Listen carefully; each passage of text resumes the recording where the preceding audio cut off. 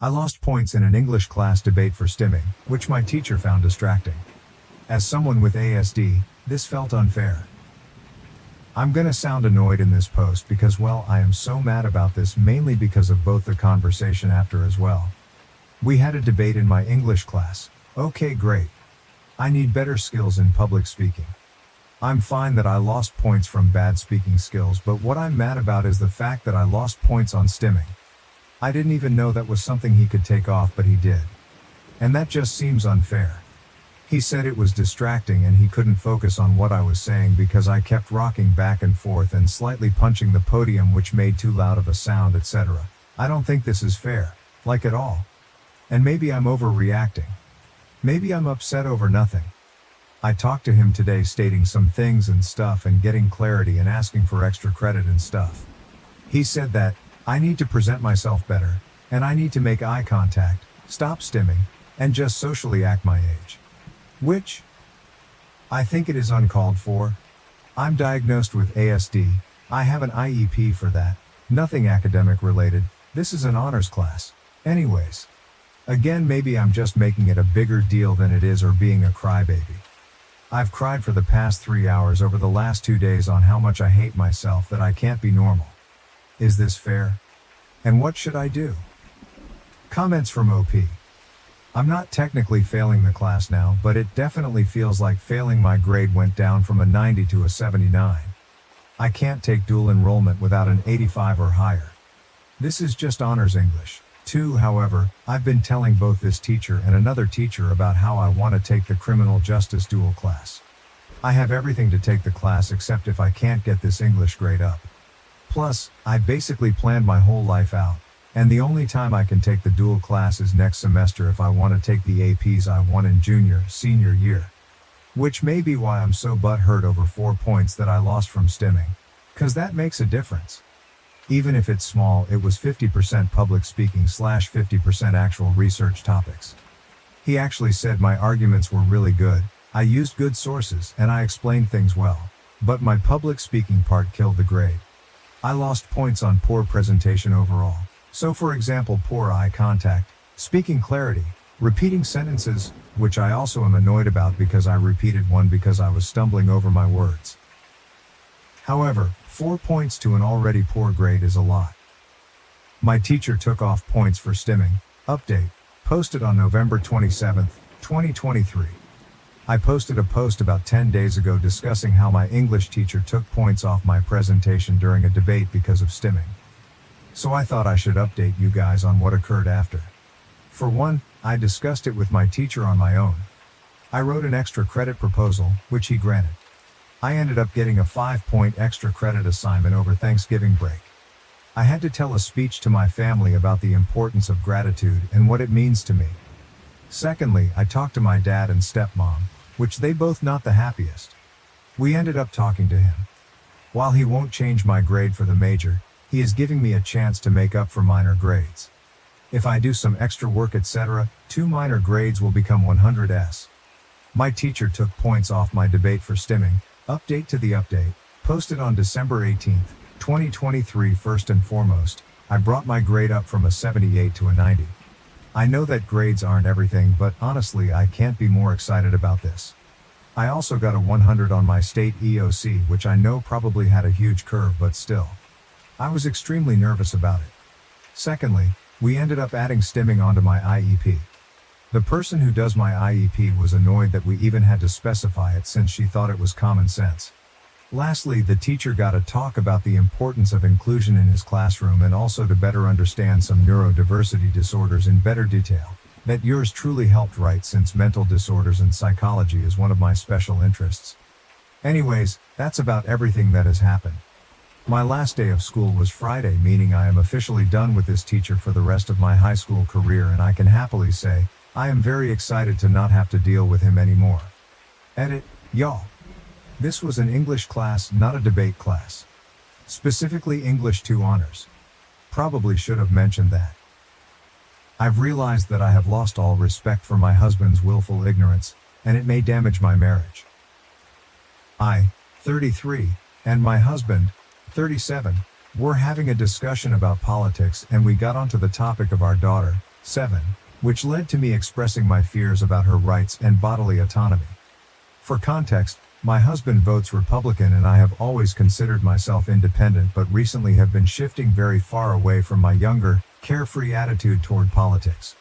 I love him very much and I know for a fact that he loves me, but I have started finding his opinions naive and lacking depth.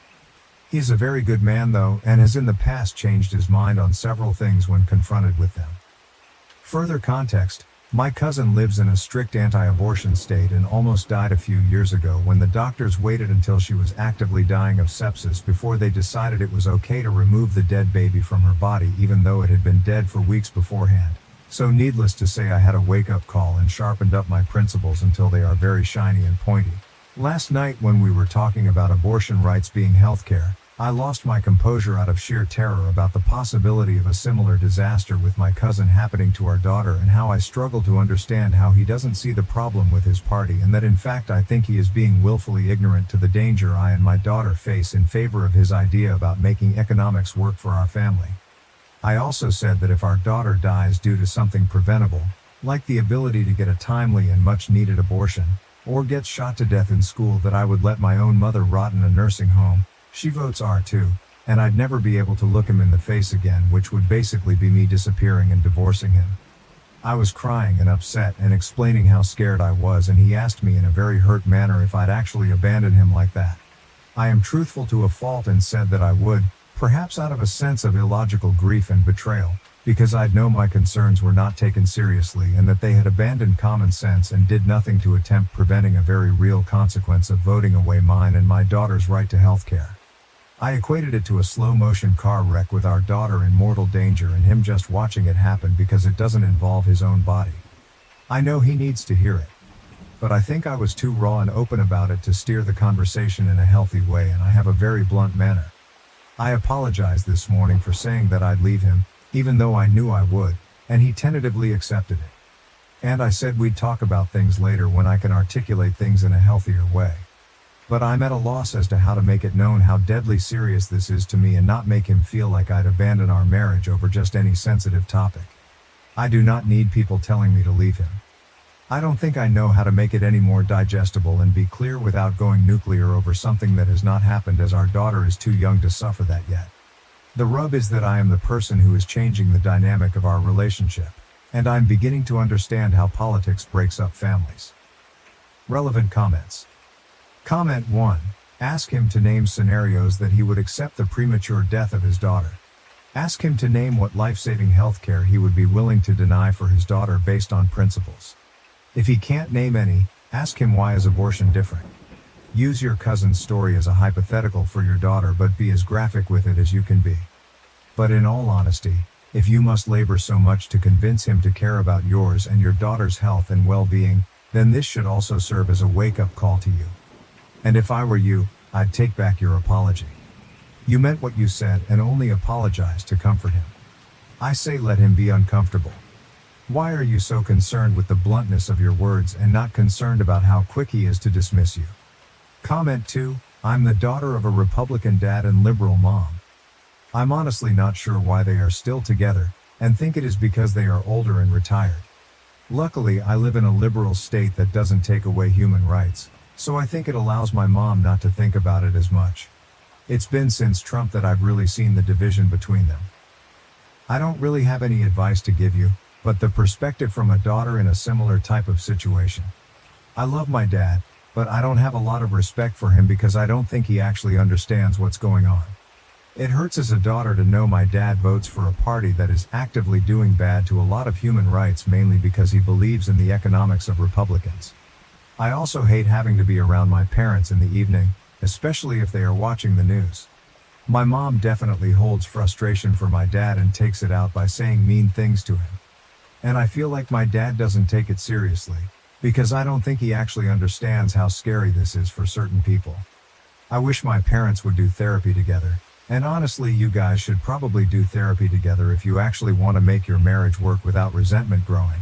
Comment 3. The worst part is all these men talk about the economics of being a Republican, when all the data shows time and time again that those economics are absolutely horrible for 99.9% of us. They literally will cause harm to their families and others because they believe lies and don't want to hear otherwise. Comment 4. I understand why you don't want advice to leave him, but you may have to accept that as your reality simply because your morals, values, and ethics are no longer compatible. But of course, do everything you can to try to reach him. Obviously, deep down, you know him and know he has the potential. I went through this with my own husband years ago. And I wasn't nice about it. It was pretty much a deal breaker for me then, and now, and he was too busy being smugly libertarian on every other issue, so I had nothing to lose. That said, once he extracted his head from his rectum, I've been happy to explain things from my perspective as long as he's willing to actually listen. He's not perfect, but he gets a lot that men generally don't or take for granted. I do know that one of my big points was that his views meant I couldn't trust him. Women's reproductive rights sure don't affect men directly, but by not caring about the issue because they care about the women in their life, they are sending a clear message that women are interchangeable appliances.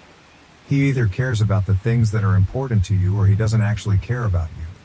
He can't claim to love and respect you and want a future with you if he's voting against your basic interests.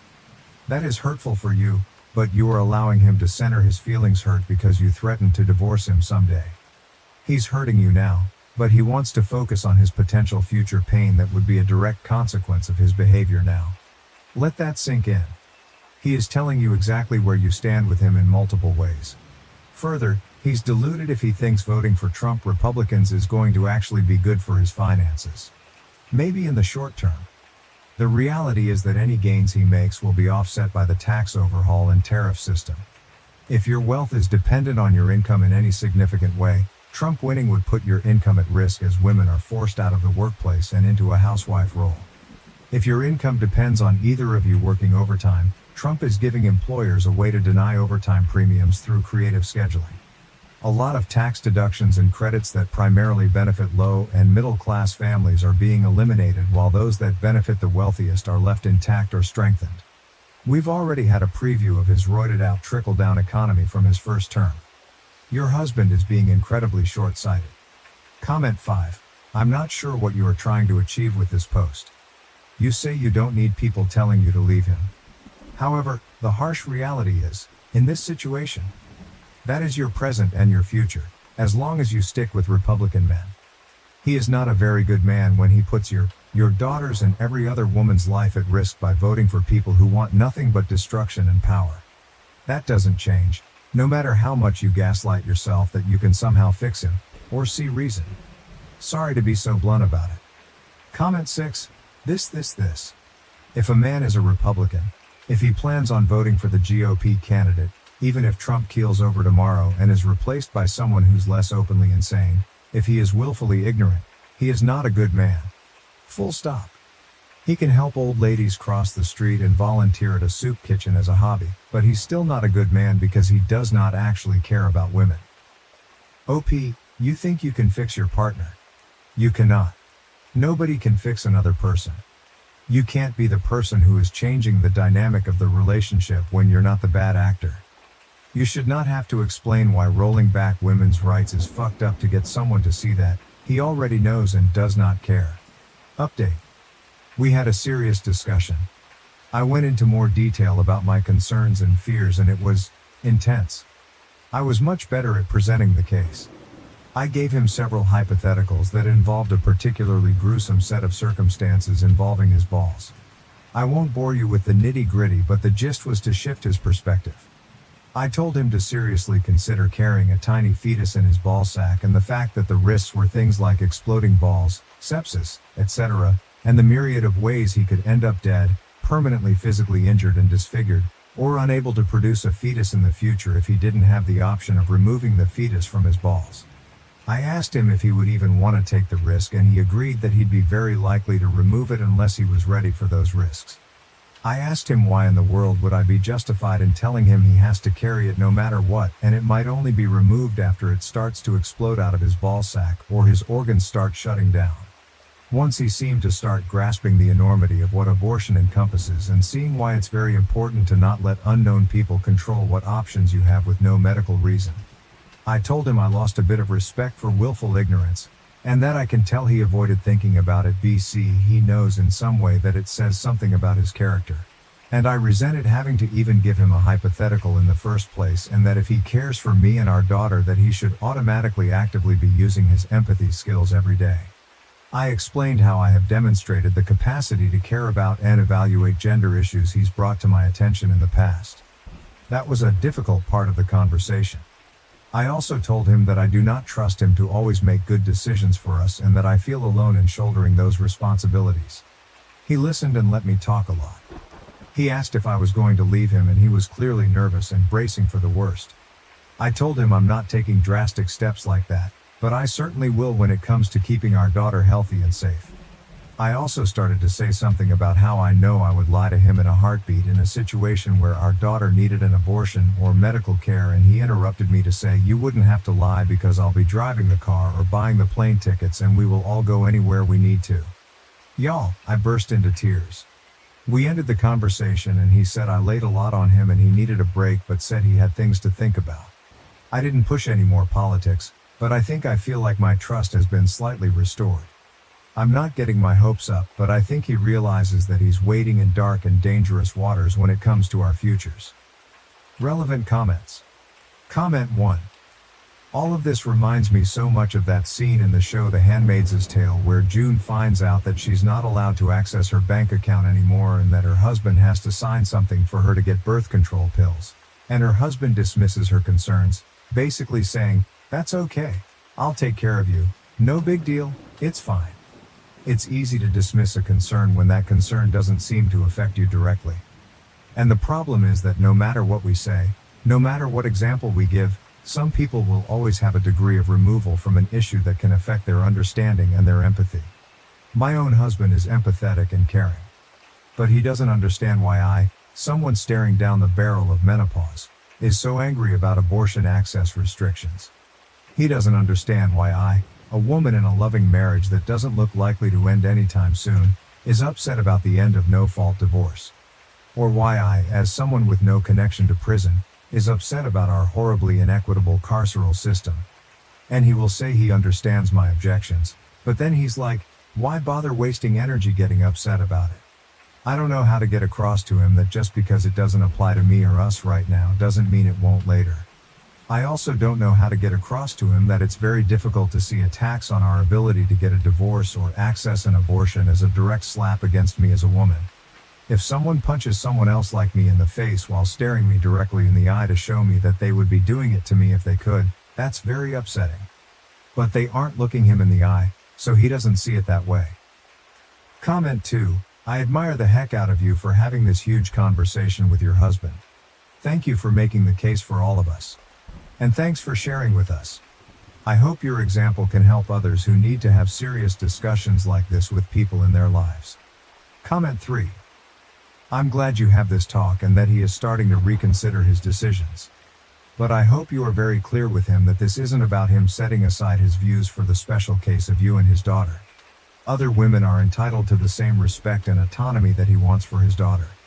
If his position is that he will pack the bags and buy the tickets for y'all, but he will nonetheless continue to vote for all other women to be oppressed, he's not a good man. OP. We talked about the women getting turned away from emergency rooms across the country because they were having pregnancy complications for babies they likely wanted to keep, and it was like I could see a gear start cranking in his head. Total silence, like he'd never considered that a lot of women who seek emergency abortions actually wanted their babies. Comment 4. My husband and I had this discussion before our first was born. This was before Roe v. Wade was overturned, but the writing was on the wall that it might go. We live in a very HCOL city for my job, but things weren't going well, and we were debating moving. I told him that as long as kids were on the table, moving to a red state was out of the question. I refused to move to a place where I would not be able to get access to care that I needed and end up dead just because we were trying to have a child. My husband brushed it off. One of his close family members is one of the most prominent OBGYNs in the country. He said that, when the worst came to worst, she would help us out. But I said, how exactly? Imagine I'm suffering from sepsis and about to die, and the hospital I'm in literally will not perform an abortion. What exactly will she do? And he stopped in his tracks. That ended the discussion right there. My husband had simply never had to consider it before. At the time, we weren't seriously thinking about kids, so he hadn't really thought it through. In any case, in a few short years, Roe v. Wade was overturned, and I ended up pregnant with our first child. I'm currently pregnant with our second. We still have regular discussions about potentially moving. Never once subsequently has he ever considered a red state. Comment 5. So glad he finally understood the reason why we need to vote the way we do to protect our bodies. But is he going to back up what he says he now understands by voting the opposite of what he's done before? Comment 6. I hate that many men only recognize women's bodily autonomy when they become fathers. I hope you really talk to him about voting Republican this year, otherwise this whole thing is really moot. Comment 7. I'm glad he understood, but he still votes Republican. The Democratic Party is still right-wing. No, they are not leftist unless you're talking about the progressives. But your husband deliberately chose to vote for the more racist, ableist, sexist, bigoted in every way party. The only reason you had this discussion is because it affects you and your daughter on the basis of gender and sex. I'm not going to tell you to get a divorce, but you should probably take a good look at your own morals and principles if you still think it's okay for him to vote the way he does. Especially given everything that has happened since 2016. Editor's note: OP seems satisfied with her discussion with her husband, whether you disagree or not, so is unlikely to update. Therefore, I have marked this conclusion. I found out I was pregnant with my fourth child not long after divorcing my husband. I'm conflicted about whether I should keep this baby. This is long. I'm sorry, I've sort of written a novel here. I wanted to post this in a relationship advice group, but the subject matter isn't allowed. My ex-husband and I were married for 10 years, although the last 2 were spent in variations of separation. We've been divorced for roughly a year. We have 3 kids, 10, 8, 5. I'm pregnant with our 4th baby. I don't know if we'll actually be parents to 4 kids or not. I'm so conflicted. We are so conflicted. There was no abuse or cheating in our marriage, although he did sleep with somebody else during our separation. There are a variety of other reasons why we ultimately got divorced. After the initial feelings of failure and heartache, and there was an immense amount of heartache on my end despite being the one who filed for divorce, we were able to get along pretty well. It becomes platonic so quickly, and it's like when we removed the romantic and married relationship from the equation, things got so much better. We split time with our kids 50-50ths. That's really hard for me because being a mom is such a huge part of my identity that I still sometimes struggle to know what to do with myself during his time with the kids. Ultimately, I'm happy that he's a loving, involved father, and I'm glad that they do spend half their time with him, even if I still sometimes cry over not being with them all the time. We still do things together as a family sometimes. We sit together at our kids' activities, things like that. He has a girlfriend now. She seems nice. He met her not long after our divorce was finalized. It hurt. I cried way too much over it. He waited over 6 months to introduce her to our kids, which I was thankful for. My kids like her. Our youngest child was unexpectedly admitted to the hospital not long ago. He had surgery. In the grand scheme of things, it was a pretty minor surgery and he's absolutely fine now, but this is my baby and he had to spend multiple nights in the hospital, so this was a big deal for me. My ex-husband was there the entire time, being a great dad, being a supportive partner to me as I worried over every little thing. We spent all those nights in the hospital together and I remembered why I married him. He was always able to be the strong, level-headed rock for me. He was this safe person who I knew would take care of everything and protect me. When we were in the hospital, he told me that I'm the most important woman in his life. When our son was discharged, my ex-husband came back to my house. My baby was home safe. Our other 2 children were excited to be home after staying with my husband's sister for several nights. We were all together at home like a family again.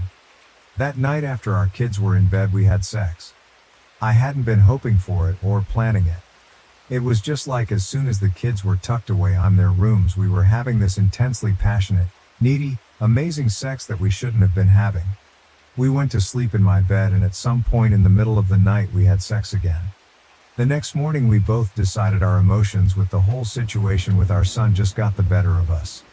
We said we didn't regret sleeping together, But that's all it was, and we were just going to go back to our normal divorce lives. We wouldn't make it awkward, just move on. Then I found out I was pregnant. We didn't use a condom. I don't even have condoms in my house anymore. I'm not on birth control. I haven't been since we divorced. I haven't needed it since I haven't had the time or interest to start dating again. I really wanted to be single for a while.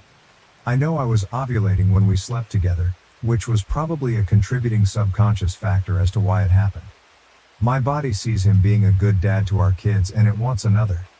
My cycle is like clockwork, and we've always conceived on the first try every time we've tried to get pregnant. Our first kid was not even a try. It was 2 weeks before your wedding you find out you're pregnant and spend your honeymoon with morning sickness surprise. So now I'm about 8 weeks pregnant. I've known for about a week. I just told him this past weekend. I didn't know if I would tell him at all. I realize now that I only told him in hopes that he'd tell me what to do and figure the situation out for me. Only he didn't. I know it makes no sense to have a baby with somebody I chose to divorce. I don't need a fourth child.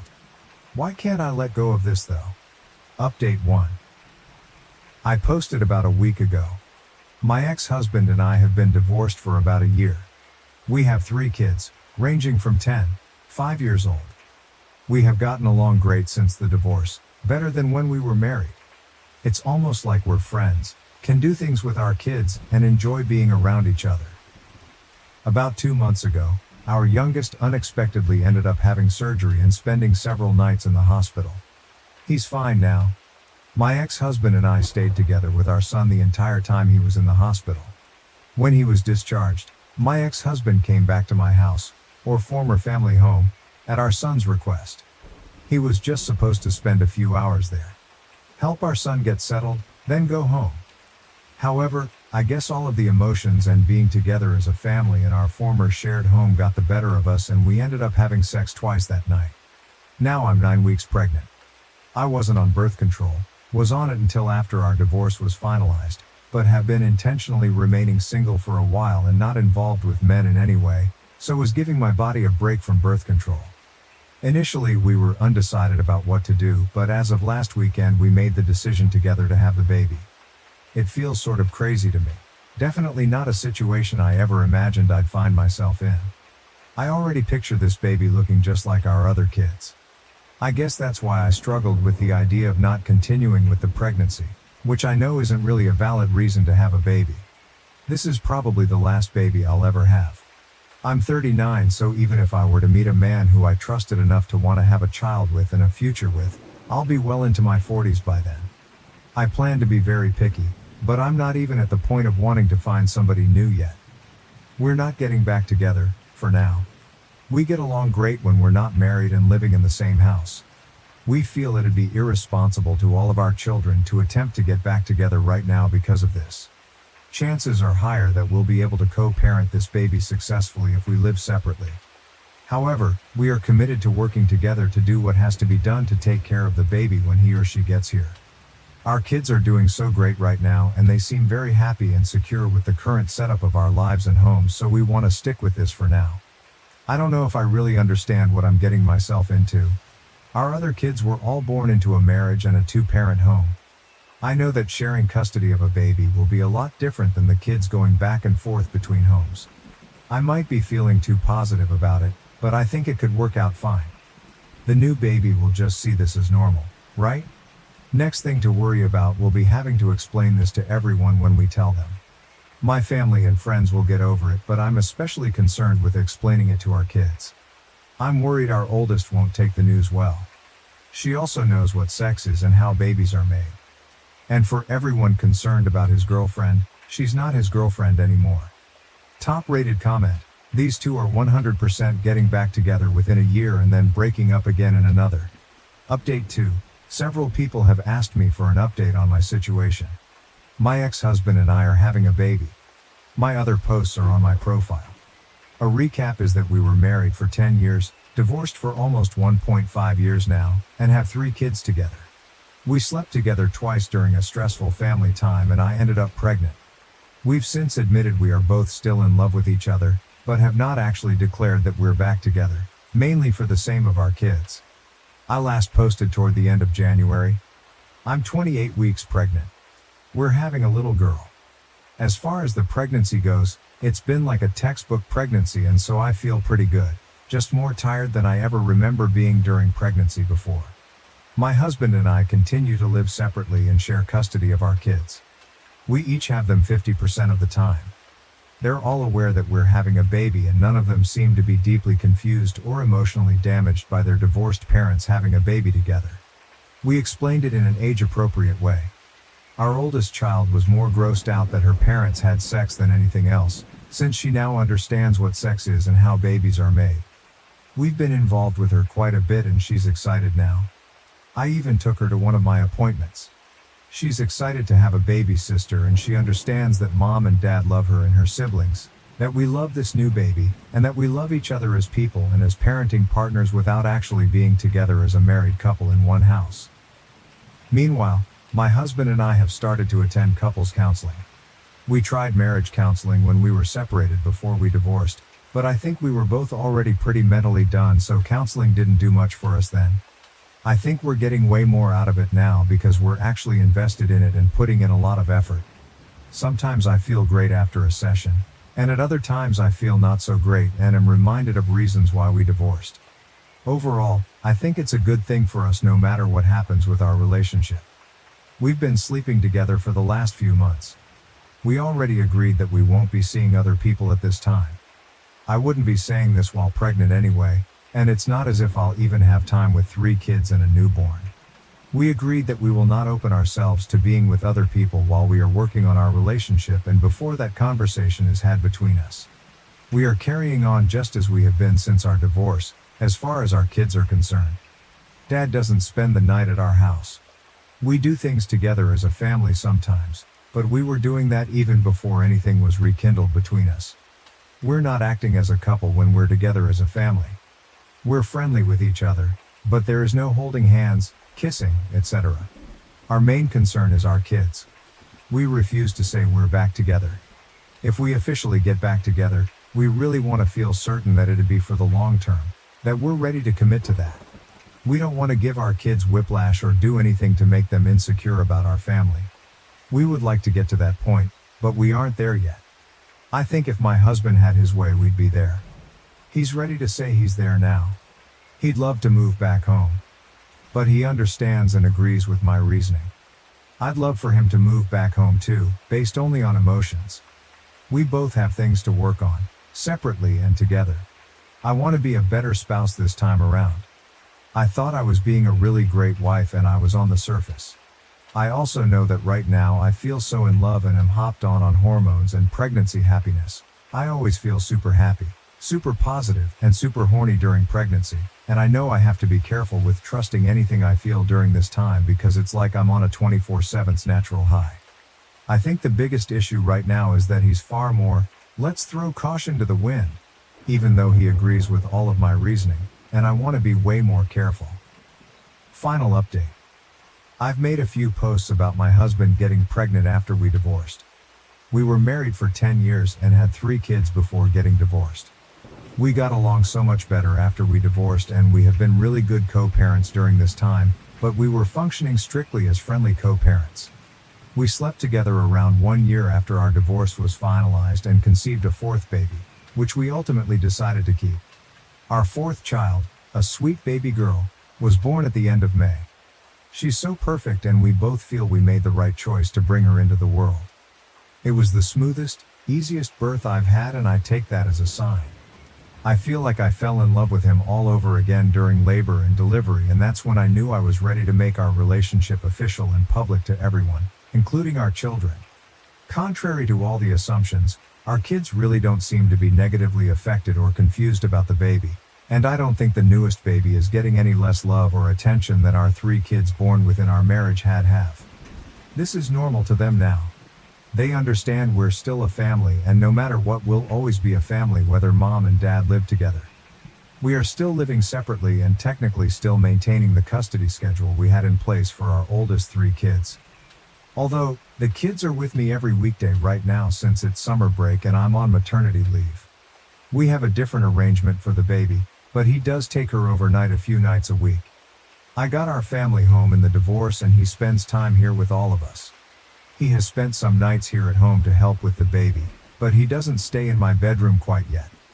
He has not moved in, although he has tried and continues to suggest it. This is probably the biggest point of contention these days. To me, this feels like the best of both worlds. I love him and truly don't want to be with anyone else. I think I sort of function better and am happier also living in my own space that he just visits. I know it's not the norm and some might say this means I don't really love him as much as I think. I really believe I'm just one of those people who needs more independence and alone time, and maybe we never would have got divorced in the first place if this had been the arrangement from the beginning. Is it sort of selfish? Maybe. I don't know anyone else with this arrangement, but I know some people out there do this. For all intents and purposes, we are together in a relationship again. We've made it official and exclusive, as juvenile as that sounds. We had already made it official between ourselves, but we hadn't really announced it to family and friends or our kids. We are still in love with each other or back in love with each other and we are not seeing anyone else. Our kids have adjusted well. They've been seeing a therapist since we filed for divorce, so that has really helped us navigate some of this. Prior to the baby's birth, we did not tell them that we were essentially in a relationship. Only so long you can keep that a secret from your kids. Even though they're young, they're perceptive. So we've recently explained to them that mommy and daddy love each other, but we get along better living in separate homes, and for now we think this is the best thing for our family.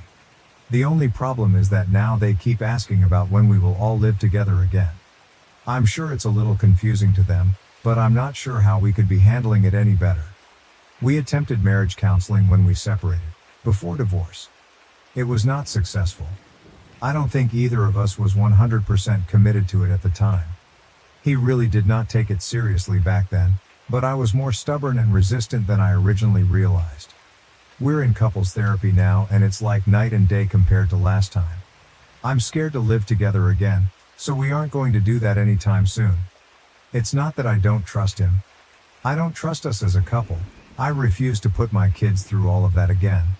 So, getting remarried and moving in together isn't something in the plans right now. Maybe one day. I hope we can get to that point. I just don't want my kids to have to go through a divorce and splitting households yet again. I feel like they'd lose all trust in us then. OP on their living situation.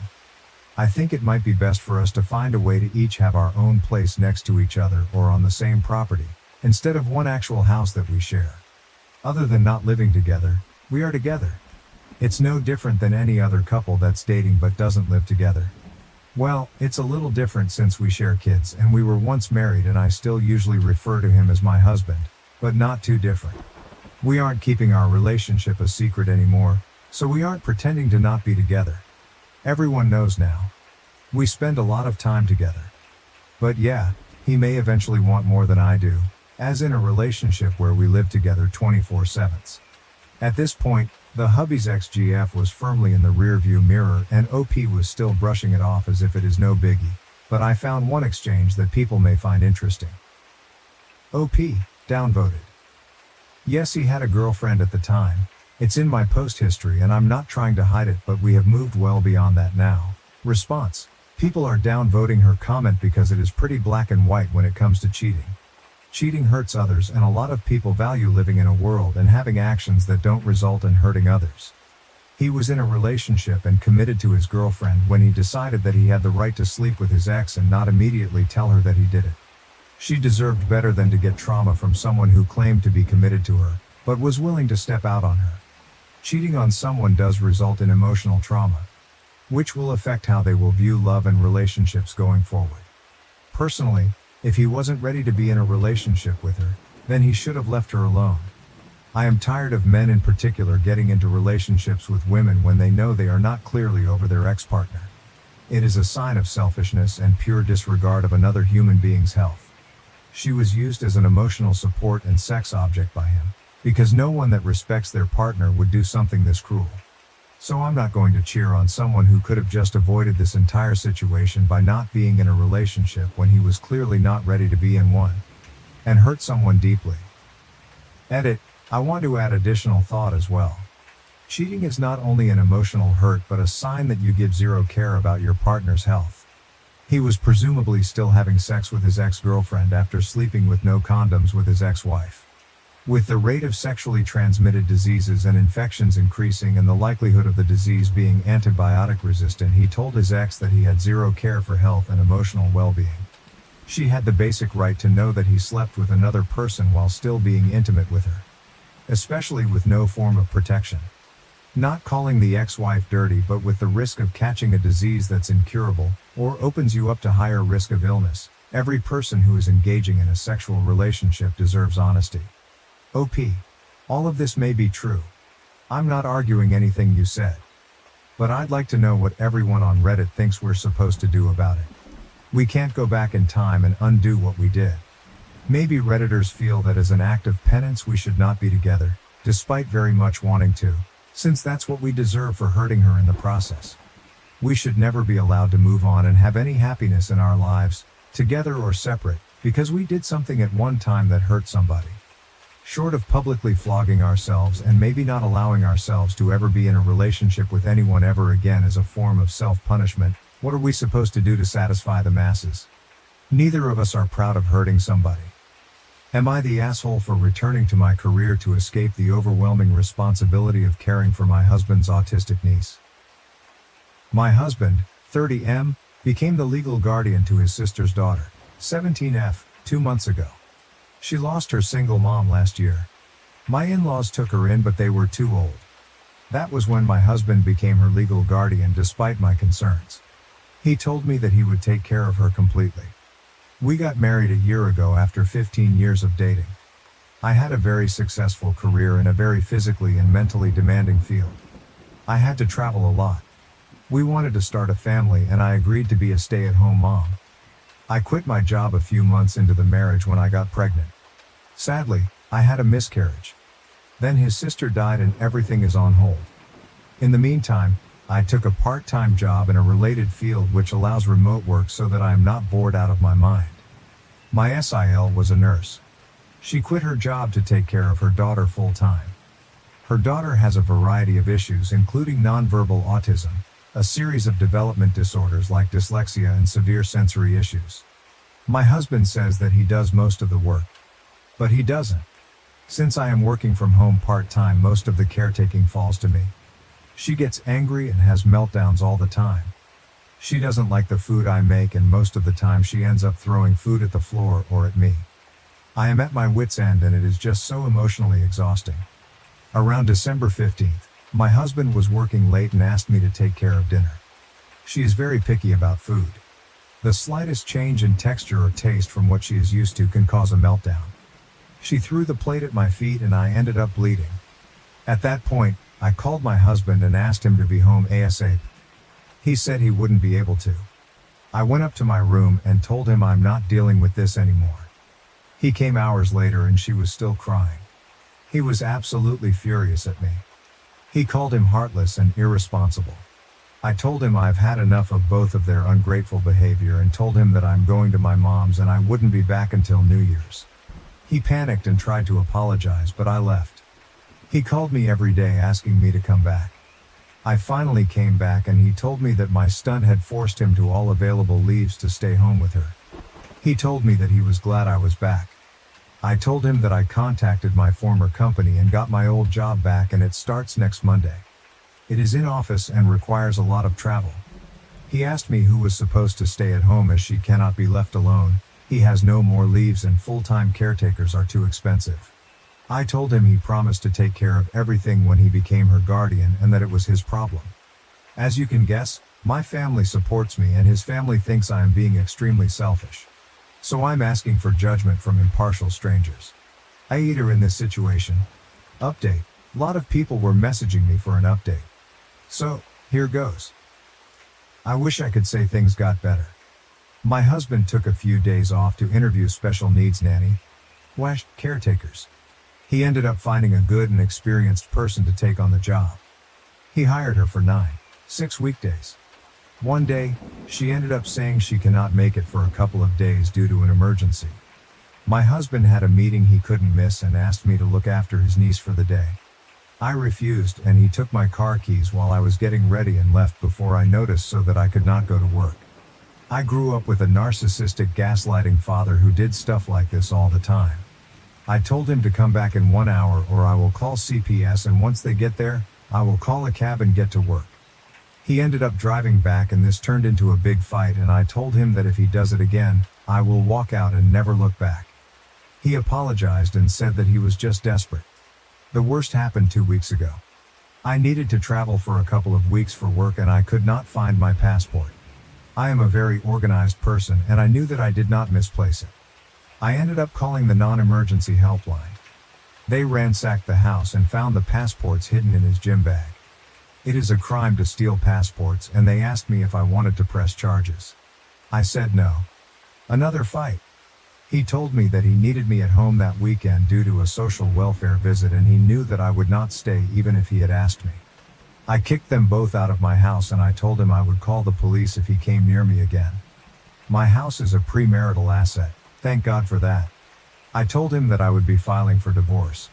The welfare visit turned into shit as neither of them were living there when the worker showed up, and the social worker also knew about the recent call to the non-emergency helpline. So, all in all, she was not impressed with our bullshit. He came by 2 days ago. He told me that ended up moving in with his parents. They own and live in a small 2-bedroom apartment. That doesn't qualify according to welfare norms. He ended up asking me for another chance. He asked if I would consider letting him and niece stay until they figured it out, or she would have to go to state's care. He told me that there is no way he can afford rent and a carer and begged me. I told him that I could never forgive what he did. He knew my past with my father and he still went ahead and did it. He suggested they could move in and we can work on this at couples counseling. I told him that I could never trust him again and that it was over. He asked me if he could get his parents to take in the niece or even relinquished her care to the state, if I would give him another chance. I think months worth of anger burst that day. I told him that even though it may appear as if the problem between us is niece, it was actually him. He didn't ask me before taking her in. He did nothing to help. He waved my concerns away whenever I felt burnt out. He took on a responsibility without consulting me and dumped everything on me. He chose to take my keys. He chose to hide my passport. I told him things may have been different. Him, my niece and I may have adapted and become a family if he hadn't made the wrong choice, at my expense, at every turn. I told him to get out of my house, it was over and I never want to see any of them ever again. I still don't know if what I'm doing is right or wrong. I know people wanted some sort of happy ending, but it is what it is. I still have not started the divorce proceedings yet, but I will soon. For now, I am taking a break as it has been a very emotional and draining couple of weeks. 3 weeks ago, I got beat up defending 2 girls. My girlfriend felt unsafe, grew distant, and moved to her parents, leaving me to recover alone. First of all, I want to thank every single one of you who commented on my last post. The love and support I received was immense, and it actually made me feel a little better in the mess of it all. Thank you from the bottom of my heart. All of the following happened yesterday, so excuse me if I ramble a bit, it's all fresh in my mind. Original post. Mandatory. I have been with my GF Sarah for 3 years and been living together for 1.5. She is honestly everything I have ever wanted, and I am planning on proposing somewhere next year. So 3 weeks ago I was out with Sarah at a local bar drinking and having a great time with her, as it was just after quarantine had ended where I live. At around 3 a.m. we decided to head home. As we headed to the parking lot where we had parked, we noticed a group of 2 girls and a guy who was clearly drunk trying to hit on them and get them to go to his house. The girls were clearly very uncomfortable and trying to find a way out. Sarah told me that we had to do something, and I told her to go call the cops and get someone as well, because the very least I wanted was her to get hurt during this.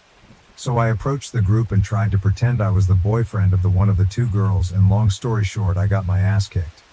The guy was at least 6'4" and 220 pounds, whereas I'm 5'11", 167 pounds.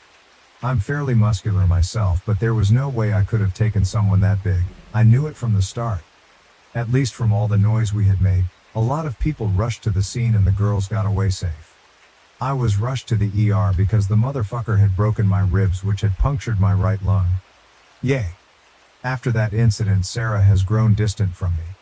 Even though she visited and stayed with me at the hospital, she hasn't been the same since. And I thought she just needed time to move past this. However, 5 days ago she told me that she is not the same person after what happened, and she doesn't know if she feels safe with me after I got beat up like that. Honestly, hearing that hurt me more than when I got my ribs broken. She has moved to her parents for the time being, and she told me she needs time. Meanwhile, I had no one here to help me, so my brother left his 2 boys and wife to move in with me. I know I'm just venting at this point, but I don't want this to be over like that. Reddit, is there anything I can do to salvage the situation? Update. Until yesterday it had been 14 days since my last contact with Sarah. My brother had left 4 days prior because I felt bad keeping him away from his family for so long, plus I could take care of myself to some extent. So around 2 p.m. while I was making lunch, I heard the doorbell ring. I go to open the door and there she is. Sarah. With tears in her eyes, eye bags, frizzy hair, looking like a total mess. During the time we've been together, I've seen her in her ups and downs, but I'd never seen her in such a horrible state before. So I let her sit on the couch. We still hadn't said a word as we were both dumbfounded. I was so overwhelmed by emotions, I wanted to hug her. I wanted to full blast her. I didn't even know what I wanted to do. So I did nothing and waited for her to talk. After 5 or 10 minutes of silence, she starts sobbing and saying she's sorry and then crying. At this point, I can barely hold myself together. So I hold her hand and try to calm her down so I can figure out what is going on. After a while, she finally somewhat calms down and starts talking. And that's where it got bad. Something that I didn't include in the original post, because it wouldn't make sense anyway, is that Sarah's mother has been divorced and remarried once. From what Sarah has told me, her biological father cheated on her mother while she was still a kid, and that's why they broke up. And that's also why she doesn't have any kind of relationship with her father. It seemed odd when I first learned about it, but I didn't question it. That is not the whole story though. Sarah's biological father didn't only cheat on her mother. He was a drug addict that also used to beat her up frequently. Without getting into a lot of graphic detail, in one instance when Sarah's brother tried to intervene and protect her mother, he ended up getting beat up too. So when she saw me intervening and getting my ass kicked in the bar incident, it triggered some kind of PTSD in her head that she could not control. That's why she had grown distant and eventually left. It all spiraled out of control and she could not handle it. In those 2 weeks we'd been apart, she'd barely eaten or slept and even made some really dark thoughts which I'd rather not go into. She told me as a horrible girlfriend for leaving me alone in my condition, and that she doesn't expect us to be together again after that, which I told her isn't the case. So we have a very long road ahead of us. My number 1 priority right now is getting her to see a therapist, which I suggested we can do together if she's scared to do alone. So yeah, that's where we are at. Some of you were right, that there was some deeper issue behind what happened, but I could not have possibly known. I also wanted to take this opportunity to say something that I got messaged about a lot. I got a lot of comments and messages saying that I was a moron for what I did at that parking lot and that I should mind my own business next time and not play the hero, etc. First of all, I did not initiate the fight with the dude.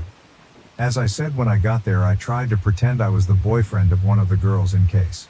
When that didn't work, I got between the girls and the dude, trying to create some space between them, and that's when he started to push me and eventually started throwing punches. Secondly, no matter how hard I hit the gym, I would never be able to take that guy one-on-one.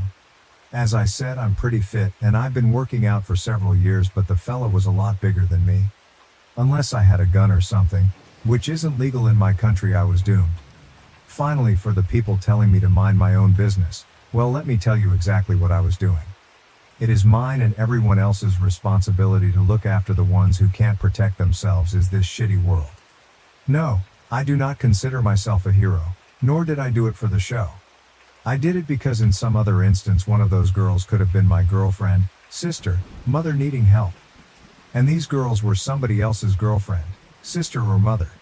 If I was put in that situation 100 more times, I would act the same. Edit. I also talked to her about the proposal I wanted to make this year. I was planning on doing it as a surprise, but in the way things have turned out, I figured it would be better if she knew it first. We both agreed it should be delayed for now. My husband accused me of murder out of the blue, and now our marriage is falling apart. How can I salvage our relationship and rebuild trust? This is long and ridiculous, sorry. My 30 female husband, Luke, 33 male, had a sister, Laura, 29 female. We were all close and saw each other 2-3 times a month, along with their parents. Almost 6 months ago, Laura fell down the stairs at their family home and died. It was a freak accident. There's a window on the half landing and she hit her head on the sill. I was the last person to see her. I was there for less than 10 minutes and she was in her pajamas making coffee. I didn't even stay for a drink, and I struggle with how such a brief and meaningless interaction could have been her last. She deserved so much more. My husband and I have only been married for a year, but we've been together for 4 and have known each other for 20 plus. When Laura's parents found her, they called my husband straight away and we rushed over. We faced the whole thing as a family. In the days after, Luke started quizzing me. Exactly what we talked about, what she was wearing, where we were standing, etc. It progressed to saying I was providing conflicting information. On tiny details he was deliberately misunderstanding, and accusing me of withholding information because I couldn't tell him things like what pajamas she was wearing. This escalated quickly but lasted for less than a week, as I lost my cool, and made it clear that I was done answering questions. He didn't bring it up again and I wrote it off as a grief quirk. His behavior was generally that of a normal grieving person. Last Friday he outright accused me of murdering her, in front of his parents. Out of the blue. We were all stunned. There was an inquest which recently concluded, and there was never any doubt the verdict would be accidental death. He said it was completely obvious, and he couldn't believe that no one else could see it. He claims I went through his phone and found his messages with Laura. I have absolutely no idea what messages he's talking about. I have never looked at his phone, and that I went over to confront her and things got out of hand, and I pushed her downstairs. By the end he was shouting about going to the police and getting the inquest overturned, and how I wasn't going to get away with it. Let me be clear, Laura and I had a great relationship. We all did. I have no idea where this has come from, other than these messages I haven't seen, and even then, I don't think there's anything I could ever see on someone's phone that would drive me to murder. It's just ridiculous. He's been with his parents since this happened and will not talk to me at all. I've had some contact with his mom, but she's not being very communicative. The last I heard, she didn't know what messages he was referring to either. I am still completely stunned and I have no idea how to proceed. I made a commitment to be there for him always, and I understand that grief can manifest in strange ways, but part of me feels like my love for him died the second he called me a murderer, and I don't know how we could possibly work through this. I also really don't want to be thought of in this way, and I have no idea if he has said anything to people we know. I obviously haven't. A brain tumor or psychotic break has crossed my mind and I suggested it to his mother, and she just said she'll talk to him. Other than the questions before, he hasn't been acting odd. Obviously he's been grieving, but he seemed sane and sensible other than this. I feel like I'm going mad. Does anyone have any advice at all? Too long, didn't read. My husband's sister died in a horrible accident, and my husband, for absolutely no reason other than some mystery messages, thinks I murdered her. Edit.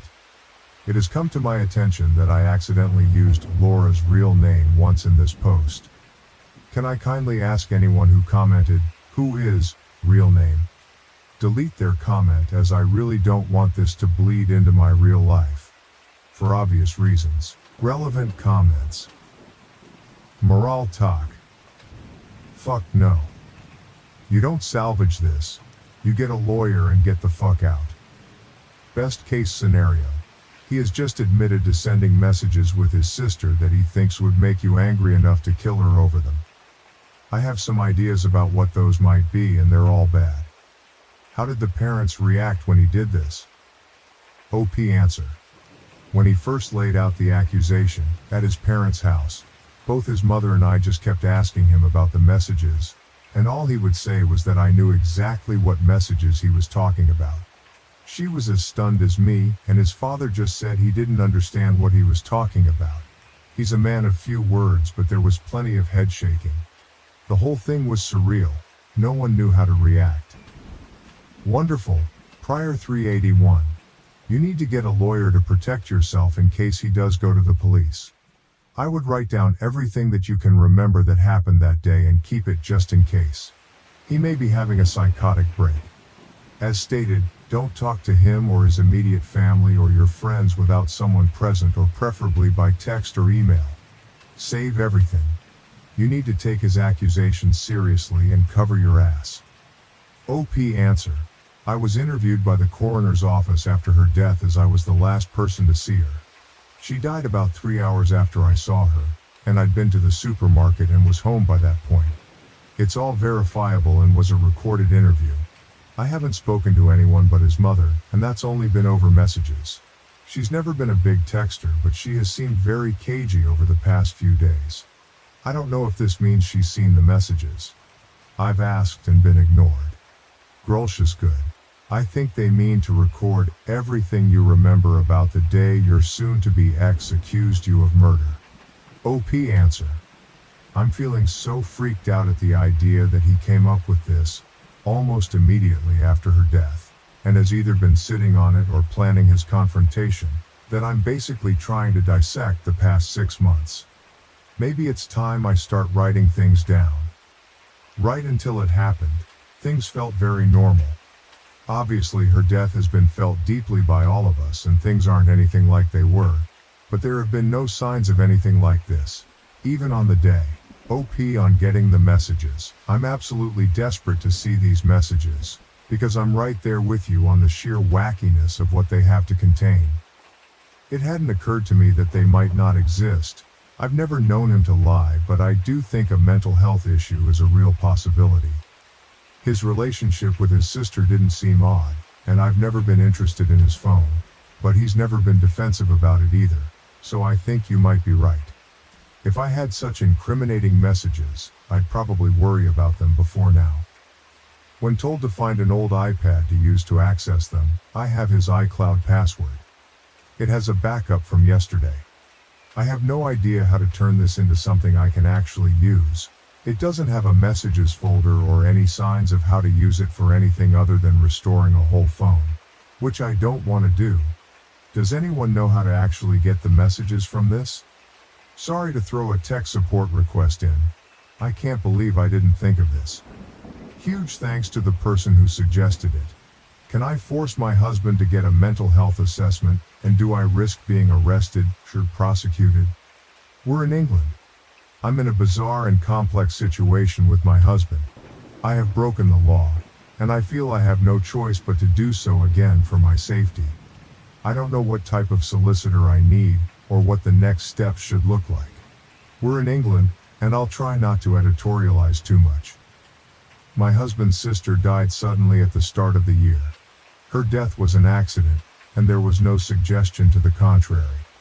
The inquest was recently concluded and a verdict of accidental death returned. I was the last person to see her, but her time of death, which was almost immediate due to her injury, was confirmed to be hours after I had left the house. All of this was verified at the time. In the immediate aftermath, my husband behaved strangely and kept trying to trip up my story of the last time we saw each other, which was a brief interaction. Last week, months after this was first and last mentioned, he outright accused me of murder, in front of his parents. He says I saw his messages with his sister and confronted her, and that he's going to have the coroner's decision overturned and have the police investigate. I haven't seen or heard from him since. Today is day 9. I posted for advice on Reddit. I'm pretty desperate at this point. And it has spooked me. Quite reasonably, I think. But also led to me committing a crime and planning another. My husband's iCloud credentials were saved on an old iPad in his office, and I downloaded his backup last night. I have read all of his messages with his sister, and there's absolutely nothing like he describes. I understand this is illegal and I'm concerned about the possible ramifications. I am also waiting for a call back from a locksmith to change the locks on the home we own together, which I believe is also against the law. So this leads to my actual questions. I feel justified in what I've done for my safety, but is there a degree of pragmatism under the law for these issues because of the situation, or am I shooting myself in the foot? I am resigned to the fact my relationship is over, but his parents don't seem to be taking this seriously, and they're icing me out. I believe this is a serious mental health issue which may put people, namely me, at risk. Can I do anything about this when all I have is the fact I'm being accused of murder? I feel he needs to be detained and this should be investigated as a full-blown psychotic break. Sorry, this is all a bit mental. In addition, what type of solicitor do I need? My understanding is that a coroner decision can't be appealed. Is that correct? Are his accusations going to go anywhere? Can I protect myself from this or stop him escalating to telling others? We live in our hometown and everyone knows everyone. This could follow me forever and it's either a lie or a delusion. Any advice would be greatly appreciated. Relevant comments. When told OP can't lock out her husband or force him to get a psych evaluation, OP answer. Thank you so much for your response. Locking each other out doesn't sound like a pattern I want to get into, but I think I'll go ahead and change them once on the basis that it isn't, you did this so you have to leave the house, and also you'll be prosecuted. Levels of seriousness. In terms of him being deemed to lack capacity, is there any way I can trigger the process that you know of? Is something like this sufficient for the Mental Health Act to kick in? I've been Googling and you can be detained if professionals think your mental health puts you or others at risk, and you need to be in hospital, seems very vague. Obviously I'm biased, but accusing someone of murder and screaming about how they aren't going to get away with it feels like risky behavior. Does he need to have made explicit threats or is there a clearer bar to meet? Sorry for asking so many questions. No Firefighter 9257. You are jumping ahead of yourself and playing out situations that have not occurred. If your husband reports you to the police for accessing his data, and you are subsequently arrested or taken in for questioning, then obtain the services of a criminal solicitor for advice. With respect of changing locks, ending your marriage, seek a solicitor that deals with family law or divorce. If you feel that you are at risk from your husband, talk to a domestic abuse helpline. If you feel you are at an immediate risk of harm, then call the police. If you think your husband is mentally ill and presents a risk to himself or others, call the police. OP answer. I don't think that's a fair assessment.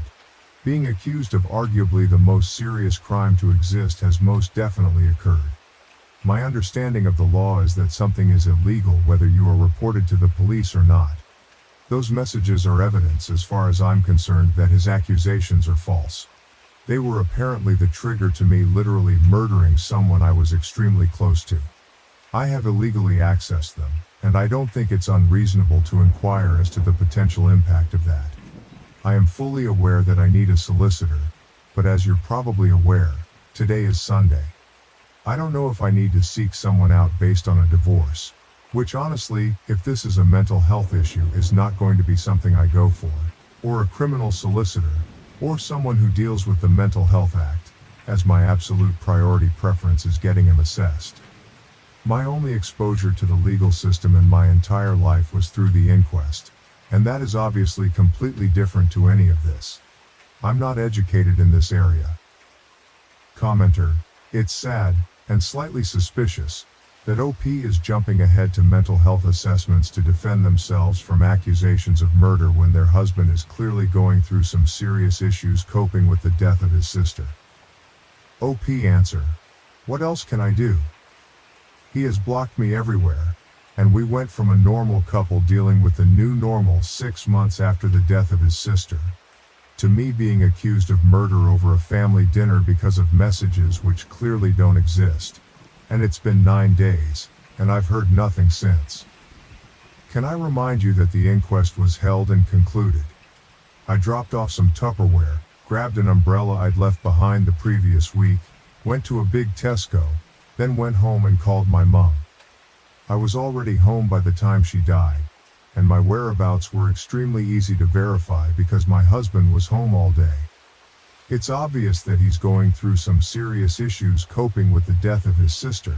That is the exact point of all of this. Update 1. Firstly, thank you to those who helped me get to my husband's iCloud backups through an old iPad. I wasn't expecting much from Reddit, but I got valuable practical advice before my post was locked, and I appreciate it. There were no crazy, or even suspicious messages. I've searched for over 100 terms and scrolled back over the years. I saw a side of them both I wasn't expecting, but nothing that explains the claim I murdered Laura over their chats. Nothing to suggest he was cheating. Absolutely nothing to suggest incest. I repeat, no incest. No weird gaps where deleted conversations or a switch to another app would fit. Just siblings making plans, sending memes, and gossiping. They said unexpectedly horrible stuff about a few people, but not me. It was a sort of relief, but it raised more questions than it answered. I sought legal advice, also from Reddit, after posting here. Turns out my options are divorce him or sit down. I contacted my community mental health team, who said they'd reach out, but made it clear it wasn't urgent. I then called his mom and said that if I didn't hear from him by this weekend, I would get a solicitor and ask for a mental health assessment as part of the divorce. In response, he made a ridiculous post to Facebook, which neither of us have used in years, and everything blew up. I'm going to try to keep this succinct. On Friday night, he made a long accusation on Facebook, with new information. He said he'd been planning to leave me for months with his sister's support, and I found the messages, and murdered her. The coroner has reopened the case and the police are preparing to arrest me, and he needs to make sure people know before the trial stops him talking about it. It was well written and seemed vaguely plausible.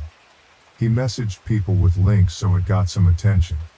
We live in our hometown, and have a large circle of friends because we've been here all our lives. People I haven't spoken to since school were reaching out to me asking WTF was going on. It was madness.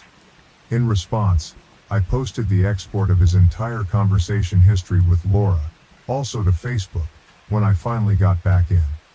I linked to the chat along with a post explaining my side, and noting that I had changed my ex's iCloud and Apple passwords, and that if he wanted them back, he should comment on my post and update his own, admitting that he was lying. He eventually did. When I started getting messages about his post, I panicked, and changing his password seemed important to preserve everything because he'd know I had access. When I spoke to him the next morning, it's clear he's not having a mental episode at all, but is claiming one because he's been caught in a big lie. As soon as he was outed, he called me, clearly drunk, begging and promising to explain everything if I deleted my post. I hung up and told him to call back the next day. He did, after many missed calls and texts. And he tried to bargain and guilt trip me with his mental health until it was clear the wrong people had seen his conversation. It's hard to describe, but it seemed fake. It was too well rehearsed, and then this morning, when it was clear he was getting nowhere, he blocked me. Begging for mercy and reciting facts about mental disorders doesn't align with someone in crisis with a sincere belief that someone murdered their sibling. The question of why he did all this remains unanswered, and he will not be getting his passwords until it is. The legal advice subreddit said this stuff is technically illegal, but it's beneath a court to take action, so I'm going to count on that because I felt like I had no other choice at the time, and now I don't see any other way to get answers from him. I am desperate and it's all I've got. So there we are. The relationship I have believed was my destiny since I was a teenager has boiled down to petty, convoluted and vindictive bullshit, played out on social media, for reasons still unknown. My hope for a brain tumor is fading, and clearly tomorrow morning is going to be when I lawyer up and stop posting about this. I am mortified. I have no idea whether some people might believe him, and I still don't know why this all happened in the first place. Sorry I don't have a happier update, and thanks once again to everyone who offered advice. Relevant comments. OP on her husband's reaction after confessing to lying. OP answered, he didn't react at all. He'd called me tens of times at that point and we'd had 5 conversations on the phone about it. He was laser focused on me deleting the chat log from the get-go. But when I made it clear that posting that comment and editing his original Facebook post was the only way to progress the conversation at all, he finally did it. Then he went silent publicly as far as I can see, but continued begging me behind the scenes. Henna Karina. What on earth is in those chats that he's so desperate to keep people from seeing, and that would conceivably lead you to kill someone? Is there any chance they were using some kind of code or something? OP answer.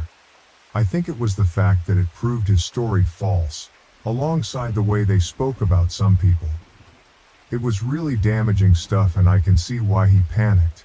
I hated to do it to him, but I really couldn't think of anything else because so many people had questions. Sonic Blue 2117. Sounds like he's staging mental issues to get rid of you or create a reason he's not responsible. Cheating? Money missing from work? Personal or family? OP answer. This is exactly how it comes across. He kept saying about how various behaviors he's shown over the years fit anxiety and depression. They don't. And that his vulnerability has led to a complex grief-related breakdown. He is not particularly informed on mental health issues, so I don't understand how he went from a drunken shambles to that level of insight overnight, when he had apparently been in an active crisis, posting horrible lies on Facebook, less than 2 hours before calling me initially. You make an interesting point about finances that could be something weird, but definitely not to the extent that it explains any of this. When Laura died, she had a loan and credit account that no one knew about. The total on them was less than $3,000, and I don't know what happened because they weren't mentioned much after they came up initially, but everyone was a bit surprised. She lived for the weekend and went away with the girls, so it wasn't hugely suspicious, and it was confirmed there were no unusual transactions in her accounts, but it was odd. She was saving to move out, so she was pretty open about her finances generally, because she was excited about her savings goals. I don't think it points to anything, but I'm at a point where anything could be relevant because it's all such a mess.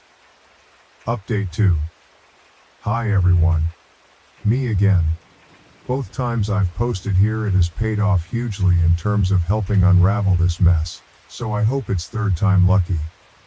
For the past few weeks I've been trying to figure out why my husband suddenly accused me of murdering his sister, who died in an accident at home, 6 months ago. It still feels as ridiculous now as it did then. When Laura died, we found out she had about $3,000 in hidden debt. It was odd because she was pretty open about her finances, but it wasn't out of character for her to overspend, so I hadn't really thought about it since. A comment on my last post prompted me to look more closely at money stuff, and a message to my husband from Laura asking about a payment stuck out. I'd initially assumed it was about a car issue she'd had a few weeks before she died, but Luke definitely paid at the garage when they picked it up, because we talked about it after she dropped him home. It didn't occur to me when I first looked through. The messages supposedly proved I was a murderer, so I had been looking for something scandalous. The message about payment was the only thing I had at that point, and I had no idea what it meant, so I took a chance. I told his mother I knew about the money, and that if he didn't get in touch with me that day, I would make sure everybody else did too. He called me straight away and asked me over to his parents' house to talk. He looked dreadful, and the first thing he asked me was whether I was happy now all of his friends hate him. I told him I don't give a fuck about his relationships and that I was there for answers. It turns out my husband told the coroner's office that he was secretly helping Laura pay some of her debt because she was embarrassed and struggling to keep up with her lifestyle. I assume it didn't seem suspicious because her death was clearly an accident, and that's what they were investigating. In reality, he took out loans and store cards in her name, and she somehow found out a few weeks before she died. Some guy he works with had apparently done it before and arranged it all, and if Laura hadn't found out, he claims they could have had it written off without her ever knowing. When she did find out, the guy left him high and dry, quell surprise, and he had to pay it off. I'm inclined to believe that's the gist of what happened, but I am shocked my husband would do something this stupid. When she died so soon after, his brief and apparently genuine suspicion was that she had told me about it that day, and we argued and I'd killed her. He couldn't explain why I would kill someone because they were a victim of fraud. But according to him, he felt guilty in the immediate aftermath and his brain made it fit.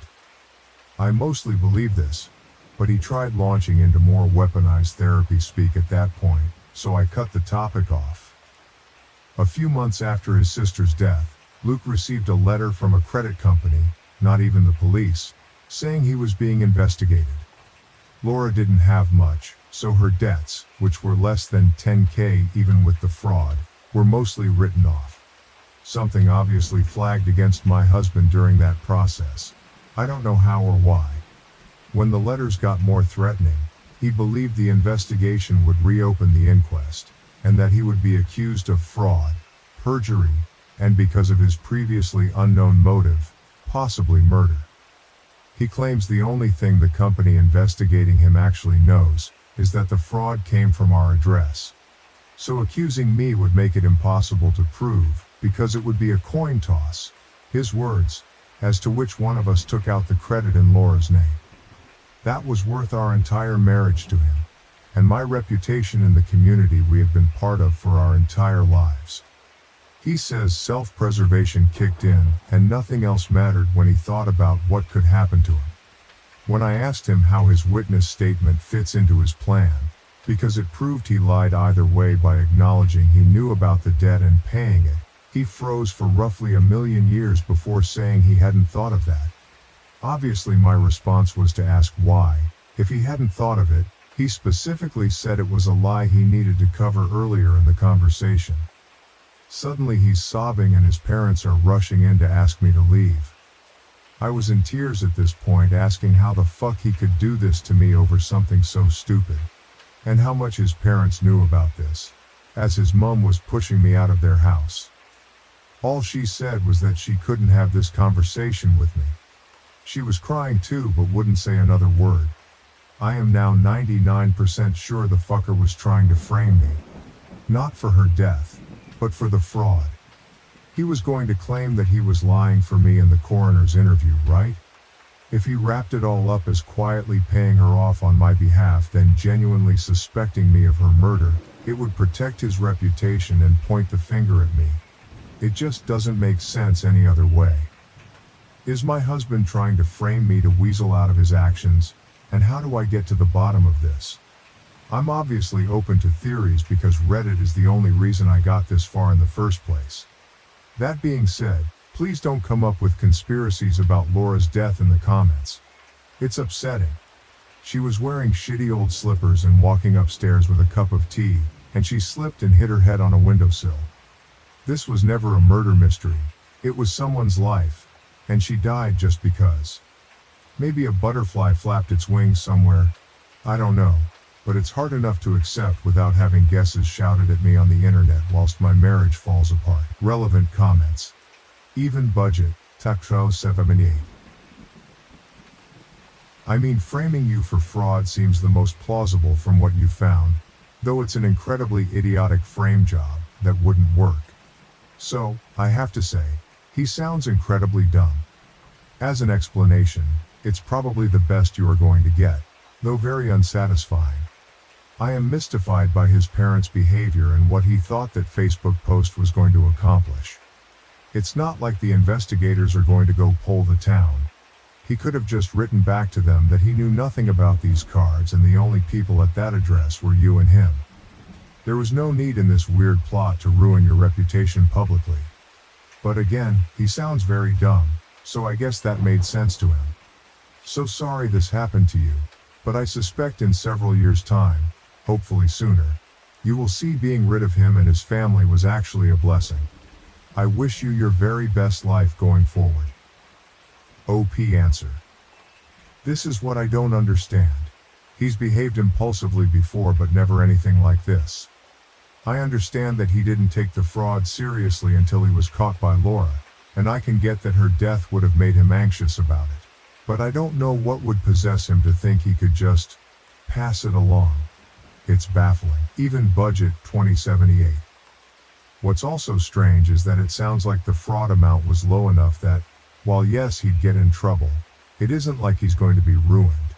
Not that this is a good thing, but white-collar crime is not exactly strongly prosecuted in the UK. Plus, it sounds like a repayment settlement could have solved this. Unless he works in finance or needs a security clearance, this wouldn't be something he couldn't recover from. Also very odd is that you were his alibi for the accident. I realize that wasn't necessary as this was an accident regardless of alibis, but still it's very dumb if he was worried about this being known as a motive, that he would alienate his alibi. I keep coming back to the dumb part, only explanation that makes sense. LOL edited. Changed US to UK, where OP is. OP answer. This is exactly it. 3K would have been manageable.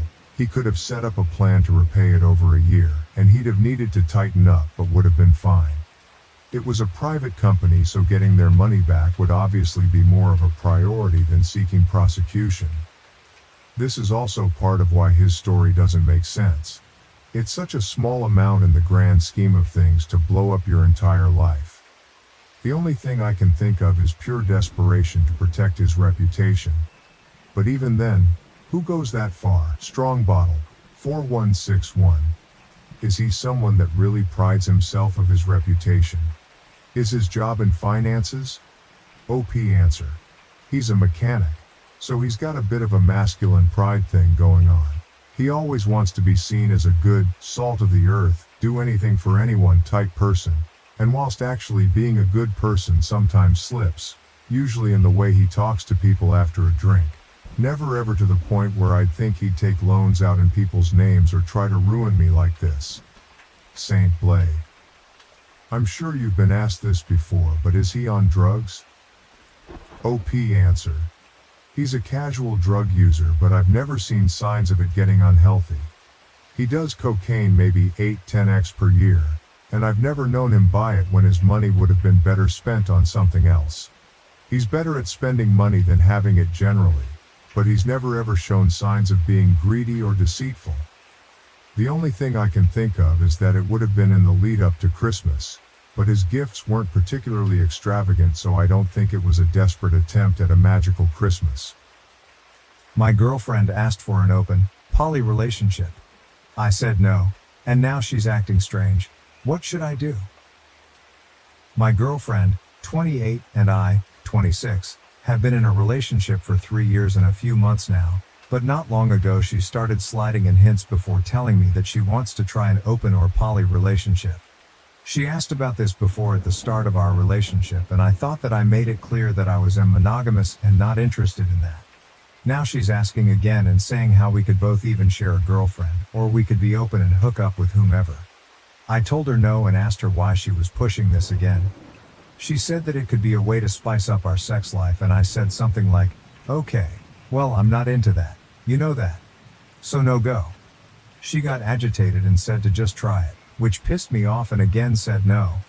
This conversation happened a little over 2 weeks ago and she still seems to be pissed off about it, not really talking to me and sleeping in the guest room. I've tried to get her to talk to me about it, but she just brushes me off and says that it's not important anymore. I've been venting to friends about it, and a few of my friends brought up that maybe she's already cheated or is cheating and is trying to cover it up, or maybe she has someone in mind that she wants to bang. I doubted it at first, but now I wonder because she has been a little more distant and just overall off, even before the whole open relationship talk. We haven't been having sex as often as we used to, but I chalk that up to it being because of my hectic work schedule. I'm not sure what to do. I'm afraid that if I start digging that I won't like what I find. Edit. I'm going to either snoop on her phone or confront her about it. I love her, but I also don't want to be played with. If she's hiding something, I will find out. From the comments. Comment 1. If you're afraid to dig because you don't like what you'll find, well, that's understandable. I would be too, but it's no good way to live.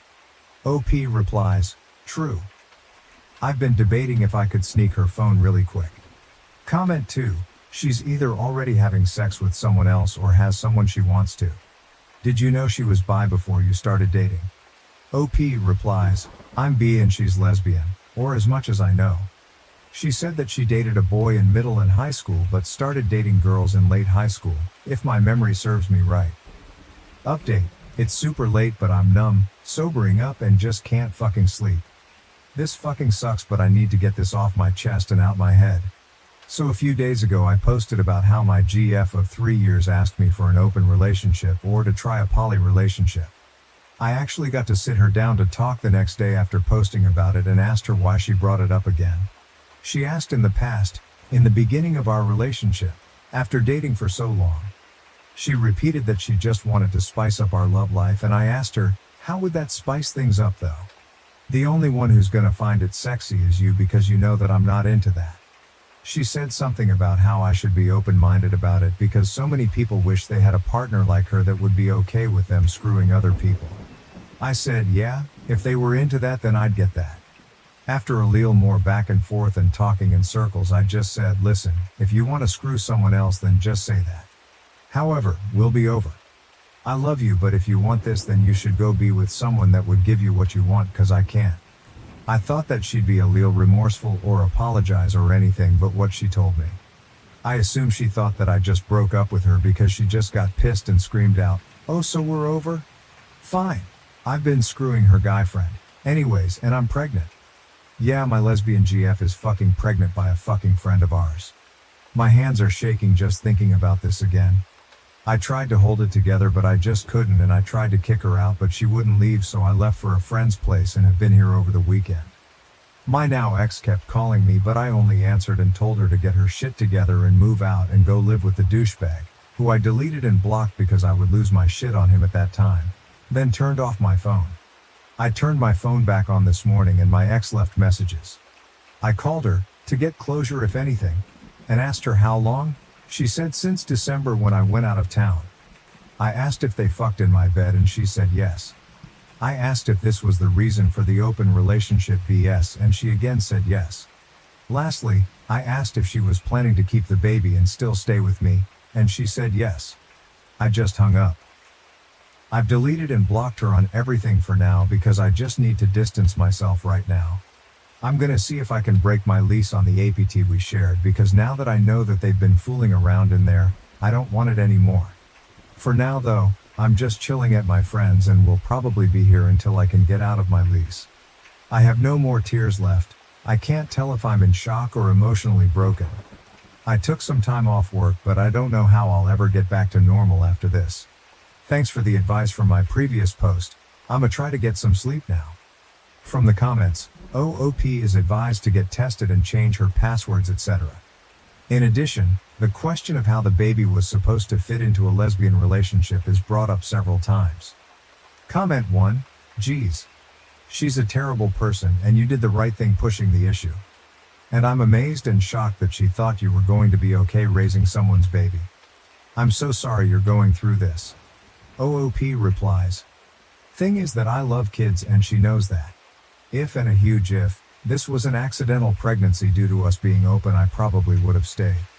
It's definitely different in this case, obviously. I still can't get over how freaking ridiculous this is. I honestly wish it was a joke. Comment 2A, I mean, what was the plan here? Surprise, I'm pregnant. Like, how did she think she was going to explain that one without outing herself as a cheater?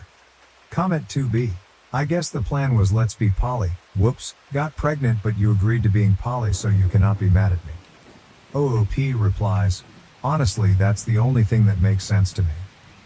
It was a dumb idea but I guess it would have worked in her head. Comment 3. You might want to get a lawyer and research how child support works in your circumstance. The last thing you want to do is pay for this child. OOP replies, yeah, I'm safe unless I magically started making sperm and grew a member. This actually made me laugh a little because she kinda tried to make me a baby daddy. Laugh to keep from crying, as they say. New update. OP updates on her profile the 16th of August 2022, 1 month later. So first things first, thank you all for your support and advice. I really appreciate it. The good news, that night I posted my last update, I definitely wasn't in a good headspace, but I allowed myself to grieve for a few days, then got right to work. I went and got tested and I'm clean, no HIV or STDs, thank God. I went to my landlord and I told her the situation as well as had a formal letter typed up just in case. She's always been a nice lady and was kind enough to offer me a cheaper apartment that I could move into easily if I wanted to, but I decided to just move out of this complex. So I'll need to pay this month's rent. My ex won't pay her half, so then my part of the lease will be officially broken.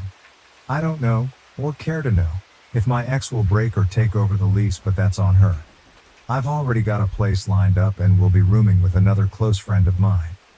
Bad news, it was about a day after I posted my last update that my ex just showed up to the friend's house that I was staying at. I don't know how she found out, but we do have a pocket full of friends, so it's not that hard. I was under the influence and numb and didn't want to see her, but she kept pushing it and refused to leave. At first I came out and told her that we should talk outside, then I closed the door behind her. She still refused to leave, so I stepped outside to talk to her. Or she talked and I just stared at her. She started with apologizing and trying to put the blame on me being busy all the time, which, yeah, I was working a lot, but every free time I had was spent with her. Then she said we weren't having enough sex, then saying that the sex meant nothing with the guy, and then somehow it took a turn to her saying that now we could start a family without a paid donor.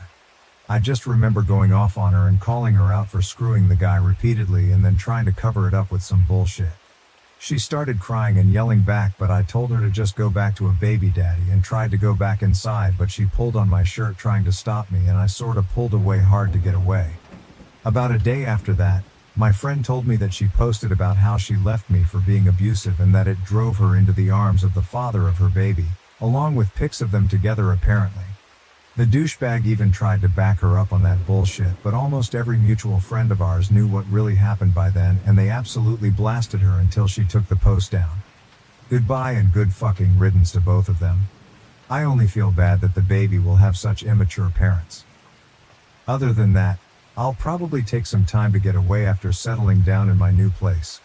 I'm not gonna hold on to that pain anymore. I did love her with all my heart and thought she was my forever, but she betrayed me in a way that I could never imagine. She knew about my past relationship and promised to never hurt me the way my ex did. I guess she didn't lie about that since that ex never cheated on me, lied and manipulated, sure. I'm taking a break from love right now. Maybe I'll get a pet to start my healing journey from here. I left because my husband almost killed our newborn son by not paying attention. My young daughter tried to save her brother and got hurt. I'm 25, and have been with my husband, 30, since 2018. We have a 3-year-old girl and a newborn boy. But tonight, things almost took a turn for the worse. My husband has always had trouble paying attention, but I never thought it would come to this. Our neighborhood is weirdly laid out, with cars zooming by at crazy speeds at all hours of the day. I was folding clothes when I heard our toddler screaming, "Dad, help!" That tone made me drop everything and sprint outside. What I saw made my blood run cold. Our newborn in his stroller, careening towards the busy street. I screamed and ran to him, barely stopping the stroller in time. My baby girl's hands and knees were scratched up because she tripped trying to run after the stroller. I snatched up my baby, heart pounding, and scanned for my husband. He wasn't watching. He was chatting with neighbors, completely oblivious. The anger I felt was unlike anything I've ever experienced. I stormed up to him, shouting in disbelief. He looked shocked at first, then realized what almost happened.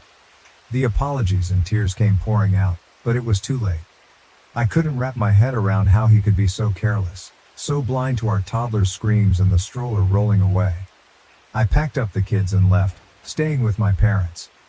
They're on my side, but my husband keeps texting, begging forgiveness, calling it an honest mistake. But I can't shake the terror of almost losing my baby because he couldn't focus for a single second. My baby girl got hurt in the process because he couldn't pay attention.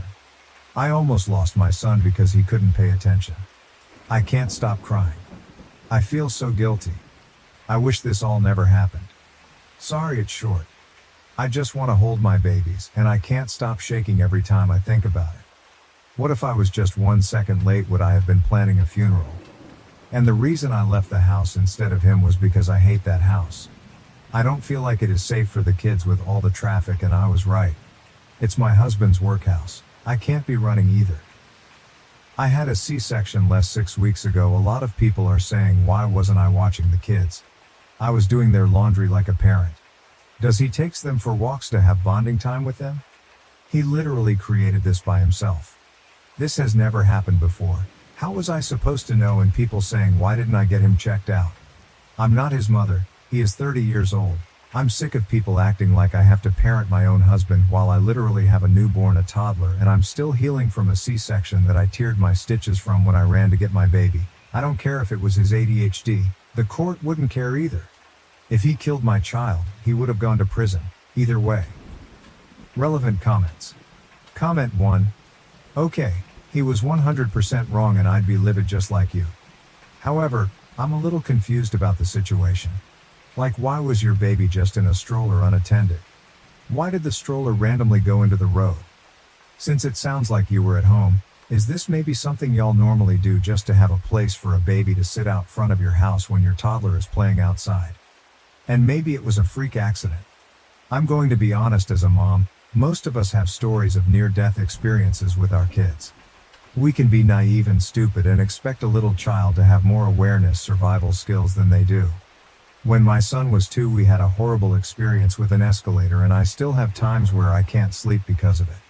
We are all idiots when it comes to parenting, because how can you know until you live it? And seriously, like, every parent has one of these moments, unless you're one of those insanely lucky ones. I still really don't understand the whole scenario of what happened, but to me it seems he really has remorse and feels terrible. And once you go through something like that, you never forget it. So if he cares and loves your kids, he's devastated and has learned a hard lesson. I don't know that your response was the best, but get why you did it in the moment. But I think you guys have a serious talk and maybe look into moving if possible. I wouldn't go straight to divorce like Reddit loves to preach. I think there is a solution here. And so sorry you're dealing with this, it's literally the worst feeling in the world. OP. Hi love, let me just clear it up for you. So I was sitting inside in the lounge room and there's a huge window behind the TV that was a little open so I could hear outside. That's when I heard my toddler scream for her dad to help. When I was outside, he was standing on the neighbor's driveway. I assume that he must have had left the baby literally on the road because there was no possible way that it would have rolled off like that. And my toddler was playing with the neighbor's cat before she noticed her brother was rolling away when I confronted him about it. He tried to explain, but he just kept stuttering. I still don't know what exactly happened. I don't know if he didn't put the brakes on the stroller. If the wind blew him away, I just don't know. My neighbor contacted me and asked if I wanted the security footage because his wife is 100% on my side, so I'll probably find out once it gets sent to me. Comment 2.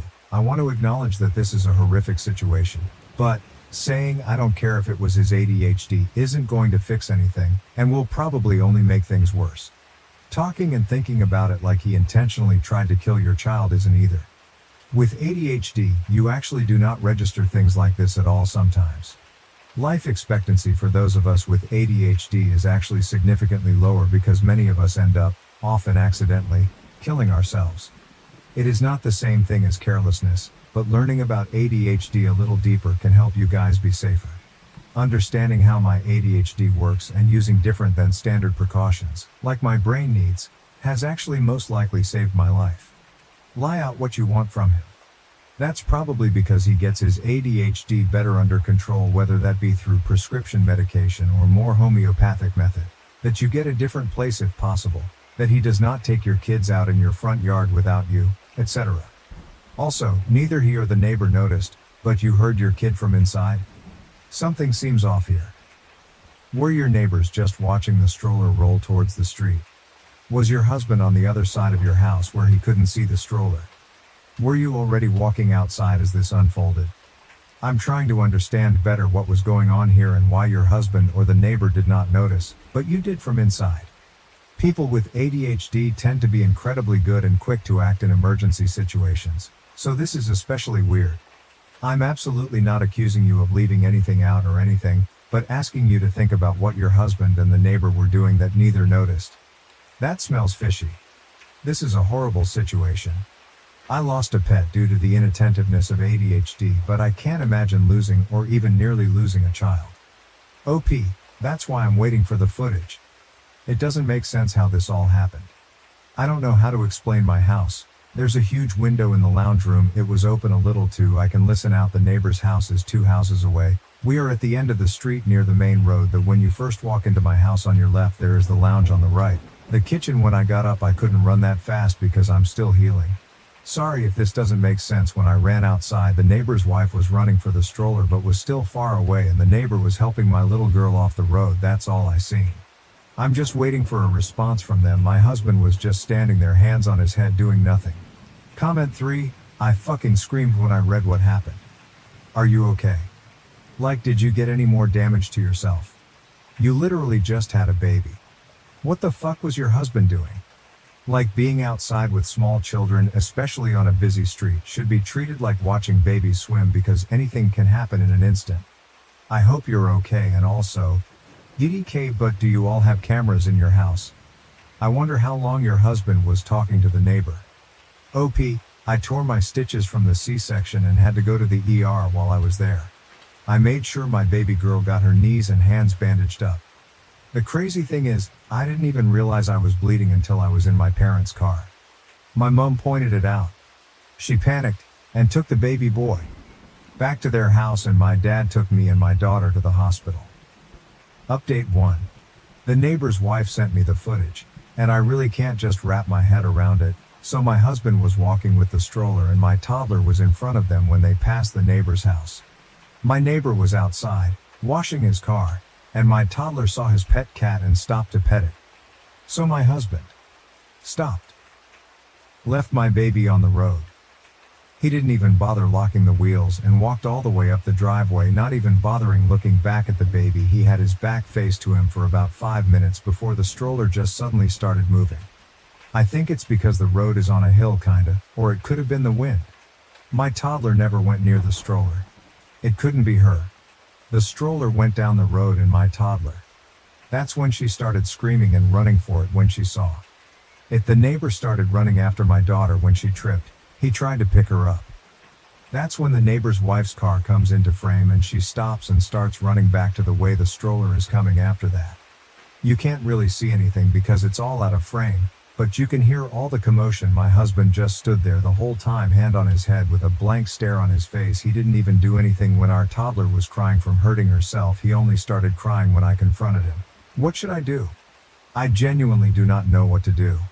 I'm panicking. This was never the life I wanted for my kids. I don't understand why he was standing there. I have not even gotten a text or a call from him since I got sent the video. It's just been silent.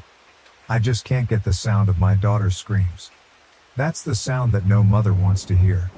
I can't explain at the moment, but it felt like my blood went cold. And I just felt pure fear. I never want to watch the footage again. Update 2. Hey everyone, I posted here a while back about my husband nearly killing our newborn son. I wanted to give a quick update on the situation. After reading through the comments, I decided to go back to my husband. Many of you pointed out that if I left him, we'd end up with 50-50 custody of our kids, which I couldn't bear. So I made the difficult choice to stay, even though my love for him has faded. My plan now is to tough it out until our kids turn 18, and then leave. I'm terrified of getting pregnant again, especially since I'm not allowed to use birth control or get my tubes tied. My parents, who could offer support, are moving away, leaving me feeling trapped. Despite everything, my husband tries hard to make things right. He still treats me with affection and goes out of his way to create special moments for our family. Seeing him bond with our newborn and our daughter fills me with conflicting emotions. I know I can't stand being with him, but I can't bear to separate him from our kids either.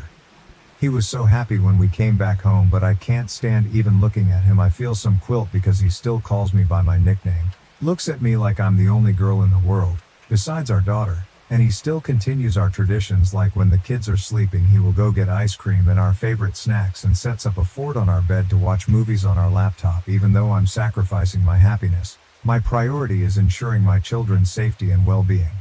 It's a tough situation, but I'm doing my best to navigate it for the sake of my family. This is a throwaway, so I'm gonna log out by update 3. As you can see from my previous post, I did go back to him and it was quite literally the biggest mistake I've ever made, but I felt like I really had no choice. No money, Family moved out of state. A lot has happened the past couple of months, so it turns out my husband started taking meds for his ADHD a couple of weeks before I was due to give birth to our son. He took my kids on a walk to cover up the fact that he was also on meth. He took my kids to meet his dealer apparently every time they went for a walk. Looking back at the footage now, it makes so much sense because of the way he was talking to the neighbor before everything happened. He was kind of leaning to the side. I talked to my neighbor, and I asked him if he knew that my husband was on drugs. He said he didn't, but he noticed that my husband looked a bit off recently. His wife works at a rehab clinic after a fight where I had to flee with the kids to the neighbor's house. She pointed out that the way he was acting was the way that people acted with drug withdrawal. My neighbor and his wife ended up helping me book a flight to my parents. I'm currently with them right now, and I have spoken to a lawyer that my parents are going to help me pay for. I think all the people from my original post that told me to keep the footage because it is going to come in handy. My husband keeps sending me videos of him shooting up and doing other substances. He keeps saying that they are going to fix him. He sent me a video of him standing in our kids' room, and he was just screaming at me, saying that it helped him cope with his addiction. He took a knife and stabbed both of our kids' mattresses. I am not going back. He even cut up the side of my bed. There's a comment from my previous post that has been sitting in the back of my mind and has been bugging me. I think you know which one it was. It was by relevant comment, saying I don't care if it was his ADHD, isn't going to fix anything, and will probably only make things worse. Talking and thinking about it like he intentionally tried to kill your child isn't either. With ADHD you actually do not register things like this at all sometimes. Life expectancy for those of us with ADHD is actually significantly lower because many of us end up, often accidentally, killing ourselves. It is not the same thing as carelessness, but learning about ADHD a little deeper can help you guys be safer. Understanding how my ADHD works and using different than standard precautions, like my brain needs, has actually most likely saved my life. Lie out what you want from him? That's probably because he gets his ADHD better under control, whether that be through prescription medication or more homeopathic methods, that you get a different place if possible, that he does not take your kids out in your front yard without you, etc. Also, neither he or the neighbor noticed, but you heard your kid from inside. Something seems off here. Were your neighbors just watching the stroller roll towards the street? Was your husband on the other side of your house where he couldn't see the stroller? Were you already walking outside as this unfolded?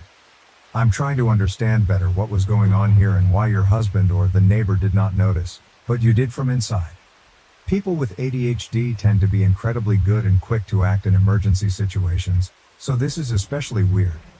I'm absolutely not accusing you of leaving anything out or anything, but asking you to think about what your husband and the neighbor were doing that neither noticed. That smells fishy. This is a horrible situation.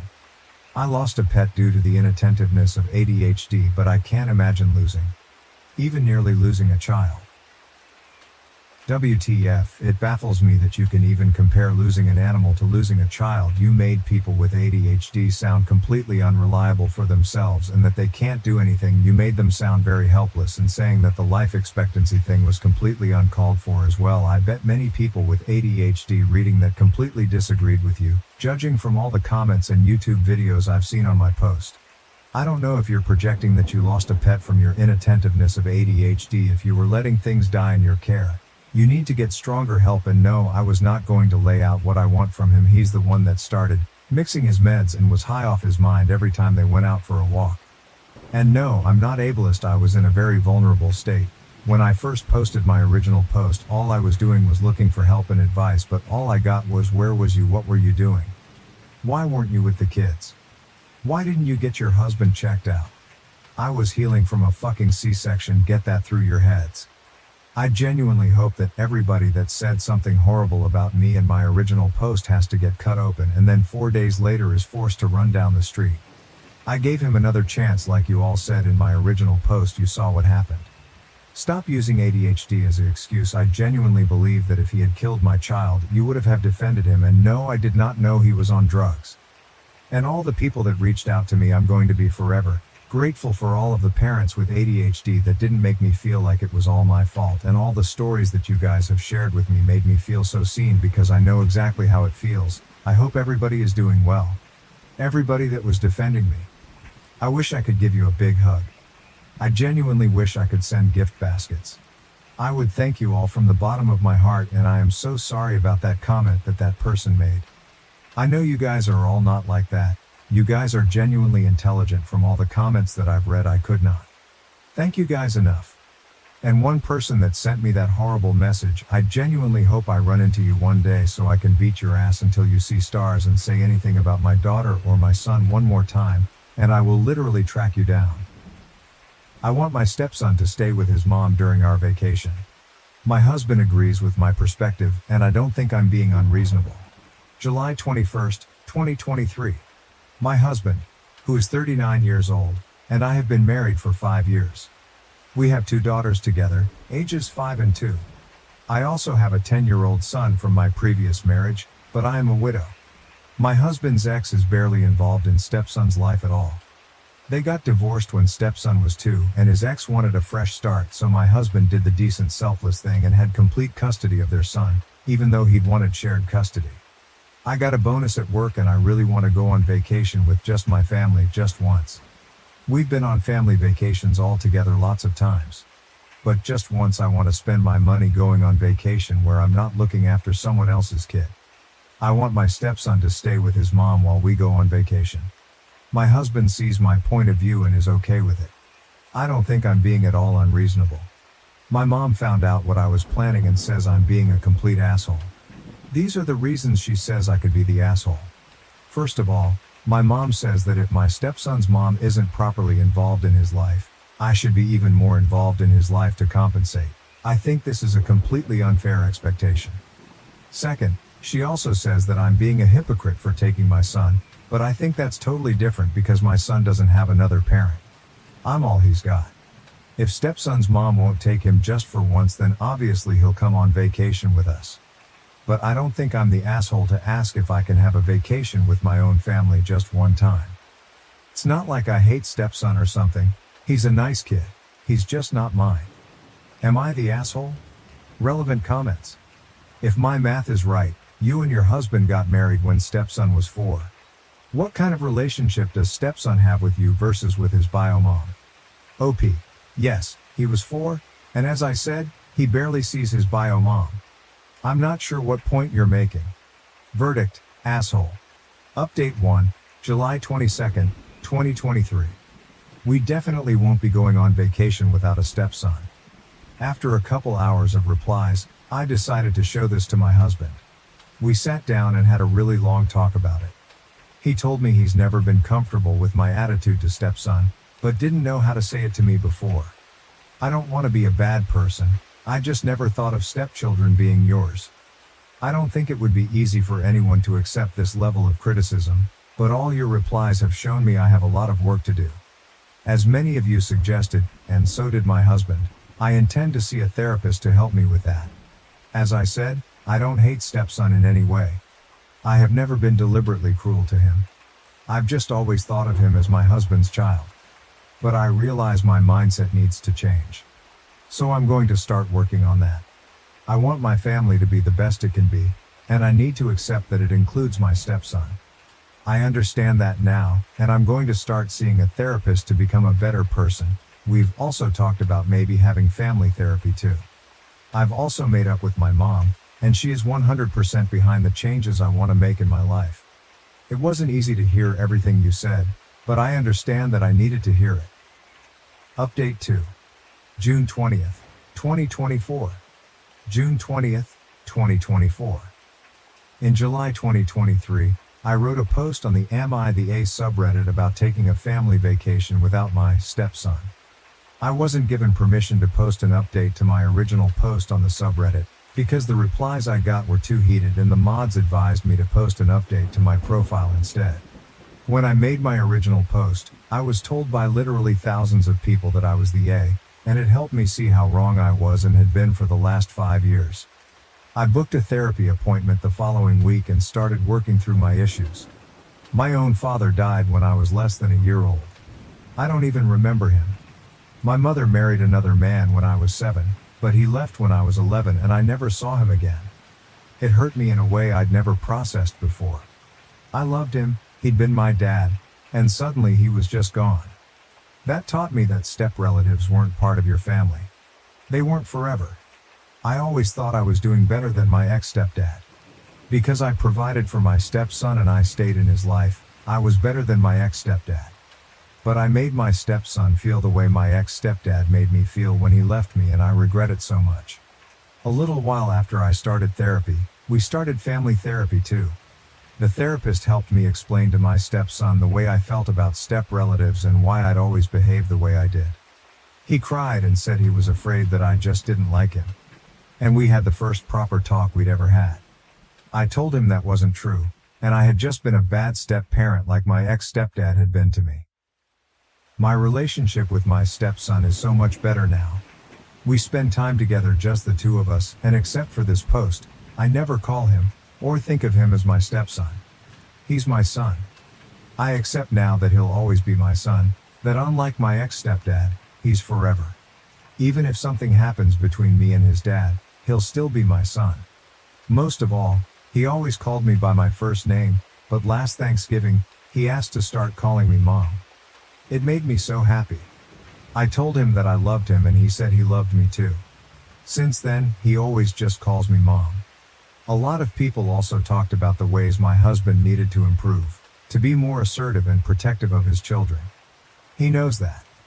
It's very easy to see the problems when they're presented to you all at once in a Reddit post, but when things happen day to day, it's a lot harder to realize how issues are building up. But he's working hard, like we both are, to try to make our family the happiest it can be. We both know we still have to keep working at this. I'm still in therapy and we're still having family therapy. But I'm grateful to work at it. I'm grateful to have all my children. It's very hard for me to write this, to think about the way things were before I started therapy. It makes me cry every time I think about it. But I want to thank you, Reddit. I wrote my original post just looking for validation for my own point of view, and I never thought the internet could change my life this way. But it has. I feel like for the first time, we're truly a family. Thank you all. Spot on comments. I remember when my brother married his wife, my mom was kind of distant with my niece at first. My brother had only been with her mom for under 3 weeks when they eloped, because she was terrified of getting attached to the baby just for the relationship to not work and never be allowed around her again. It wasn't until my stepdad asked, "But what if the relationship works and you wasted all this time you could have been loving her?" And it really changed the way she interacted with my niece. My brother has since legally adopted my niece, but he and sister-in-law just had their vow renewal, after 10 years of marriage, on Sunday as well. He's a gem, not a super demonstrative guy but a giant soft inside. He's also the sole reason I was able to leave an abusive relationship. I was sure he wouldn't want me moving back home with my newborn until he casually told me I should just come home, and I needed to be with my family. Turns out my mom had no idea that conversation happened until he told her later on. It was 100% his words and not my mom, as I had originally kind of assumed. Struggling with face blindness, I broke up with my boyfriend who constantly tested me. He wants closure, but I fear more of his cruel pranks. Editor's note: prosopagnosia, also known as face blindness, is a neurological disorder that makes it difficult to recognize faces and facial expressions. Original post April 4th, 2024. Hi everyone, I apologize for posting this, and if it's not appropriate, I can delete it. I have been with my boyfriend for almost a year now. I love him dearly, and I believe he loves me too, but there is one issue causing a lot of problems in our relationship. I suffer from prosopagnosia, also known as face blindness, which makes it really difficult for me to recognize people's faces. I usually rely on other characteristics to identify people, such as hairstyle, facial hair, marks, skin color, accessories, etc. However, it is still very challenging. This condition has caused me severe anxiety and other mental health struggles. I am fortunate to have wonderful people around me who are aware of my condition and try to help. They introduce themselves when we start talking, wear something I associate with them, or find other ways to make it easier for me. Usually, my boyfriend does this too, but sometimes he likes to test me, and it is incredibly stressful. Once he shaved off his beard, and a few times he wore a completely different style of clothing or changed his hairstyle, all without warning me. During these moments, he won't tell me who he is or even say someone else's name, just to see if I will figure out it's him. He makes jokes about switching with one of his friends to see if I will stay loyal. Although I usually recognize him eventually, it causes me a lot of anxiety. We have had major arguments about this. He insists he is allowed to change his appearance. I'm not a cartoon character. While I ask him to warn me beforehand. Don't get me wrong, he cares about me, but I don't think he fully understands how stressful it is. How can I make it clear to him? We have a lot of great times together. This is just a bump in the road. Update. It's hard to believe I made this post 19 hours ago, and now I am in the middle of breaking up with him. I am very tired, so I will keep this brief. I went to talk to him, showed him this post, and told him he cannot do this anymore. The conversation was intense. First, he was angry I made this post. Then he was angry I was taking it all so seriously. There were lots of apologies and so on. He again said he was just trying to make a tough situation more lighthearted, and I said it's too much. He said I can't take a joke and I need to let him be himself. He argued that he always tells me when he's been joking, and that if he really wanted to hurt me, he would just do things without telling me. So him telling me proves he cares. That comment made me very uncomfortable. At one point, he said he just wanted to test if my condition was real, because he thought I could be using it as an excuse for something. I left after that because we were just going in circles. There was a lot of him making an issue out of one small thing. I am exhausted. He is still blowing up my phone with love and apologies, but you all made me realize a lot. Thank you, really. I am trying to stay rational about it, but it's hard because I do care about him a lot. I am going to get a few hours of sleep. Thank you again. Relevant comments. Comment 1. He is messing with your safety. Does he not realize that? OP, I don't think he realizes how confusing it all is. There was a moment when he did the opposite, acting all weirded out when I thanked him for a nice date, saying it wasn't him. Even though I knew it was, I still started to doubt myself. He did say it was a joke soon after, but it caused such a panic. He hasn't done it again, but it took me a long time to feel comfortable again. Comment 2. Making someone feel unsafe is not a joke. Gaslighting someone you care about is not a joke. Comment 3. Holy smokes, that's terrifying. Not recognizing a familiar face with a major change like that is like nightmare fuel. The fact that your boyfriend does it to you multiple times on purpose is scary. I don't know if there is a way you can explain it to him if he doesn't get it. It seems he enjoys your panic, which is not a good thing in a partner. If this was my partner, I would get a tattoo or something. And I don't have any. OP, my dad actually got a tattoo on his arm for me, which is a great comfort. I hadn't realized how messed up everything is until reading all these replies. Comment 4. Your boyfriend is basically abusing you in emotional situations. He thinks it's hilarious that you struggle and get severe anxiety, which isn't normal, nor does it mean he cares about you. This is a huge red flag. OP. Abuse is a really big word, but I do agree it's not okay.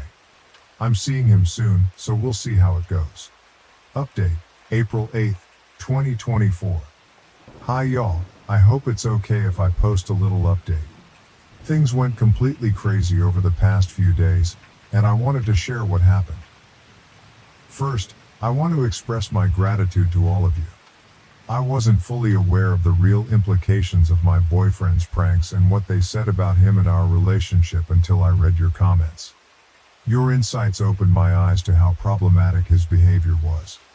The same evening I made my initial post, I went to talk to him, intending to make it clear that he couldn't continue with his pranks. The conversation escalated quickly. We talked for hours into the night and exchanged messages every day since.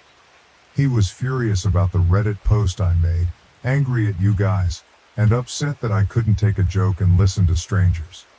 During our conversations, He admitted that in the beginning, he didn't believe I actually suffered from face blindness and thought I was using it as an excuse to cheat on him.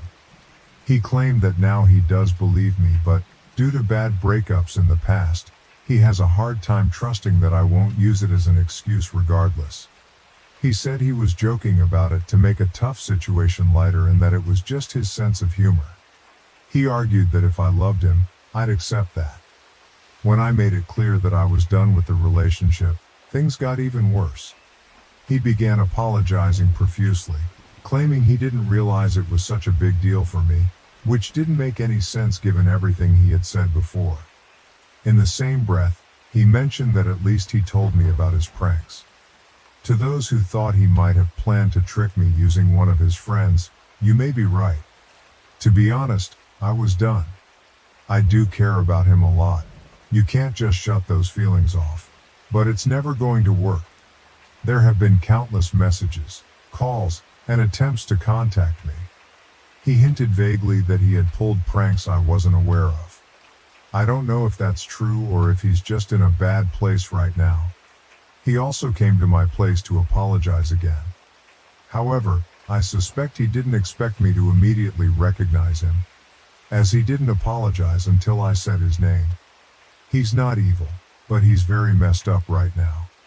I blocked him everywhere, told him not to show up anymore, and arranged for a friend to give him his stuff.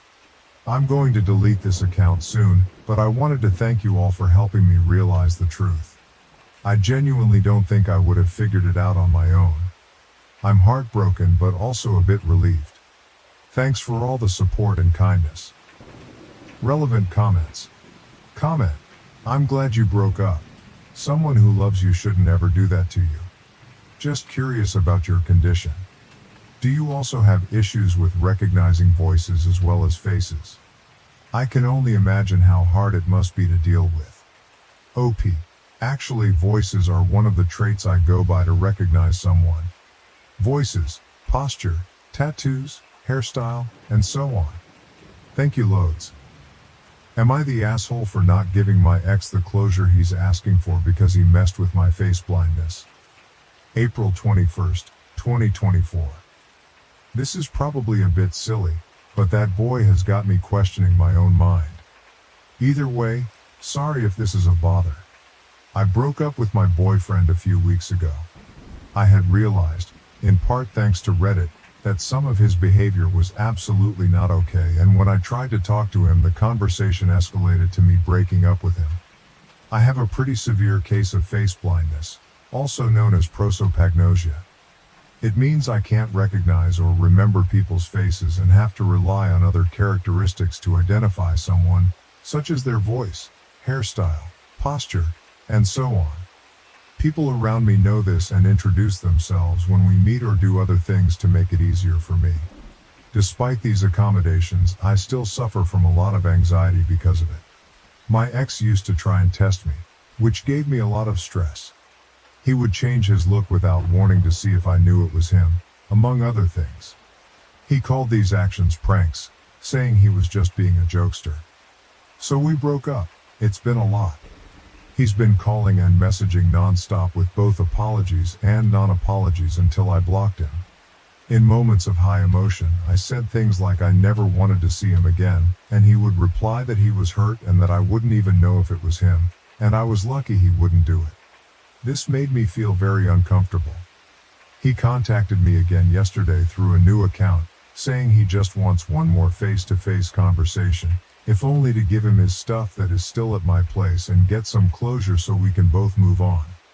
I told him my plan was to get a mutual friend to bring his things over to him. He was hurt by this response. He seemed a lot calmer than before and told me that we were together for a year and he just wanted one conversation after I suddenly broke things off. He said he had some time to process now and doesn't understand how he suddenly became so evil in my eyes that I couldn't have one chat with him after a year of loving each other. Despite his calm demeanor, I don't feel good about it. My gut is telling me this will not be a good conversation, and my worst fears are that he might play a trick to prove some point. Would I be an asshole if I don't reply anymore or just say no? Edit. I didn't expect all these replies. I hope it's okay to respond like this. Thank you all, really. I think I knew already but somehow started to doubt myself. The past few weeks have been a lot. I really appreciate and need these words. I'm ready for all of this to be over and done with. Also, just a little thank you in general. Reddit has been a wonderful community, and it has helped me a lot. Update. Am I the asshole for not giving my ex the closure he's asking for because he messed with my face blindness? May 11th, 2024. Editor's note. Changed initials to names for easier reading. Here's my previous post, for those who are interested. Hi. It's been a while, and since I'm still getting messages about this, I thought I'd just give one big update. More than a month ago, I broke up with my boyfriend because he kept pulling pranks involving my face blindness. I can't recognize faces and have to rely on other characteristics to identify someone, which is still confusing. After the breakup, he kept bugging me to meet up for closure. My gut told me not to, but I felt guilty. With your advice and my own gut feeling in mind, I decided not to meet him. I asked a friend, Roger, to bring him his stuff and kept him blocked, including blocking the new accounts he made. Roger returned with a letter from him, which was very apologetic. He took full responsibility and said he'd respect it if I chose not to reply. While I appreciated the gesture, I decided not to get in touch as I was still processing the breakup myself. However, he didn't let go as he said he would. Roger and other mutual friends told me he was asking about me a lot, wondering if I had read the letter and if I was seeing someone else already. A couple of days ago he showed up at my place, clearly not sober and very upset. Feeling sorry for him, I let him in, but as he sobered up, he became angrier. I messaged everyone I knew to come over as I didn't feel comfortable being alone with him. He accused me of not caring about him and claimed I had cheated on him without knowing it, suggesting he had his friend Mike, who has similar characteristics to him, kiss me on a night out without my knowledge. This made me feel sick to my stomach, thinking they might have played me. When I told him to leave, he refused, but thankfully, my friends arrived and got him out. I'm incredibly grateful for the people around me. Now I'm staying at my parents' place, taking a break from work, and looking into therapy. My parents, who have always been supportive, my dad even got a tattoo years ago so I'd never doubt it was him, are treating me like a princess and reminding me of the kindness people deserve. I haven't looked into a restraining order yet, but I might if this continues. Thanks to all of you for helping me see what's right in this situation. Reddit has been a wonderful community, and I'm very grateful. This will probably be my last update as this chapter is over, but I'm glad I got to pour my heart out to y'all. I have face blindness, and I don't know if I'm losing my mind or my ex is messing with me. June 30th, 2024. We broke up nearly 3 months ago, and it wasn't pretty. There were a lot of things that were not right between us. Among other things, he kept messing around and joking about the fact that I have a severe case of face blindness.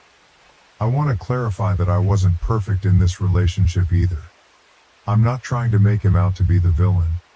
Typically, I rely on voices, obvious traits, and so on to recognize people. I'm fortunate enough to have many wonderful people around me who'll introduce themselves once we start talking, warn me if they change their looks, or even get or wear something that'll help me. For instance, my dad got a tattoo just for me. But it's still hard and gives me so much anxiety. So maybe I'm imagining it all. I stayed with my parents and young cousins for a while after the breakup, but since I've been home, I feel like he's still around. The first time this happened, I went to a club with a friend and her boyfriend. I started dancing with a guy and then went outside with him to get some air. The moment we stepped outside and I heard his voice, I knew it was him. I was so sure. I freaked out, went back inside, and left with my friend. I messaged him later, and he denied it vehemently, telling me he wasn't even near there and that we could meet up and talk if I wanted.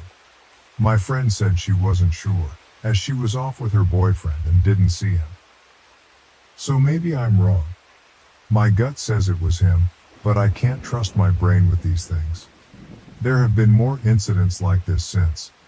If I go out, sometimes I just feel like he's there. I'll see a guy focused on me and will know it's him, but he'll deny it. Or someone will come to my job, and I'll recognize the voice, but he responds so confused that I feel like a crazy person making a scene, so I just quietly give him what he needs. I'll go to the grocery store, and a guy will suddenly be next to me. He won't even say anything to me, but the smell and traits tell me it's him. But later, he denies it all. It's not every day or anything like that. Once a week, maybe not even that. But it's enough to make me feel so on edge. The thing is, I could be wrong. Maybe it was never him. I don't go out much anymore unless I'm with someone. I keep my phone in my hand in hopes of snapping a picture to show my friends. I'm looking into getting a camera. I don't know what else to do, really. I'm afraid if I talk to others about it, they'll simply dismiss it. At the same time, he's still messaging me, just as kindly as when we first started dating. He says he's worried about me and wants to help. And I just feel like I'm going crazy. Maybe I am. Has anyone ever messed with your prosopagnosia before? What did you do? July 2nd, 2024. I have a quite severe case of face blindness, but I have my own ways to get around, like many of us do. However, I can never be completely sure who's in front of me until they confirm it. I'm sure you know the feeling. Now, I have had wonderful people in my life who make it so much easier for me. But have you ever had people who don't do that? My previous boyfriend used to mess with me sometimes, and I sometimes worry he might still be.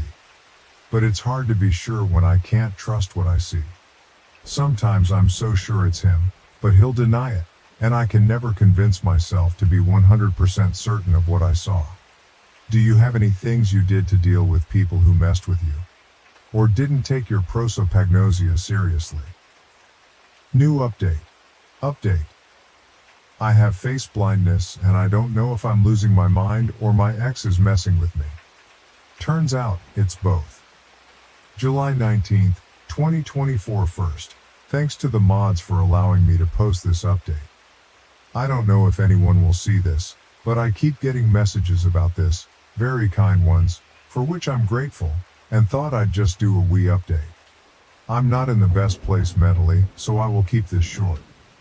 This will also be my last one, as I've taken plenty of your time as is and don't really know what to do with the attention, though I'm extremely appreciative of all the support and advice.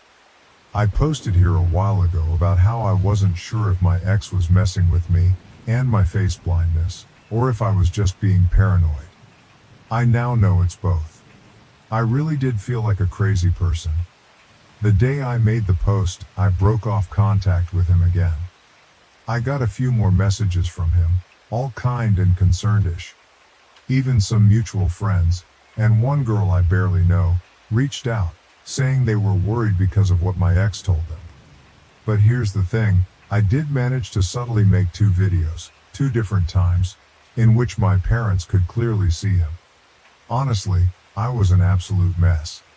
Since then, I've also been staying with my parents again and took a break from work. We're trying to look into a restraining order, but it's not that easy. However, there is some redemption.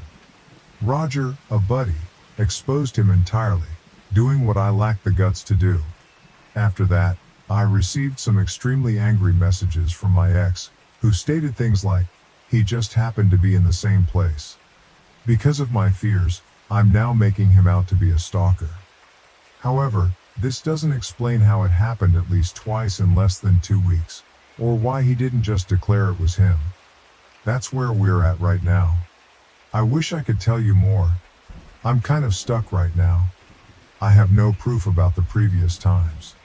Even more so, there have been moments in the past weeks where I also thought it was him, and it wasn't, either confirmed by video or because I wasn't alone. Then there have been some times in the last weeks where I didn't manage to get any recording or photo. Though I am relieved to have some answers, I'm also heartbroken. I don't know how to process knowing there are people who will abuse my flaws in this way. I feel incredibly paranoid, and it's exhausting. I'm looking into moving away. At the same time, I'm hopeful this is the end of it, that him getting exposed will be the end of this. Multiple people have told him to back off and leave me alone. I'm happy to be home with my parents for now. I'm safe, thanks for all the advice. Relevant comments. Comment: dude is an abusive psycho. Put him on blast. He has serious mental problems. OP, I'm gonna sound like an absolute idiot, but I still often feel conflicted about it. I wish he'd just admit to everything. There's a lot of things that feel uncertain, and I'm having a hard time letting those go. Like, I only have proof about those 2 times. What if he's right and it was only those 2? Still wouldn't be okay, but IDK. Either way, just hope it all ends here. My husband abandoned us to see the Grateful Dead's final show, leaving me and the kids broke. I've decided to plan our divorce. Am I the asshole? My husband is a deadhead.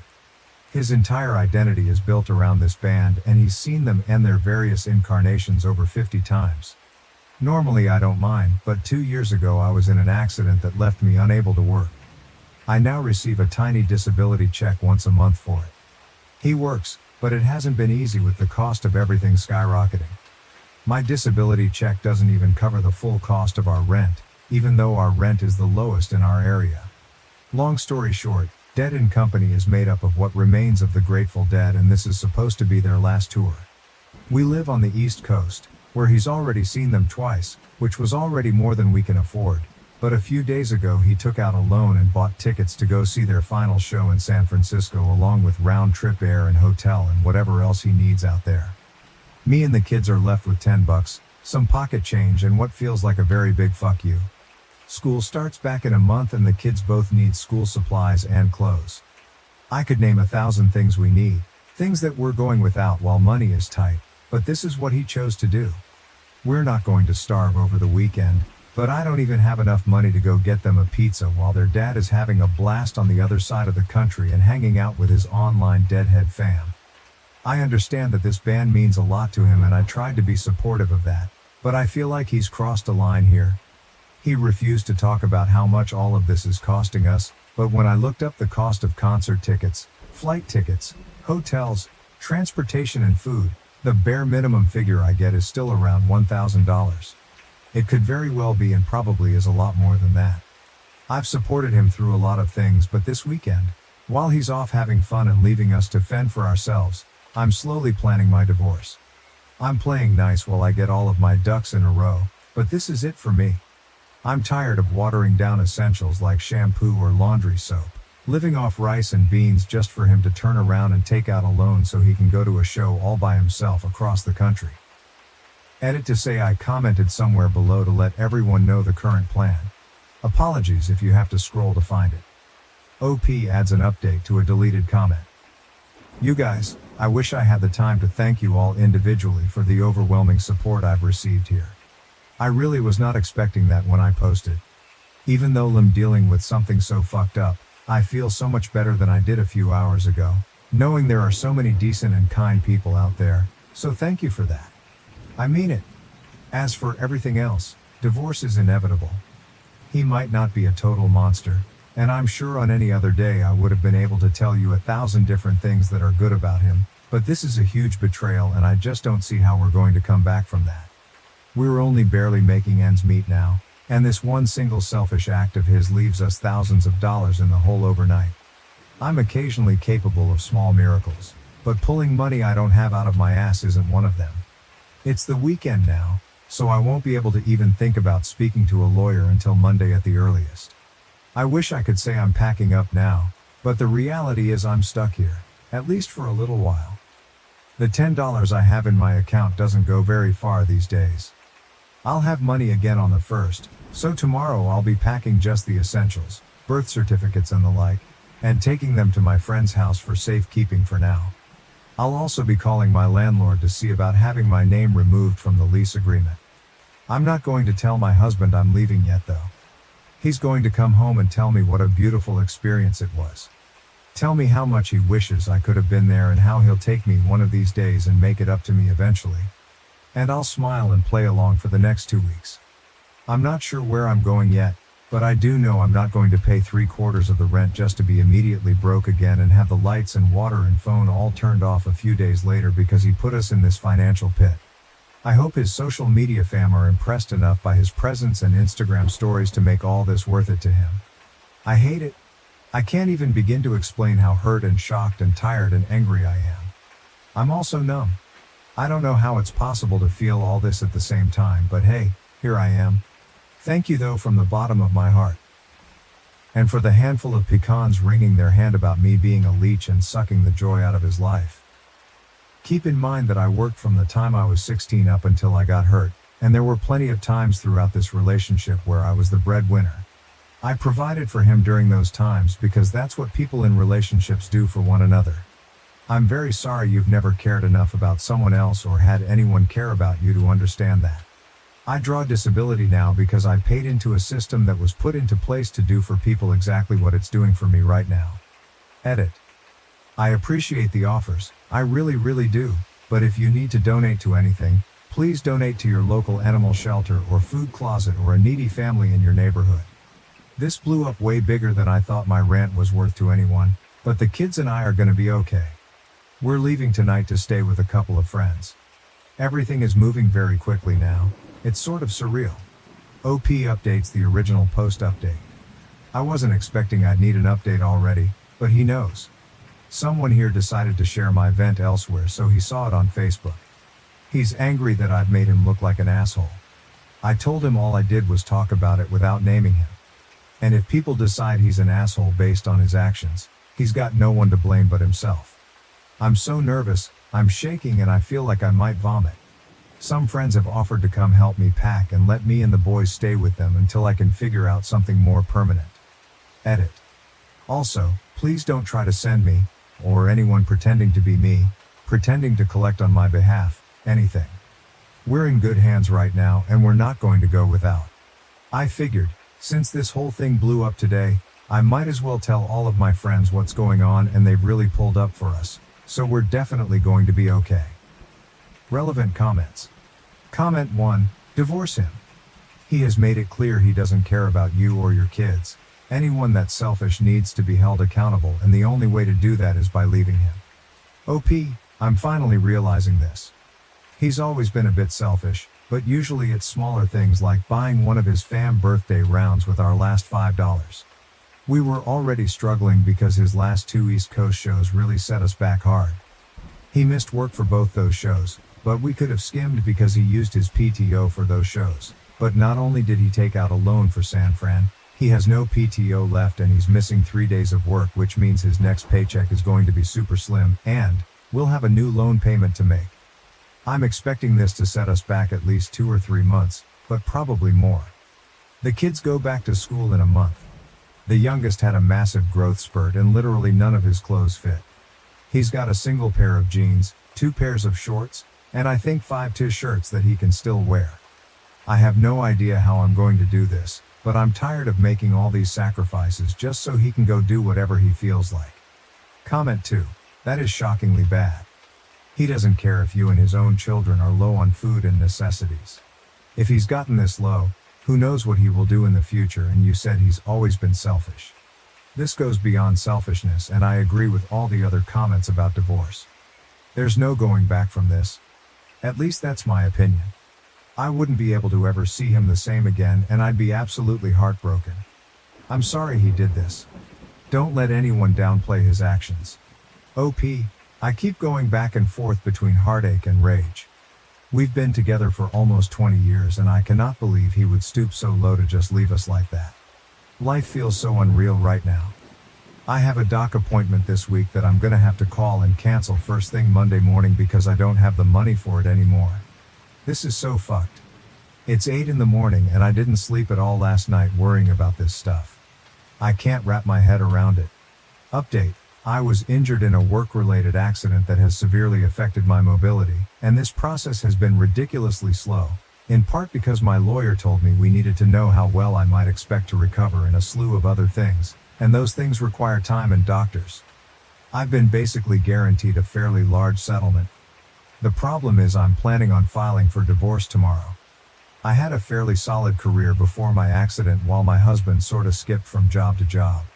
I was fine with that at the time, but I'm on disability now and my husband has made a series of increasingly awful financial decisions that, well, let's just say they're bad and I can't stay married to him anymore. Are either of us entitled to alimony? Will he be entitled to any of this settlement when it comes through? If I collect child support from him, is that going to have any bearing on my other case?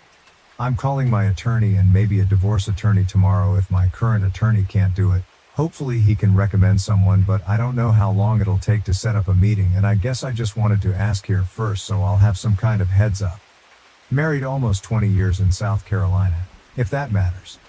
My accident was about 2 years ago. He's never acted as my caretaker or anything because I stayed at my mother's home with our children where she did most of the caretaking when I actually required it. Relevant comments. Comment 1. He shouldn't be, but this is something you should talk to your divorce lawyer about. They'll have far more information and the steps you will need to take to protect yourself and your kids. This is a little above Reddit's pay grade. OP. I'm planning on doing that ASAP. I'm just very nervous and freaking out a little because of course everything blew up over the weekend when all of the offices are closed. 9 a.m. can't get here fast enough. Thank you though. Comment 2. Congrats on moving on. It's never easy. I think that the settlement payment should be separate property if received after the legal separation. Filing date. When you file, you list community assets, debts, and separate property/debts, which include things you had before the marriage and had after the separation. I would think that since you don't have a judgment or payment yet, you should be entitled to that as separate property. OP. Thank you. It's been nerve-wracking and kind of scary. When you file, you list community assets, debts, and separate property/debts, which include things you had before the marriage and had after the separation. This part scares me. A few days ago I found out he'd taken out a loan for personal reasons. I have no idea where or how much it was for. All I know is I didn't get a dime of it. I tried to guesstimate how much he got based on his plans, but I've been told by others that number is likely way off. I'm worried that he's done this before, because while he makes decent money, we've been so broke and barely scraping by. After bills and stuff, he should have at least $500 left over every month, more if he's had any raises since starting, but we can't even afford the basics anymore. So if it turns out he's been getting credit cards or other loans and owes a ton of money without my knowledge, am I on the hook for that? Even if I didn't benefit from it in any way? Comment 3. Unfortunately, most likely the answer is yes. Sign up for a credit monitoring service and run a credit report. Better yet, sign up for 2 accounts, one in his name.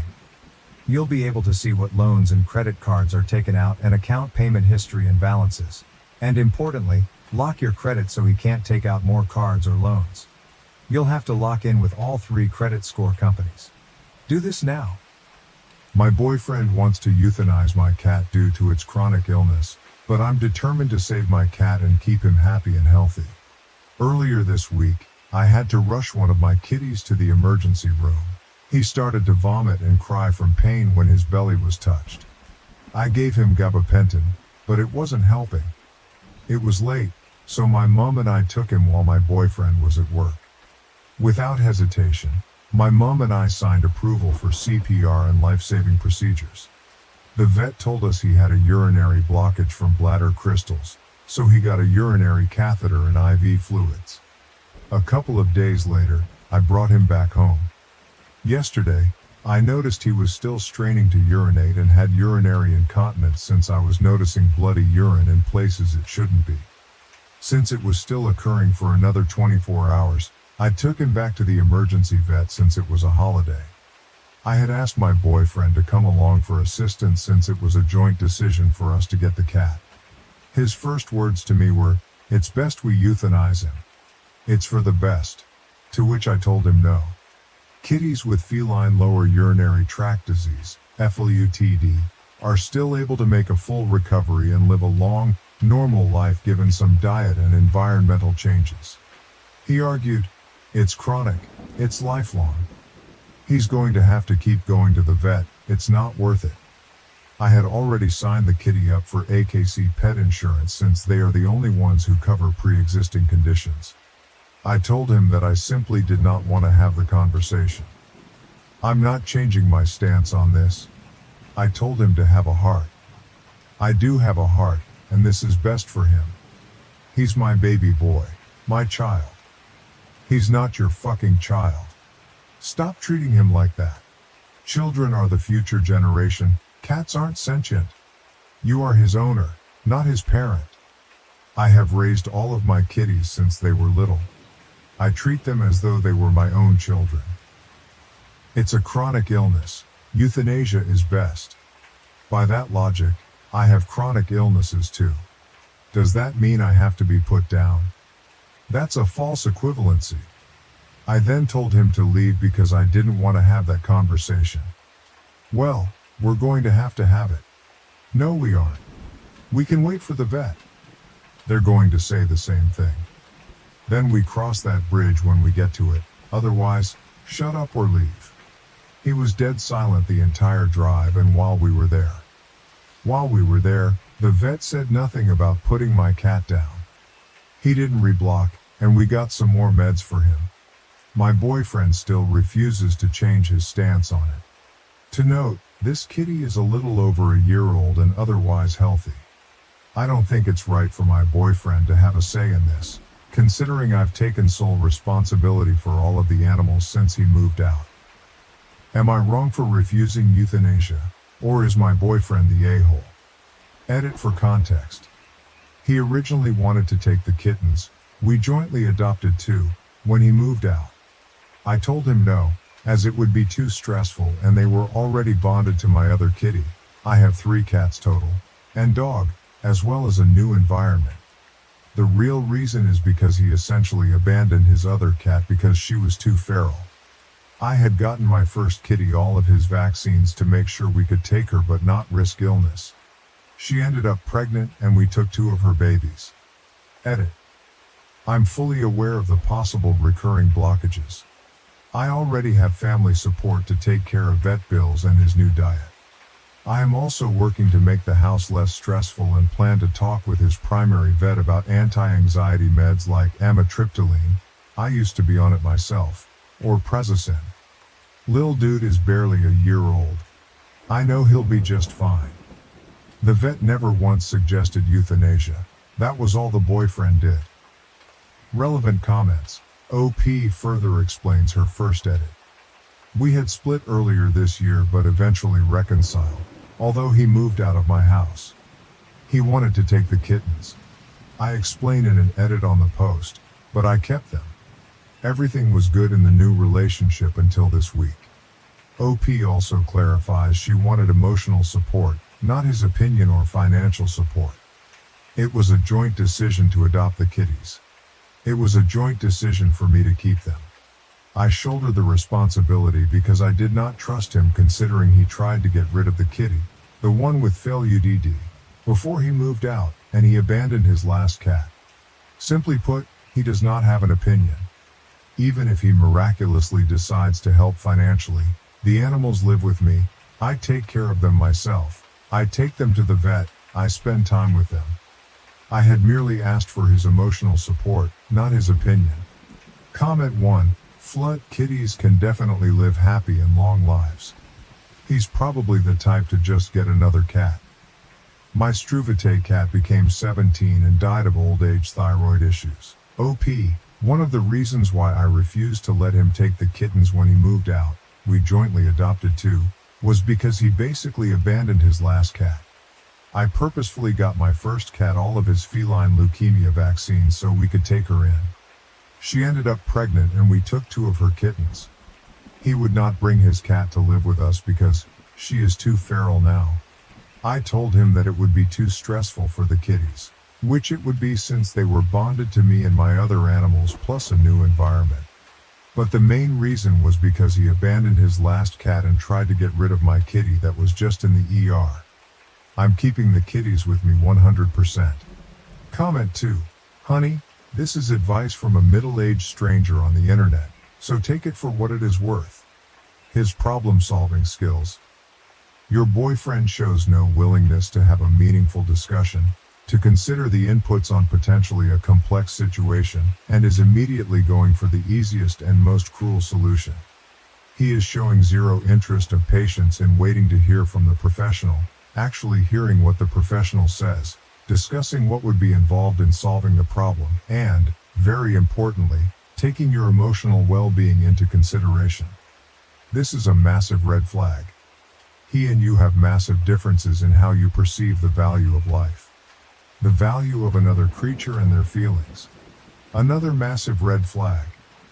I can tell you that of all my social group, when there is such a disparity, like with all morals between two people in a partnership, this has caused continuous pain throughout the years of their relationships. Continuous arguments over pets for decades. Considering how your boyfriend approaches problems, has he made the situation easier to deal with, or harder? Because life is a series of problems. They are constant. And if your boyfriend is making life's problems harder, not easier, and he is not willing to face that and work on it, picture the next year, 5 years, 10, 20, 40, with his problem-solving skills. Having kids, dealing with finances, moving, jobs, family problems, etc. I can't tell you to break up with him. That is something no internet stranger can tell you. We don't know you or your boyfriend. What I wish I'd been told when I was your age, though, is that these huge differences in your moral compasses, and his unwillingness to have the patience to work out problems in a patient, informed and caring manner, can make your life much more difficult than it has to be. I can tell you that if my husband ever abandoned a pet, or had it put down when the pet was so young and my hubby could not be bothered to even hear the vet's solution, and there was an absolute simple solution to prevent the problem, and that pet would have a normal long life, I would be getting a divorce. Comment 3. Euthanasia is 1,000,000% humane in a lot of cases, but the fact that the boyfriend here thinks cats aren't sentient is wild. Does he honestly think any high-functioning animal doesn't have thoughts or emotions? Comment 4. The largest majority of times people use sentient in a sentence they meant to use sapient, but their vocabulary is lacking. Editors note. If you're not aware, the difference is sentience is about feeling. Sapience is about thinking and reasoning. Comment 5. Hi, Vet Tech here. We see a lot of blocked cats at my clinic. Male cats often reblock soon after their first blockage. It takes time for treatment and diet to take effect. My DVM would never recommend euthanasia because of a second blockage because it just happens a lot. Even if the cat were to continue to become blocked in the future, things like PU surgery are always an option. It's definitely not appropriate to jump straight to euthanasia. And frankly, any partner that is so quick to dismiss your feelings and push for something you love to quite literally be destroyed is giving off major red flags. Protect yourself. Protect your babies. Run, don't walk away from this dude. OP, I think PU surgery would be an option in the case he's blocked up again in the future, not during the first couple of weeks.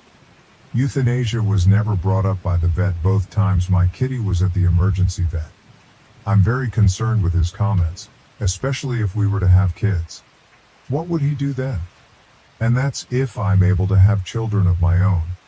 I liken raising my fur babies as training for when I do have kiddos. Don't even get me started on the BS he pulled when he left the first time.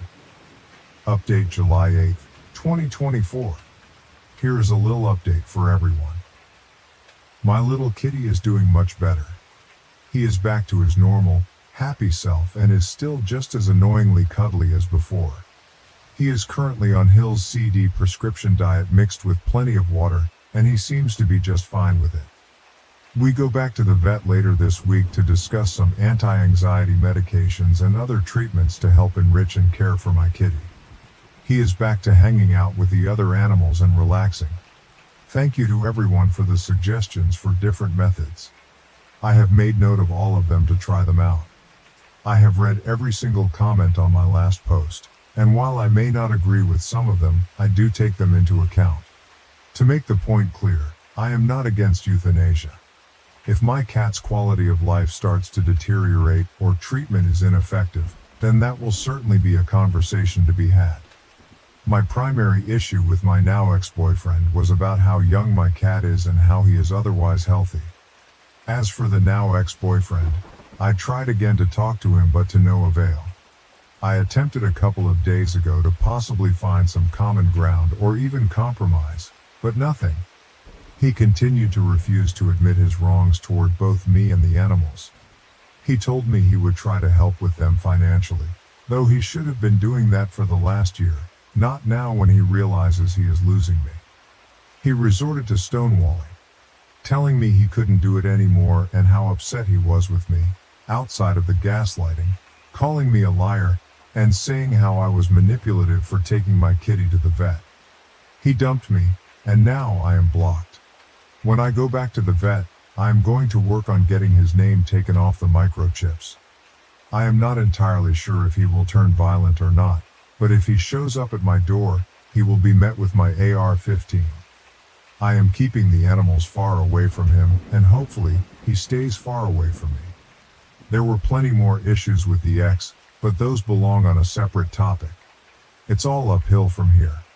Thank you everyone for the kind words and suggestions. Relevant comments. One commenter mentioned that they hadn't seen the initial post but expressed relief that the cat is doing better and praised the decision to end the relationship with the boyfriend. They advised changing the locks and installing cameras for security. They also shared a personal experience about their own cat, who had bladder stones and required surgery. Although the surgery was expensive, they would do it again. They sent positive vibes and headbutts from their own cats. Another commenter was glad the cat was doing well and offered advice on updating microchip information. They explained that microchips are associated with an online account where the information is stored. If the company is unknown, the vet can help identify it by writing down the number. They noted that most vets can't change microchip info themselves as it has to be updated in a database. They also reminded the OP to inform their vet not to give any information to the ex or allow him to bring in the pets. A third commenter expressed happiness about the cat's recovery and suggested that separating from the ex might actually be a stress relief. They provided information on finding the microchip company through the AITA microchip database by entering the chip number. They also recommended ensuring the vet's file is noted to prevent the ex from accessing any pet information. A fourth commenter humorously pointed out that pets can often reveal the true nature of people, implying that the cat's health scare helped expose the boyfriend's true colors. They shared a personal anecdote about their dog, who had peed in a girl's car, which led to the girl calling the cops, as an indicator of someone's character. OP's response. The OP appreciated the support and mentioned that their dog is usually a good judge of character, recalling an incident where the dog peed in a girl's car, and it turned out she called the cops for no reason. They acknowledged that sometimes mistakes are made but appreciated the advice and kind words from the commenters. Top comments. One commenter pointed out that, even worse, it sounds like he had animals of his own, and was being shitty to them. Honestly, she should have dumped him when he abandoned his cat. Like seriously, even if you're not an animal lover, ditching what should be a major commitment should be a huge red flag. In response, another commenter stated that he's the kind of person that thinks animals are objects and property. So if they break, just get a new one. Which is dangerous, especially since he's a dense and stubborn child. Another reply elaborated on the issue, expressing concern that, seriously, the commenter saying he meant sapience and not sentience got to me since cats clearly think and reason. Most animals, including guinea pigs and even bees, do too. Not all to the same level as humans, obviously, and even sentience should be enough to make him give a shit, but humans are animals too. We're not as different, nor as vastly superior, as so many people think. A further reply agreed, noting that cats and many other animals, such as guinea pigs and even bees, clearly think and reason.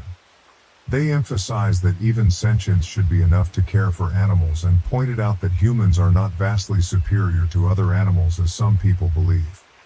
They also mentioned their experience in veterinary medicine, where they observed similar attitudes of control over animals and children, finding it disheartening. One more commenter shared a personal story, revealing that their father had a similar mindset. The father was insistent on the commenter playing certain sports and following his career path, and did not allow the commenter to forget it until they left home.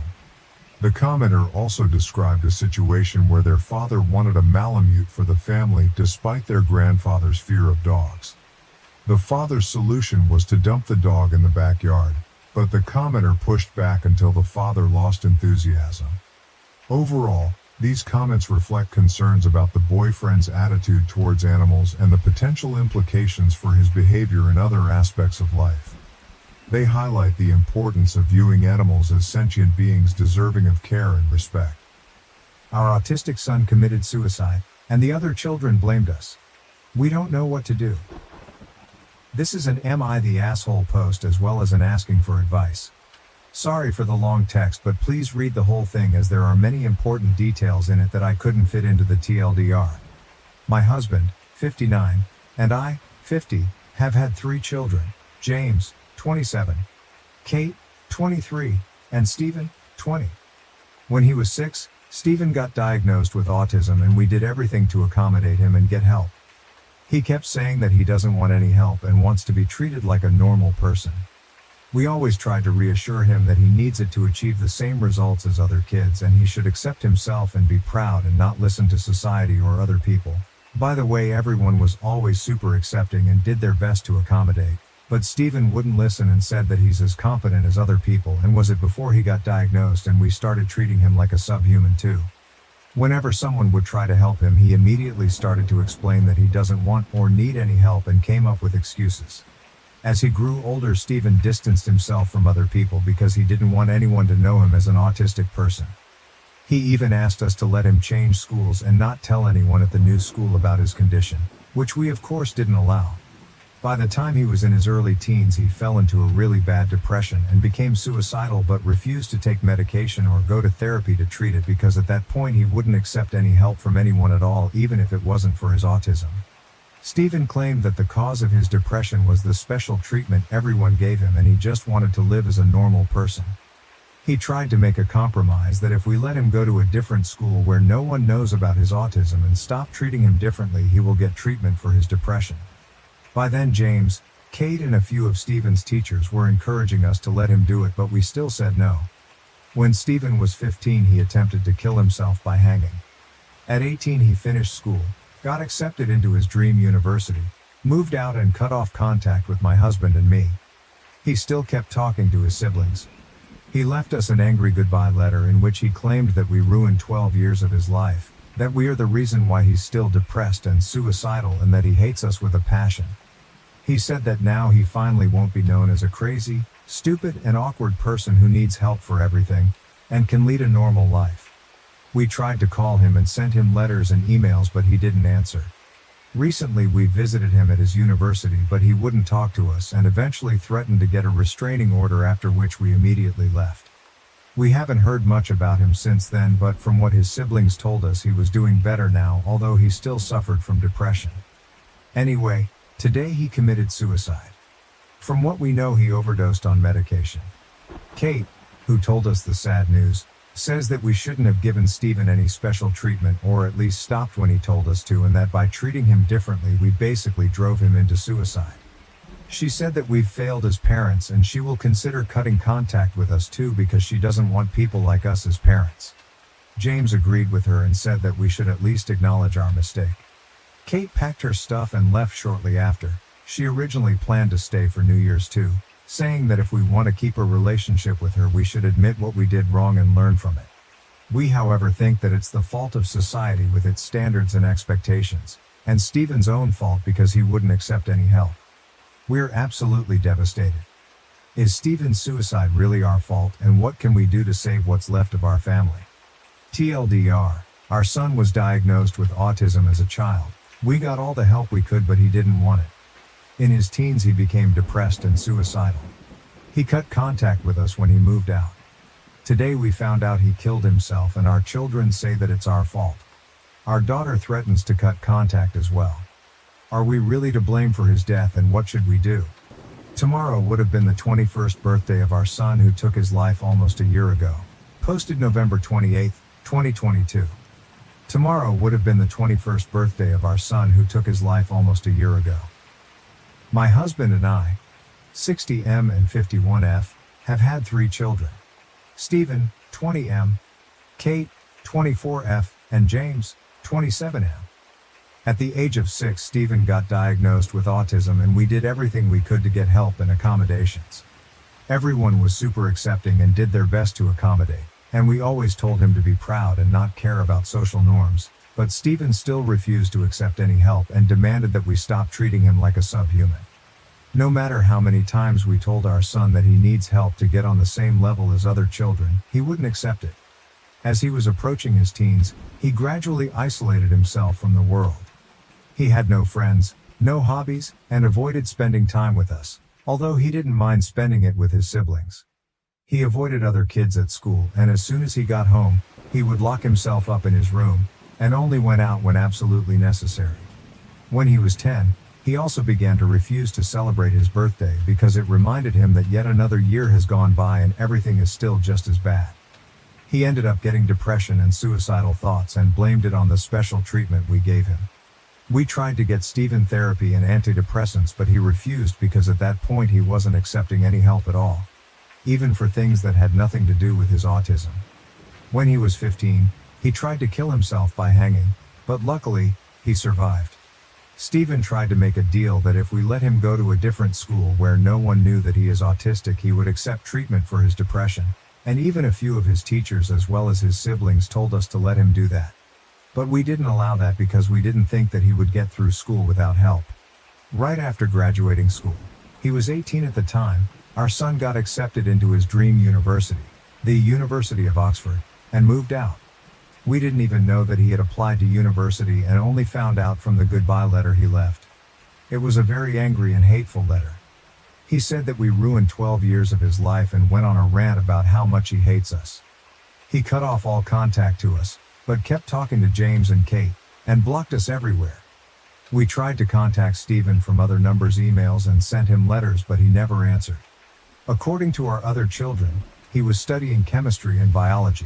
He always expressed an interest in those and science in general growing up, and in his last years with us also said that he wanted to get a PhD and become either a pharmacologist or an organic chemist, although we thought that would be too hard for him, and had even made some friends. My husband and I visited him at university at the beginning of last November, but he wouldn't talk to us and even said that he will get a restraining order against us if we don't leave him alone. About a month after that, he attempted suicide again, this time by overdosing on medication, and unfortunately, he succeeded. Kate blamed us for his death, saying that he repeatedly told us how much he didn't want to be treated differently, but we never listened. She has since also cut off contact because she couldn't and didn't want to forgive us for killing her brother. Our other son has also been visiting and talking to us much less since then. In just a couple of months, we have lost pretty much all of our children. We tried to distract ourselves, but with Stephen's birthday coming up, we can only think of him and our other children, even if they have abandoned us and he didn't like to celebrate his birthday. How do we get our daughter to talk to us again? Posted December 12, 2022. We miss him so much. Our 60M and 51F daughter Kate, 24F, completely stopped talking to us about 10 months ago. She did it because, according to her, we are to blame for her younger brother's 21M suicide, which happened about 1.5 months prior to Kate cutting off contact to us. However, at the time of his suicide, he has already also been no contact with us for over a year. He left for university, stopped talking to us, and blocked us everywhere immediately after graduation, and we didn't even know he had applied for university. With the exception of one time when we visited him at university, and even then he didn't talk to us. Kate's other brother, 27M, still regularly talks to her, and we've tried to get her to talk to us again, but he refuses because he thinks that Kate doesn't have to talk to us if she doesn't want to, and he also believes that our youngest killed himself because of us, even though it doesn't make any sense.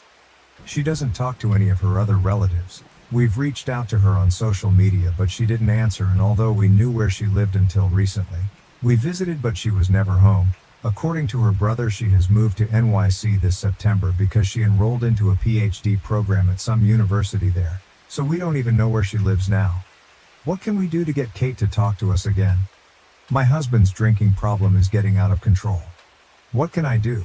Posted December 18th, 2022. My 51F husband, 60M, has had a drinking problem for somewhat over 2 years now. He usually drinks vodka and occasionally wine and has 5 shots of vodka on weekdays and sometimes up to a whole bottle on weekends. When he drinks wine, it's even more, and he will even have an entire bottle during the week. When he's drunk, he is extremely angry, and although he doesn't get physically aggressive, he screams and yells a lot, and I basically don't get any real time with him, with the exception of the occasional few hours on a weekend, because he gets drunk as soon as he gets home on workdays and often starts drinking by around noon on weekends as well. His drinking problem comes in waves. With my help, he has managed to get it under control multiple times, and although he would still drink almost every day, it was usually nowhere near enough to get him drunk, but it always gets worse again. He only began intensively drinking about 2 years ago when our youngest applied to university without us knowing and then cut us off when he went off to said university. My husband felt very angry and betrayed, and he still is, and that's when he resorted to alcohol. Before that, he would only drink on special occasions like holidays, parties and date nights, and even then he almost never had enough to get drunk. I feel like I've lost him since his drinking problem began, at least during the waves when it's really bad, because he's drunk most of the time and then all he does is just scream around. What can we do to end his drinking problem? When my late husband's ex-wife passed away, I had to decide whether to adopt his children. We haven't seen each other in 2 years. Hello, I of course know how awful this sounds. But it is a recent development and I'm unsure if I'm completely in the wrong.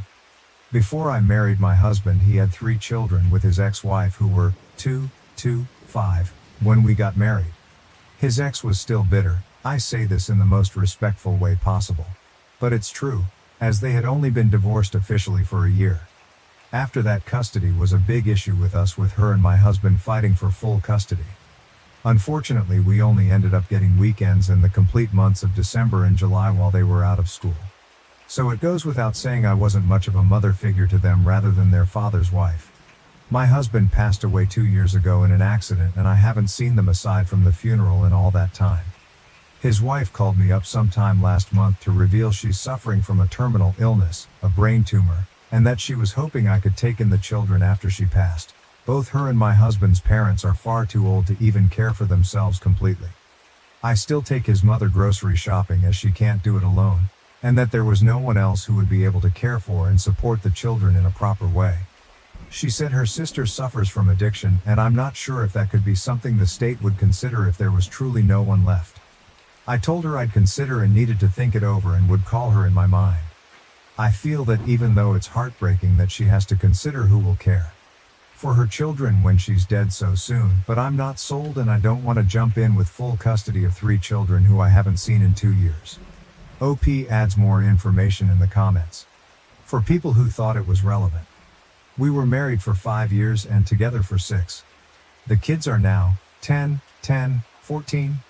No, we never got around to having kids of our own and I still don't have any. Their mother never remarried. I do passively for myself but could reasonably support the 3 of them provided we all make sacrifices and their mother or the state helps supplement the income either with her life insurance or some type of aid. The biggest issue I have with myself being THE is the commitment. These are little people who my husband loved dearly, but at the same time I barely know. I've always thought I was a decent person, but my extreme hesitation make me think otherwise. Update: I want to thank everyone for their condolences for my husband and the life he lost. I wasn't sure if it was my right to update this, as I'm sure I made a decision most people would think me awful for. But at this point it's more of a releasing of feelings off my chest. As you know, my husband's ex is ill and I still feel for her greatly with much sympathy and will pray for her and her children. But it's been a very long time since I was in any way a parent to them. Even as a stepmother, most of their care went to my husband.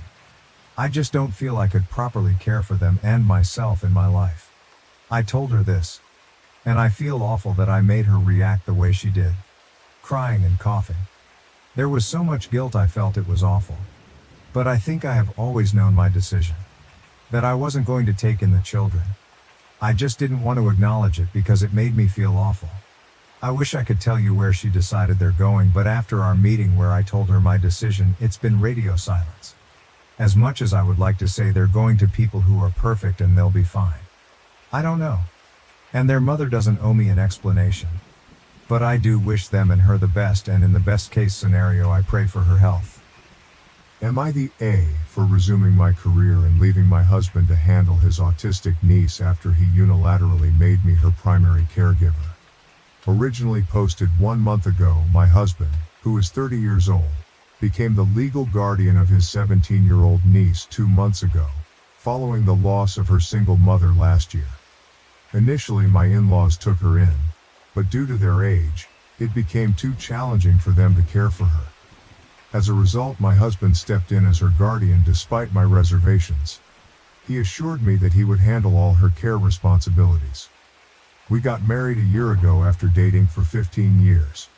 I had a very successful career in a demanding field, both physically and mentally, which required a lot of travel.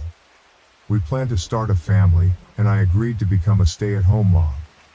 I quit my job a few months into our marriage when I became pregnant, but unfortunately, I had a miscarriage.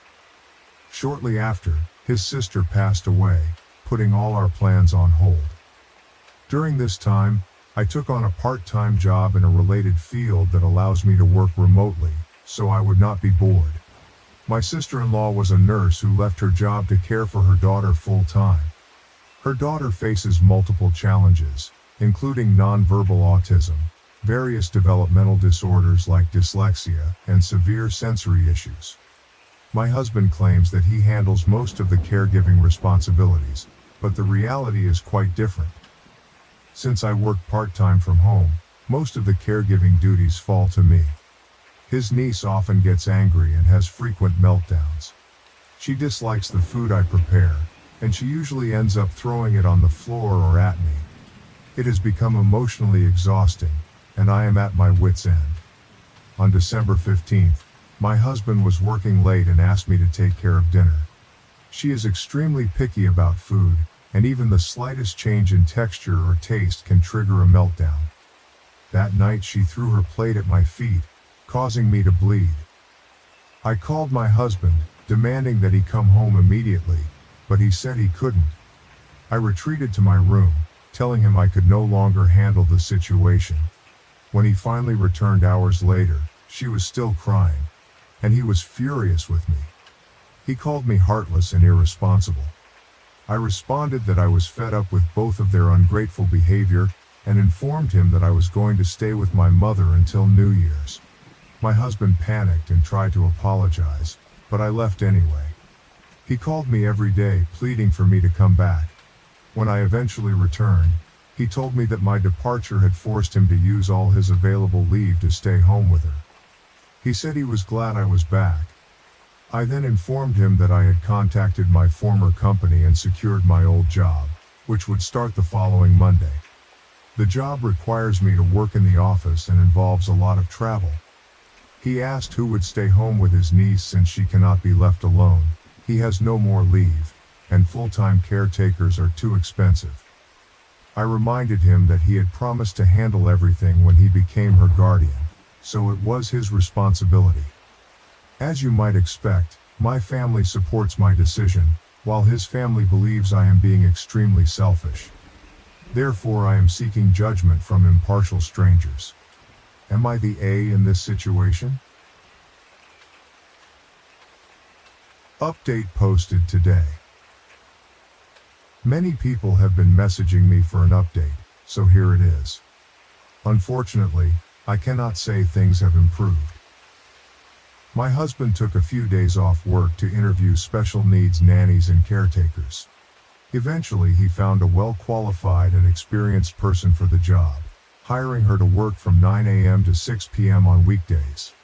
One day, the nanny had an emergency and informed us she could not come in for a couple of days. My husband had an important meeting that he could not miss and asked me to take care of his niece for the day. I refused. In response, he took my car keys while I was getting ready and left before I noticed. effectively preventing me from going to work. This behavior reminded me of my narcissistic, gaslighting father who often did similar things. I told my husband that he had 1 hour to return home, or I would call Child Protective Services. Once CPS arrived, I planned to call a cab to get to work. He eventually returned home, leading to a significant argument. I warned him that if he ever did something like this again, I would leave and never look back. He apologized, saying he acted out of desperation. The worst happened 2 weeks ago. I needed to travel for work for a couple of weeks, and I could not find my passport. Being a very organized person, I knew I had not misplaced it. I ended up calling the non-emergency helpline. They searched the house thoroughly and found the passports hidden in his gym bag. Since it is a crime to steal passports, they asked me if I wanted to press charges. I decided not to press charges, which led to another argument. He told me that he needed me at home that weekend due to a social welfare visit and knew that I would not stay even if he had asked me. In response, I kicked both him and his niece out of my house and told him I would call the police if he came near me again. Fortunately, my house is a premarital asset. I informed him that I would be filing for divorce. The welfare visit turned into a disaster as neither of them were living there when the worker arrived, and the social worker was also aware of the recent call to the non-emergency helpline. So, all in all, she was not impressed with our bullshit. He came by 2 days ago and told me that he ended up moving in with his parents. They live in a small 2-bedroom apartment, which does not meet the welfare requirements. He asked me for another chance and if I would consider letting him and his niece stay until they figure things out. Otherwise, she would have to go into state care. He explained that he cannot afford rent and a carer and begged for my help. I told him that I could never forgive him for what he did. He knew about my past with my father, yet he still went ahead and did it. He suggested that they could move back in, and that we could work on our issues through couples counseling. I told him that I could never trust him again and that our relationship was over. He then asked if I would give him another chance if his parents took in the niece or if he relinquished her care to the state. At that point, months' worth of anger burst out. I told him that the problem between us was not his niece, but actually him. He did not ask me before taking her in and did nothing to help. He dismissed my concerns whenever I felt burnt out. He took on a responsibility without consulting me and then dumped it all on me. He chose to take my keys and hide my passport. I told him things could have been different. He, his niece, and I might have adapted and become a family if he had not made the wrong choices at every turn, at my expense. I told him to get out of my house, that it was over, and that I never want to see any of them ever again. I still do not know if what I am doing is right or wrong. I know people wanted some sort of happy ending, but it is what it is. I have not started the divorce proceedings yet, but I will soon. For now, I am taking a break as it has been a very emotional and draining couple of weeks. Relevant comment. One commenter shared that she has 2 children of her own, and is a single mother. Her parents also have 2 small adopted children, who are closely related to their family, and have been with them most of their lives. When she began dating her current boyfriend, she made it clear from the beginning that she essentially has 4 children. She explained that if something were to happen to her parents, she would take custody of her siblings. She had helped raise these kids since birth, acting as a third parent alongside her mom, taking on many parental responsibilities. This was non-negotiable for her, and she discussed it with her boyfriend before they got serious. She gave him time to consider if he was prepared to take on the responsibility of 4 children. This is how adults handle such situations. They discuss and ensure both parties are on the same page rather than assuming responsibilities and dumping them on their partner without warning. Reply to the comment. Exactly. You took the time to communicate it, and he knew before getting involved with you. You did not just dump the kids on him and expect him to deal with it. Commenter response. And if he had not been okay with it, we would have figured out the best plan.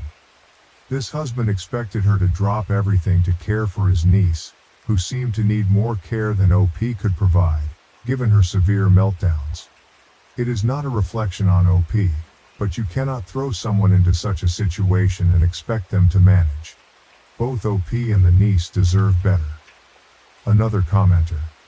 It does not matter. It is not OP's responsibility. Raising a child is a huge commitment, especially a special needs autistic child with violent outbursts. Not everyone is equipped or should be expected to handle that alone. Even if no other family was available to help and the parents could not take custody, they could still assist. They did not. Additional comment. It is a lack of empathy. They recognize that family members may have valid reasons for not taking in a special needs child who will need lifelong care. However, they do not understand that others have their own lives and needs. If anyone's needs negatively impact them, they perceive it as selfishness. To these people, everyone else is an NPC, existing only to serve their needs. Another perspective. For me, this was actually the happy ending I was hoping for. It was clear who the real problem was in this story, and I am glad she kicked him out. Edit. It always amazes me how partners ignore every complaint and plead for help or change. Then, when it is too late, they suddenly agree to make all the concessions they previously refused. Why do they only do that in the find out phase and not in the fucked around phase when there is still a chance to salvage the situation? Comment on familial pressure. Familial pressure, a sense of duty, and the desire to be a hero can influence decisions. In theory, it is admirable for someone to want to take care of a family. State care often has a poor reputation, and it is understandable to be concerned about the level of care a disabled family member would receive from the state. The problem is that he never discussed any of this with his wife, made a unilateral decision, and then made it his wife's problem. It is easy to be the hero when someone else is making all the sacrifices. He pleased his parents and took the glory of being the stand-up guy while his wife did all the actual work of raising his niece. Comment on social services expectations. In most areas, social services expect the child to have their own room. If it was just the in-laws and the niece, it would have been fine, with the in-laws in one bedroom and the niece in the second. The problem arose when OP's husband moved in, leaving insufficient room. OP mentioned that the in-laws did take in the niece after her mother passed away, but they could not handle her due to their age and handed her off to their son. Everyone knew caring for the niece would be a significant challenge, but they were willing to ignore it as long as OP was dealing with it. In my opinion, the main issue in this story revolves around the tension and family conflict that arose when the husband unilaterally decided to become the legal guardian of his autistic niece without consulting his wife. This decision led to significant stress and disagreements within the family. One key detail worth discussing is the husband's unilateral decision. Making such a significant decision without consulting his spouse highlights the importance of communication and mutual agreement in a marriage, especially when it comes to decisions that impact both partners. Another important aspect is the burden of caregiving. The wife was left to handle most of the caregiving responsibilities while also working from home. This situation underscores the unfair distribution of family duties and the necessity for mutual support in a marriage. The husband's controlling behavior, such as taking her car keys and hiding her passport to force her to stay home, is another critical point. This behavior is indicative of controlling and abusive tendencies, which is a serious issue that needs to be addressed in relationships. The story also raises questions about the rights and responsibilities within a marriage. It is crucial to ensure that decisions are made fairly and that both partners' opinions are respected. The lack of support from the husband's family in assisting with the niece's care is also notable. This situation highlights the importance of family and community support when caring for individuals with special needs. Finally, the wife's decision to pursue divorce after enduring significant stress and emotional strain is a critical aspect. It reflects the severity of the issues and the impact on the family relationship. Overall, this story touches on several important themes, including communication, Fairness in caregiving responsibilities, recognizing and addressing controlling behaviors, and the importance of support from family and community. It provides valuable lessons on the importance of mutual respect and support in a family. What about you? Please comment below to let me know your thoughts on this issue, or other more interesting issues in the story above. Am I the A to ask my husband to block his female friend who warned him not to marry me? She has no right to interfere in our wedding. I, 26 female, want my husband, 27 male, to immediately block one of his friends, Kyla, 27 female. He thinks I am overreacting, and wants opinions from some cool-headed people on if I'm just acting crazy, or this is something that would cross the line for you. My husband has a group of 8 friends he has been close with since his college days. Kyla is one of his friends. When my husband and I started dating, he introduced me to all of them, and everyone was very friendly. I used to hang out with them frequently. I am an introvert, and so is my husband. I would always ask him to spend time alone as being in social settings just saps all my energy away. His friends, and especially Kyla, always made it a point to tell me how he hangs out with them less after he started dating me. Kyla also had a weird energy around me. If I was with my husband, she would be the friendliest with me. However, as soon as he walked away, she acted like I did not exist. My husband hates to be touched by others. We both are neurodivergent, but Kyla would always tease him by trying to hug him, mess his hair, etc. I never felt she was flirting with him, but just teasing him to make him annoyed. Overall, she just feels like a person who has a severe social boundary issue. We got married 2 years ago, and things have been great between us. Last week, we had our second marriage anniversary and invited a bunch of people. His friends stayed back after all the guests left, and we were all drinking and chatting. One of his friends, Jen, became a bit tipsy and started complimenting me on how beautiful our house is, how I care for my husband, and how he has changed for the better since marriage. Everyone was laughing at my husband at how much of a slob he was when he was single. Jen then pointed at Kyla and said, "You better pay up, 'cause you had bet that their marriage would not even last for 2 years. Everyone became silent and started changing the topic. I also did not want to spoil the mood and let it go, but it stuck in my head. After everyone left, I asked my husband what Jen was talking about. He also had noticed Jen saying that and was ready with a full explanation. He told me the story of what happened when we got engaged. When he proposed to me, he had not told his friends that he was going to do that.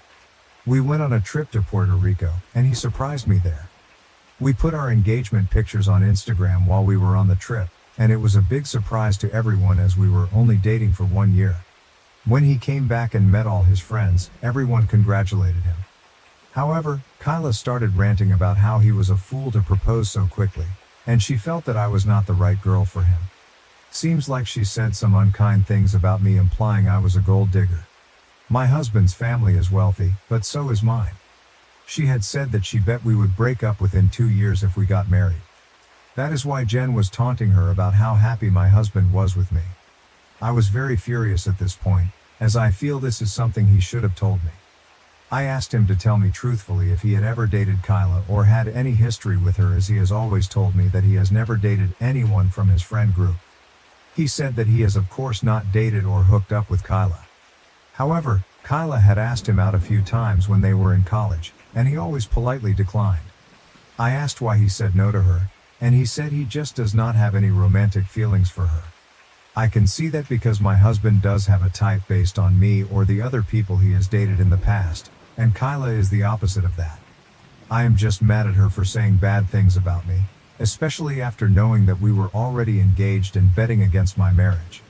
I told my husband that he needs to minimize contact with Kyla and she is not invited to parties at our house anymore. He feels I am being too harsh for something she said almost 3 years ago. He also pointed out that she has been very supportive to both of us, and also helped a lot during our wedding arrangements. He feels she is just blunt and forthright when she speaks, but does not mean those things. He told me to take some time and calm down, and we would revisit this topic in a week. He is worried this will completely change the dynamics within his friend group. Am I the A for wanting him to block her and stop inviting her to our house? Do you think I'm overreacting? I think betting against our marriage and bad-mouthing me behind my back seems like a huge betrayal. I am also mad at my husband that he kept this fact from me, and also never told me that Kyla asked him out during college days. Am I just being crazy and reactive? How would you react in this situation? I don't want to distance my husband from his friends, but I also do not want to see that bitch Kyla's face again. Relevant comments. Commenter. Info. How has Kyla acted since the wedding? Has her behavior changed? You describe a bad behavior in the past tense, so one might believe she's not doing those things anymore. Does she still exhibit boundary issues with your husband? OP. Yes, her behavior with my husband has not changed at all after marriage. However, she is the same with all other friends too. With me, she is fake nice, where she acts like we are best friends in front of my husband, and barely talks to me when he is not around. Commenter. What did he think when you told him that she's totally different when he leaves? OP. He just says she does not know you that well, just ignore her. She has never said anything negative to my face. However, as a girl, you just know when someone does not like you. It's hard to explain to him that it's your feeling and not based on anything she has specifically said or done. Commenter. On blocking her. Especially with the physical contact too. She's so clearly into the husband, and the fact that he's not shutting it down means he likes the extra attention from her. It's one thing to get a friendly hug or maybe an occasional touch on the shoulder from a platonic friend, but shit like playing with his hair. That is 100% flirty behavior. And the fact that he's not shutting it down himself is gross OP. I have to reply here. So my husband is physically allergic to people touching him. He has a startled response. Either he jerks them away or tenses up when someone hugs him and his face turns red. The weird thing is he can hug his parents or sister and does not get the reaction. He never had that issue with me, even when we first started dating. However, even if my sister or parents hug him, he gets that response. So the fact that he shuts down any touch from Kyla is an understatement. Mini update in comments. Just remembered about my post and logged into the account after many months. Things were really horrible for the last few months and that bitch Kyla almost ruined my life. I don't even know how to describe it. I might write about it next week as I saw a lot of messages asking for an update. I just want other women to be careful of such snakes. Update post. I had posted almost 6 months ago regarding my husband's friend Kyla betting that our marriage would not last for more than 2 years. I was upset and had asked my husband to stop talking to her, because she disrespected our marriage. Since then, Kyla has pulled some really pathetic shit to stir up issues between my husband and I. After I wrote the post, my husband was trying to convince me that Kyla was just joking when she made those comments, and it happened so long ago. Kyla messaged me the next day apologizing for her comments and also not making more efforts to connect with me. I accepted her apology and started warming up to her. She started inviting me for brunches and girls' night out with them, and I felt included in their friend group. One day during brunch, I brought up why Kyla really thought our marriage would not work out. Kyla told me that my husband broke up with his long-term ex-girlfriend Joanna 2 months before he started dating me. I knew that part, but Kyla told me that my husband was really heartbroken after the breakup and swore to her that he would stay away from dating anyone. When he met me, my mom set us up on a blind date. She was surprised how quickly we hit it off. Kyla thought that I was his rebound relationship, but when he proposed to me within a year, she was worried that he was making a very rash decision. My husband's family is rich, and she thought it was unwise for him to marry so quickly without knowing me well. She did not know enough about me and that my family is also very well off. That is why she was concerned that I was taking advantage of his vulnerable state. She apologized to me and said that it was wrong for her to assume that, and over the years, she has seen how happy we are together. I appreciated her honesty, and Kyla and I became good friends since then and started hanging out more frequently. Around 2 months ago, my husband went to a conference in Seattle for 3 nights. After he came back, I got a "Hey girly" message on Instagram from Joanna, his ex. She told me that my husband contacted her a few months ago and they met in Seattle during the conference, and she could give me more proof if I wanted. I went through my husband's Instagram, but he seems to have blocked her. I made a mistake of mentioning it to Kyla, as she was the only person honest to me about Joanna, and she went into detective mode to help me. She was still friends with Joanna on Instagram, as they all went to college together, and opened her profile. The message sent to me was from a different profile, with no followers. We checked her photos, and we saw that she attended the same conference as my husband did in Seattle. Kyla suggested I should ask Joanna for more proof and also ask my husband about the same before assuming the worst. I asked my husband if he met Joanna, and he said yes. He told me he just met her in the expo hall and chatted with her for a few minutes. I asked him why he did not mention it to me, and he told me it was just a quick conversation, and he did not think too much of it. He asked me how I knew it, and I told him that Kyla mentioned that she saw her pictures at the conference, and I thought he might have seen her. I messaged Joanna again to share more proof. She told me that they have been chatting for the past 2 months and plan to attend the conference together. She shared a log of their messages, where my husband was actively flirting with her. The screenshots did look legit, but I did not see any of those messages in my husband's Instagram profile. I talked to Kyla about it, as I did not know what to believe. I messaged Joanna to tell us what happened between them, and she told me that he invited her to the room at nights and they hooked up, but she does not have any photos as he insisted. They do not take any pictures together. I immediately realized it was fake and messaged Joanna to fuck off. She kept on insisting they were telling the truth, and she spent the nights with my husband in his room on all 3 nights. I told her that my husband and I were playing video games, Sea of Thieves, for almost 2-3 hours each night after his dinner, as that is what we do to catch up when he is away. Unless Joanna was sitting behind him watching us play until he fell asleep, she was full of shit. I also told my husband about the whole incident, and he told me I should have come to him sooner. He told me that he has gone no contact with Joanna ever since they broke up, and he just ran into her at the conference. He told me I could check his phone and everything to verify that he has blocked her everywhere. I told him I do not need to, and Joanna might have run into him and just decided to fuck his life by making up stuff. When all the friends met that weekend, my husband and I told everyone about how Joanna sent messages to me and faked everything. Kyla was also telling what happened as she had told her about it. Kyla accidentally let it slip out that it's luckily, we are nerds and played video games at nights before sleeping, else, props go to Joanna for making up a convincing story. I never told Kyla about the video game stuff. I just told her Joanna is full of shit and I blocked her. It took me until I came home to connect the dots. I told my husband about it and he confronted Kyla. She denied it and told him that I told her about the video game stuff on a phone call, but I don't remember doing it. We have since decided to keep our distance from Kyla. Kyla has called me multiple times to meet up, but I just make up reasons that I'm busy. I do not know why she did it, but at this point, I am not interested in it, and we have decided to just see her on social occasions and avoid hanging out with her as much as possible. I feel stupid that she played me for a fool, and I should have not gone to her when Joanna started messaging me. In hindsight, it seems suspicious that Kyla started telling me about Joanna, and at the same time, Joanna claimed to have an affair with my husband. I do not know what her intentions are, but I am mad enough that I will avoid her as much as possible. I wish I had some real proof that she was the one messaging me, so that I could expose her.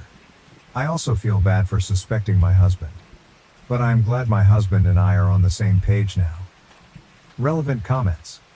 Commenter, does your husband also believe that Kyla made up a fake Instagram account, pretending to be Joanna?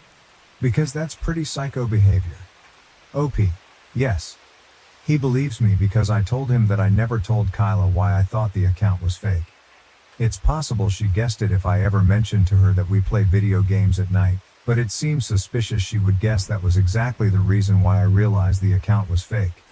Commenter, why didn't you try to message her real Insta since you knew the one she used to message you wasn't her main? Why not message her main account? That would have cleared it up pretty quick, I would think. Commenter, why didn't you try to message her real Insta since you knew the one she used to message you wasn't her main? Why not message her main account? That would have cleared it up pretty quick, I would think. OP, her Instagram was private. I did not want to follow her as it would have looked really bad for me to add her, when my husband has blocked her. The only way I could see her Instagram was when Kyla showed it to me on her phone. To another commenter, trust me, I thought about this. Firstly, I will look crazy if I reach out to Joanna, my husband's ex, behind his back. Secondly, Even if it was her messaging me, she would just lie and tell me it was not her. I also cannot disregard the fact that I started getting messages a week after my husband ran into her and told her that he was happily married to me. I have to accept that Kyla, if it was her, will get away with the BS. We do not have any proof it was her, and all we could do is distance ourselves from her. Commenter, why did you lie to your husband about the fact that this woman had messaged you in the first place? You are the problem here. OP, agree, I should have told him right away. I tried to be sneaky to know if he really met her at the conference. I was half expecting him to deny it if he was trying to hide something happened. I think I let my insecurity get the worst of me. Lessons learned. Commenter, did he bring a gaming PC or Xbox with him to a work conference? OP, we both use Steam Decks to play games together when he is away. When a girl in the gym asked for help while recording, I refused, sparking an unexpected turn of events. Was I wrong? I think I acted rudely with a girl in the gym and wanted to get opinions on if I was the AH in this situation. I, 41M, go to the gym early in the morning around 5:30 a.m. There are generally very few people that come to the gym at that time. There is a girl, early 20s, that also comes to the gym at the same time. We always say hello to each other and have small talk between our sets. She comes in early because the gym is empty, and she likes to record herself working out as she wants to be a fitness influencer or something. She seems dedicated and we have known each other for at least a year. This morning, as I was working out, she came to me and asked for help. She was very excited and told me that she wanted to go for a PR on barbell squat. She asked me if I could spot her as she was not confident if she would be able to do it. I said okay, as this is not the most uncommon thing. For people who are unfamiliar, this is an exercise where you carry a barbell with weights on your back and perform a squat. The spotter has to stand behind the person and support the person in case they fail to get up. As she was getting ready, I saw her phone in the corner and asked her if I could be off camera or if she can stop recording. She said she really wanted to record herself doing it and I will look good on camera. I told her that I really do not want to be on camera as my wife or co-workers may watch the video if she posts it online and may not look good for me. Another reason that I did not tell her was that she was wearing a very revealing outfit, small sports bra and tight shorts, and I really did not feel comfortable being recorded standing behind her. She promised me that she will record it for herself and not post the video. However, I just did not want to be recorded. I told her that I really feel uncomfortable. And if she waits for 30 minutes, one of the trainers may be able to help her. She became really upset and asked me why I'm making the situation weird. She accused me of sexualizing her. She asked me if she was a man, would I have done it? I felt she had a point as I have done it for other people. I told her that I would be okay doing it, but I just don't want to be recorded doing it. She again went on a rant about me body shaming her and me being uncomfortable with her perfectly fine outfit. I felt bad that I upset her as she was just trying to work out. I have also asked people to spot me in past, and people always helped. However, I just did not want to be recorded. Am I the AH to refuse to spot her because she was recording it? I don't want her to feel that it was because of her clothes, or because she is a girl. However, as a married man, I need to observe some boundaries and really don't want to be recorded in that way with a girl half my age. I am also worried that she recorded our whole conversation and may post it online. I do not know what I should do in this situation and am a bit worried. Relevant comments. Commenter, NTA. People who are pointing out the line of how you think it would look inappropriate if a coworker or wife saw you aren't familiar with lifting. If she reached failure, it would absolutely look bad on you, because people don't understand what spotting and having to assist with squats looks like. OP, that was exactly what went through my mind. Plus, who knows what commentary someone can put on top of those videos to make it go viral. Update. I had posted on a different forum 3 weeks ago about me refusing to help a girl in the gym for spotting her barbell squat because she was recording us. I did not think it would blow up so much that my wife got this story on her TikTok. What happened after was pretty unexpected and my life is a bit absurd right now. I was worried that she would post our conversation about me refusing her help online and show me as the bad guy. I told my wife about the conversation, and she said that she has seen posts where young girls do add nasty voiceovers and make men my age look like creeps for views. My wife told me that I should just complain to the gym management about her for recording me without my consent, just to get ahead of things. When I went to the gym next week, I saw her again. I tried to keep my distance, but she kept on smiling at me. As I finished my sets, she came to me and asked me if we could talk. She wanted to apologize for her behavior from the previous day and how it was wrong of her to assume that I would be okay with her recording me. It was a pleasant surprise, as I was not expecting that. I told her that it was okay, and I just don't like to be recorded in general. She followed me outside and continued the conversation. She asked me how long I have been working out and I could advise her on her form. I told her that there are some really good personal trainers in the gym I could recommend to her, but she told me that she is unemployed and cannot afford them. She told me she will buy me a coffee if I can give her some pointers. At this point, I felt I was just being rude and told her sure, and we went to a nearby coffee shop. Her name is Haley. She graduated last year, moved back to her mom's house and is looking for a job.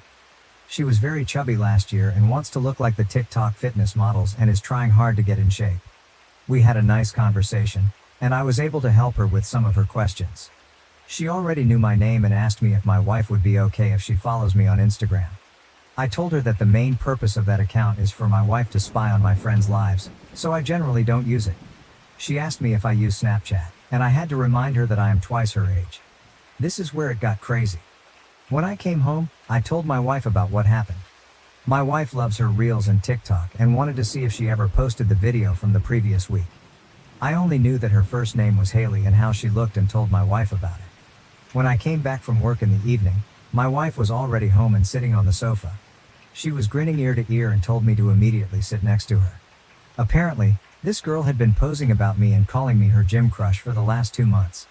My face is blurred out in all the videos. A lot of videos were of her sitting in her car every morning and making up completely fictional romantic stories about our interactions. Each video had like 100+ likes, which my wife says is not a lot, but feels like a lot. She had posted some videos of us just passing each other and smiling, or our conversation where I was telling her to stop recording, with a voiceover about how I approached her in the gym and complimented her body. There was a video from that morning about her coming to me while I was packing up, with her saying how I asked her out for a coffee. She is just making up fictional romantic bullshit for getting likes, and people were commenting and cheering for her. There were also other videos of her working out and posing in the gym locker room. My wife was laughing uncontrollably about how big of a sucker I am and how I'm internet famous now. I told her this needs to stop, but my wife insisted that she is too invested in the drama now and wants to see what happens next. She said that this girl is really young, and just trying to establish herself and get more followers. Plus, she has not done anything inappropriate and is not showing my face in the videos. My wife just wants me to play along and see what crazy Haley does next. So for the last 2 weeks, I have been going to the gym, talking to her every day, and my wife keeps me updated on what story she came up with for the day. We go for a coffee every Wednesday and I am mentoring her about nutrition and what she should focus on, to the best of my abilities. It's all a game for my wife, and I do want Haley to succeed as long as she does not cross a line. However, the whole thing feels really crazy, and I am too old to deal with this shit. I am not sure how long I can keep up with the act. Her behavior seems innocent, but also, I'm getting a bit uncomfortable with the whole thing now. Relevant comments. Did the girl know OOP is married? OP, yes. She knows I'm married. I wear my ring in the gym, and also I talk about my wife all the time to her. I also feel it's a bit weird for a 22-year-old person to make up stories. My wife feels she is just using me as an NPC in her fiction to gain more viewers and create drama. We discussed it, and she told me about how some girls just make up stories about bad first dates on TikTok as it gets them a lot of views. My wife feels it's weird, but I need to see the humor in this situation. At least it's entertaining, and she wants to know where her story goes next. What was all about in the coffee discussion? OP, what are the coffee discussions like? It seems weird for her to do that. If it is just for TikTok attention, it's easier for her to make stuff up. The coffee discussions are very fitness oriented, and she genuinely has legit questions. We do discuss stuff about our lives, mostly hers, and she shares her struggles in getting a job and life in general for a Gen Z person. However, she has never said anything inappropriate. I feel she must have had some footage of me passing her and smiling and greeting her and just used that in her edits. After being sexually abused by my stepfather, I lived with my dad. Recently, I discovered that he chose me over my former stepmother and half-sister. I was sexually abused between the ages 9-13 by my stepfather. Both he and my mom will be behind bars for many years to come. When I was sent to live with my dad, I was broken. I barely spoke, didn't eat much if at all. I wasn't mad or angry. I was null of any kind of emotion. Basically, I was alive but wasn't living. I kept my interactions with everyone to the bare minimum. I was polite but didn't go out of my way to make conversation with anyone. I was more social with my dad, but I kept it to a bare minimum. I had nothing left to say to anyone. It took me 2 years for me to be able to allow my dad to show any form of parental affection towards me. That's how withdrawn I had become. Dad was my rock throughout the whole thing. When I experienced night terrors, I would wake up and either find my dad holding my hand or him holding me. He drove me to all of my therapist appointments. He made sure I was eating properly. There were days I would break down for no reason and he would just hold me and tell me that everything will be okay. He literally went above and beyond for me. I hated the city that we were living in. Because I had so many bad experiences there, it made living there miserable. I was so passive, it was scary. My therapist had told my dad that I was stuck in the victim cycle. I didn't know how to get out. Because of this, I was bullied quite a bit. By the time I was 15, I had been to 3 different schools. It got to the point where my dad pulled me out of public school and enrolled me into online classes. I was always very studious and managed to maintain a 94% average overall, but my life lacked any sort of direction. Nothing would motivate me. Looking back, Dad did spoil me, but at the time I wasn't aware of it. I was so in my own body that I barely acknowledged my surroundings. If I asked my dad for a new bedspread, I would get me a new one plus new furniture. My phone of 5 years broke and Dad got a new one plus a laptop. I was grateful and thanked him. I did share with my half-sister and stepsister at the time. Again, I was being polite. I didn't have any form of relationship with my former stepmother, stepsister, or half-sister.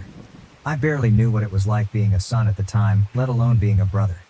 By the time I was 16, Dad had approached me and told me that he and he are moving out. I didn't question it. He had asked me to pack my things and we moved into a rental. I didn't think it was any of my business, so I didn't press the issue. A year later, Dad had divorced my stepmother.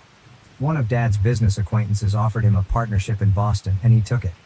We moved and I felt I was ready to start my senior year of high school in a public school. That year was probably the best year of my life. I was coming out of my shell. There was no fear of being judged or being the odd man out. It was as if I was like everyone else. I felt normal. I became more social, made a lot of friends, got into sports, clubs, and went out more. Us moving probably saved my life. Because we had moved 9 hours away from my half-sister, she would only come visit us on long weekends, a month during summer break. There was always a form of tension between my dad and half-sister. You could just sense it. It got to the point where, as she got older, she stopped coming entirely. Me and Dad have always been close. When I had graduated from high school and gave my valedictorian speech, I could see my dad crying in the crowd. I lived with my dad while I attended college. I still do for the time being. Ever since I was a child, I always wanted to be a doctor. Well, I just finished my first year of medical school. Honestly, I feel like a normal young adult in society. I have a job, friends, a boyfriend whom I've been with for 4 years. I'm thriving in all aspects of my life.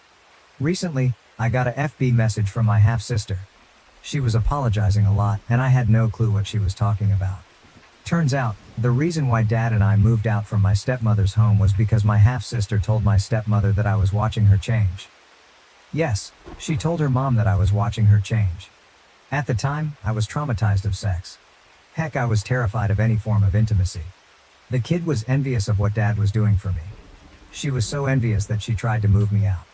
Well, I guess her mom and my dad got into a big fight, and I'm only going to assume that she did not want me in the house. Because we moved out.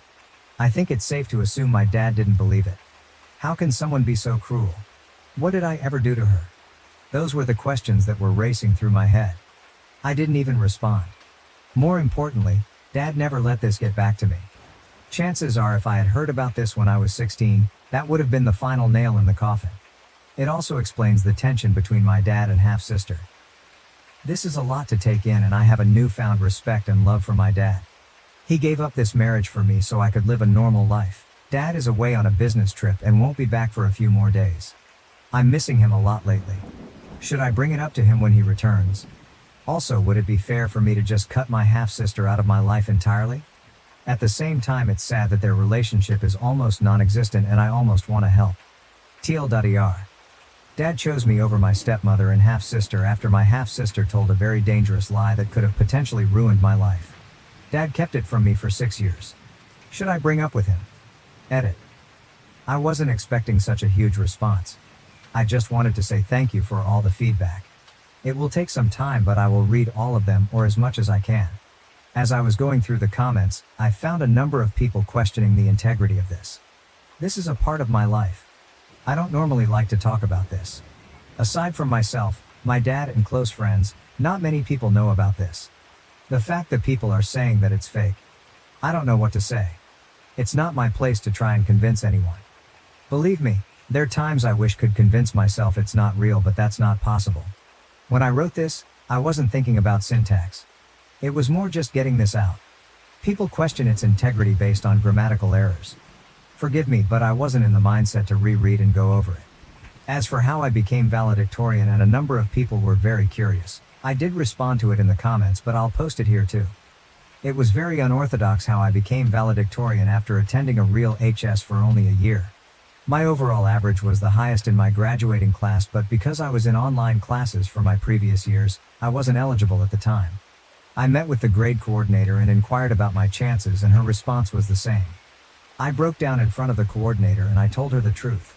Being named valedictorian was something I always wanted. To be that would have been my first accomplishment that I would have achieved based on my own merit. Yes, there is also the likelihood of getting a free ride to colleges. It wasn't trying to be valedictorian for financial reasons. Money wasn't a problem. Dad did make a lot. It was more this being my first official achievement. This would have helped me self-worth as well. The girl who was originally going to be valedictorian did meet with me, and I told her the truth. She actually talked to the administration to let me valedictorian instead. It's something I'll forever be grateful for. That's actually how me and her became friends. Not many people would do that, and in HS. I'll be posting again. I just need a few days. Am I the asshole for asking my husband to help our child while cooking for family? Relatives called me out for treating him like a servant. I, 30F, was assigned to cook for my husband's family during a week-long trip, 11 adults, 4 kids. I sat down to eat after cooking for a few hours, and our child asked for a condiment and a drink. I asked my husband, 40s, if he'd mind getting it, and he had no issue and got up. My meal, and his aunt had a fit about this and said, why am I treating him like a servant? I could get up and take care of it so my husband could relax. He had been all day. They've been cold and mean and not speaking to me. I'm wondering if I should have done it myself, or if I should just ask my husband if we can go home. I've got 4 days left. Relevant comments. Top comment. The reason OOP is voted info. Please explain how you were assigned to cook. Nobody except my supervisor assigns me to do anything, and I still have the option of saying no, though there could be consequences. In what way were you making your husband do anything? He could have said no. OP, sorry, I tried to make the post short. His aunt rented an Airbnb. We paid it back. I'm a really good cook, and his family loved my cooking, so it was my night to do the cooking. All the women were assigned a night. Commenter, are your mill and his aunt typically set in traditional gender roles? Why in the world would getting the condiment and drink make him a servant and not you? Also, do you have to cook all week, or was this just your night? NTA, but if you ask to go home, you'll really turn this into something big. OP, more info. I tried to make it short in the op. This was just my night to cook. But it is all the women that are cooking. His aunt is a single mother, and her sons have never been taught to cook, and their girlfriend's idea of cooking is PBJ. She set the chores as this was her idea, and she paid for it. We all sent the money to her. I just feel so low. I'm stuck in this tiny bedroom, smallest in the Airbnb BTW, and being the only married couple kind of felt like a slight, while everyone outside is relaxing. Husband was hanging with me, but his mother asked to speak with him. It's been an hour. I tried to go out, but they all got silent and quiet and just stared at me till I went inside. Commenter, that sucks. Did your husband stick up for you? Or offer to help you cook? OP. He did stick up for me and say it's no big deal, but his aunt was yelling at him to sit down, and his mother just glared at me. I love my husband to death. He's good at a great many things, but I didn't feel like getting food poisoning tonight. Tensions already seemed really high as I took the boat out, and I was wearing an appropriate two-piece. Think sports bra kind of bathing suit with long sleeves and swimming shorts. But his aunt called me a hussy, and only little girls wear two pieces, and I need to respect the PPL around me. Commenter, are the other people in the larger bedrooms there alone, while the two of you have to share the smallest? OP, it's a 6-bedroom house. Only one other family member brought their partner. But they all brought their kids. His mom originally wanted us to have a different room, but his aunt refused. She's like the family bully, is what I'm guessing. Husband came back and we are talking about what went down. Will update, edit. So his aunt arranged the Airbnb, she assigned the rooms and the chores. She has made other comments to me on this trip that have made me feel bad about myself. Husband just came in after being outside talking with his family for the last hour, and he won't go into details but said that we will be staying, but if they say one more comment or if I feel any more discomfort we will be leaving. We want to stay as we have some fun events that we don't want our child missing out on tomorrow and Monday. Relevant comments. Commenter, NTA. If they're not speaking to you, just consider that a bonus. I wouldn't want to hear anything assholes like that have to say anyway. If you really want to get a dig in though, you could say to them, if I knew that's all I had to do to get you two to shut your yapping cake holes, I would have done it sooner. OP, that's kinda my plan. Just avoid and do our own thing the best we can. He didn't say much, but that his aunt doesn't want her son's GF to think she can boss him around like I do my husband. Sexist, right? He said that this will be the last time he makes me suffer going on a vacation with them and will take me to some tropical island next year to make up for it. Commenter, I just read your edit and I agree with the idea of staying so your kid doesn't miss out on fun, but what the hell is this? He won't go into details but said that we will be staying. OP. He told me some of the brief details but didn't want to repeat the sexist and rude comments his aunt made while his mother just stayed quiet. He did tell me that his aunt didn't want her son's GF to think that they could boss her son around like I do my husband or to dress inappropriately like myself. I've got a lot of insecurities about my body image and he tries to protect me. I'm 5'2", 110 pounds and worked hard to lose a lot of baby weight, so I was proud and thought wearing an appropriate, very covered, two-piece would be okay. I was called a hussy. Update. So this morning while getting ready the cousin's GF came and spoke to me and said that what they said was completely wrong and disrespectful and that she doesn't believe what they said about me. Made me very happy. Anyway, as we were heading out to go hiking, his aunt couldn't help herself I guess and said at least I don't look like I belong on a pole like I did yesterday. My 5-year-old yelled at her and said to stop being mean to my mommy before we could say anything. My husband had a few choice words for her in front of everyone. So anyway, we are driving home. Relevant comments. Commenter. So what treats will the kiddo be getting for defending mom? Seems like you're doing a good job there and have good backup from your spouse. OP.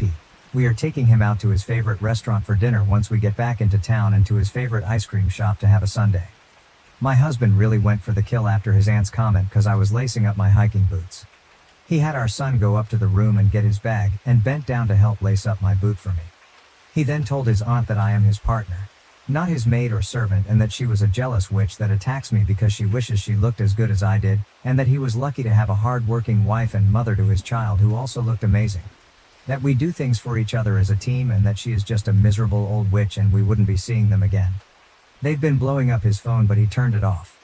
OP follows up with, I won't say we are perfect or never have fights or innocent spats over the most silly things. But one thing is for sure, after 15 years we won't let each other be disrespected and we always have each other's backs. That is what we are hoping to teach our son. That even though things may get rough in life we handle them with grace and respect and always have each other. I want my stepson to stay with his mom during our vacation.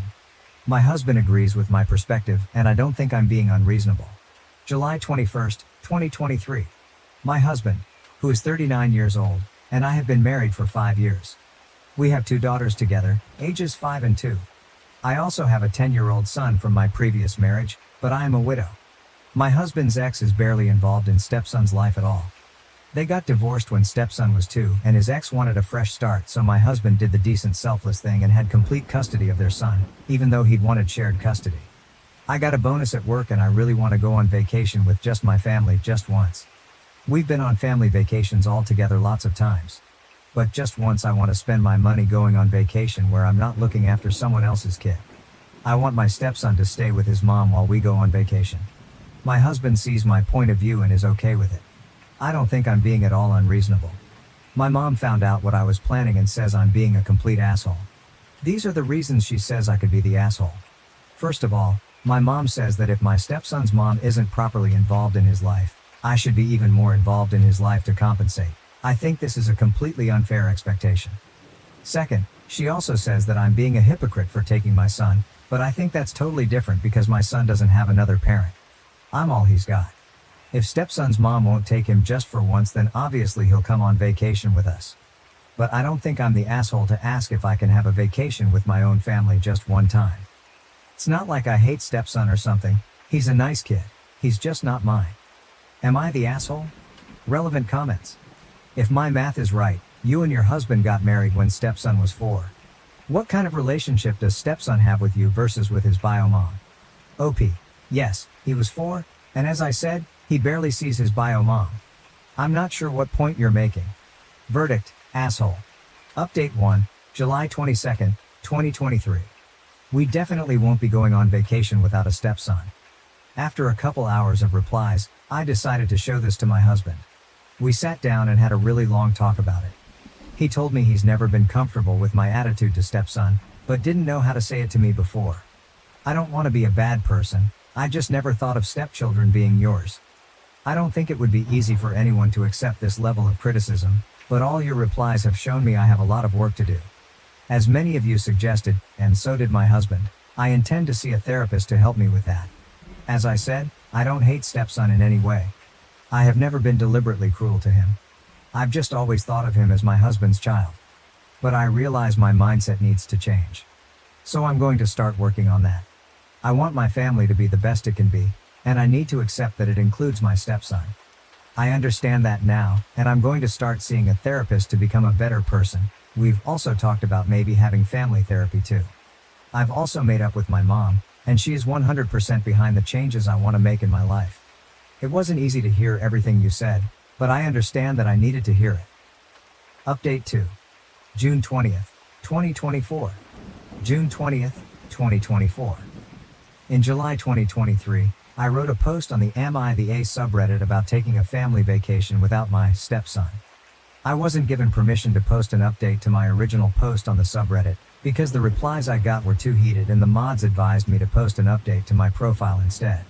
When I made my original post, I was told by literally thousands of people that I was the A, and it helped me see how wrong I was and had been for the last 5 years. I booked a therapy appointment the following week and started working through my issues. My own father died when I was less than a year old. I don't even remember him. My mother married another man when I was 7, but he left when I was 11 and I never saw him again. It hurt me in a way I'd never processed before. I loved him, he'd been my dad, and suddenly he was just gone. That taught me that step-relatives weren't part of your family. They weren't forever. I always thought I was doing better than my ex-stepdad. Because I provided for my stepson and I stayed in his life, I was better than my ex-stepdad. But I made my stepson feel the way my ex-stepdad made me feel when he left me, and I regret it so much. A little while after I started therapy, we started family therapy too. The therapist helped me explain to my stepson the way I felt about step-relatives and why I'd always behaved the way I did. He cried and said he was afraid that I just didn't like him. And we had the first proper talk we'd ever had. I told him that wasn't true, and I had just been a bad step-parent like my ex-stepdad had been to me. My relationship with my stepson is so much better now. We spend time together, just the two of us, and except for this post, I never call him, or think of him as my stepson. He's my son. I accept now that he'll always be my son, that unlike my ex-stepdad, he's forever. Even if something happens between me and his dad, he'll still be my son. Most of all, he always called me by my first name, but last Thanksgiving, he asked to start calling me Mom. It made me so happy. I told him that I loved him and he said he loved me too. Since then, he always just calls me Mom. A lot of people also talked about the ways my husband needed to improve, to be more assertive and protective of his children. He knows that.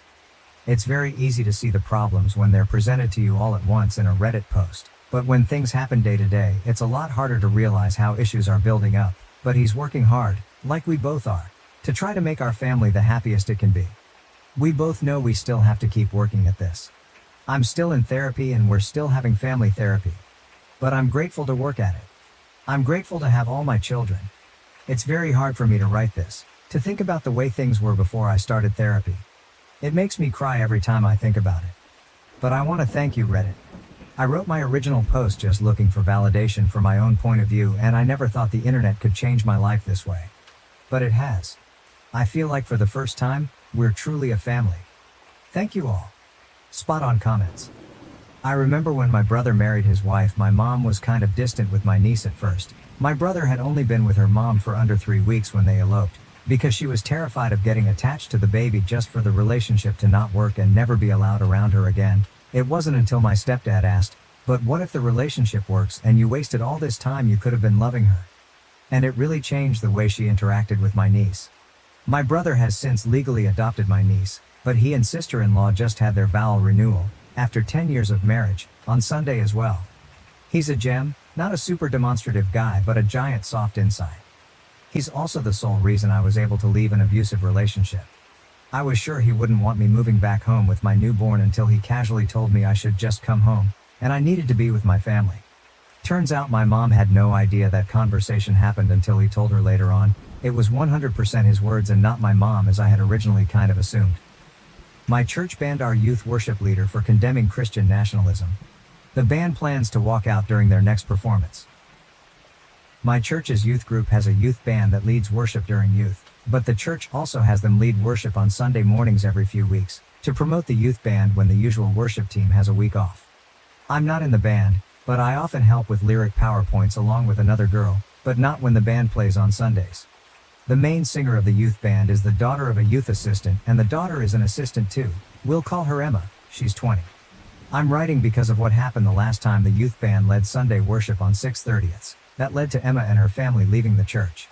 In between one of the songs, Emma said she felt led to say that Christian nationalism wasn't of God, because forcing people to believe went against the basis of Christianity because God gave free will and too many Christians forgot that.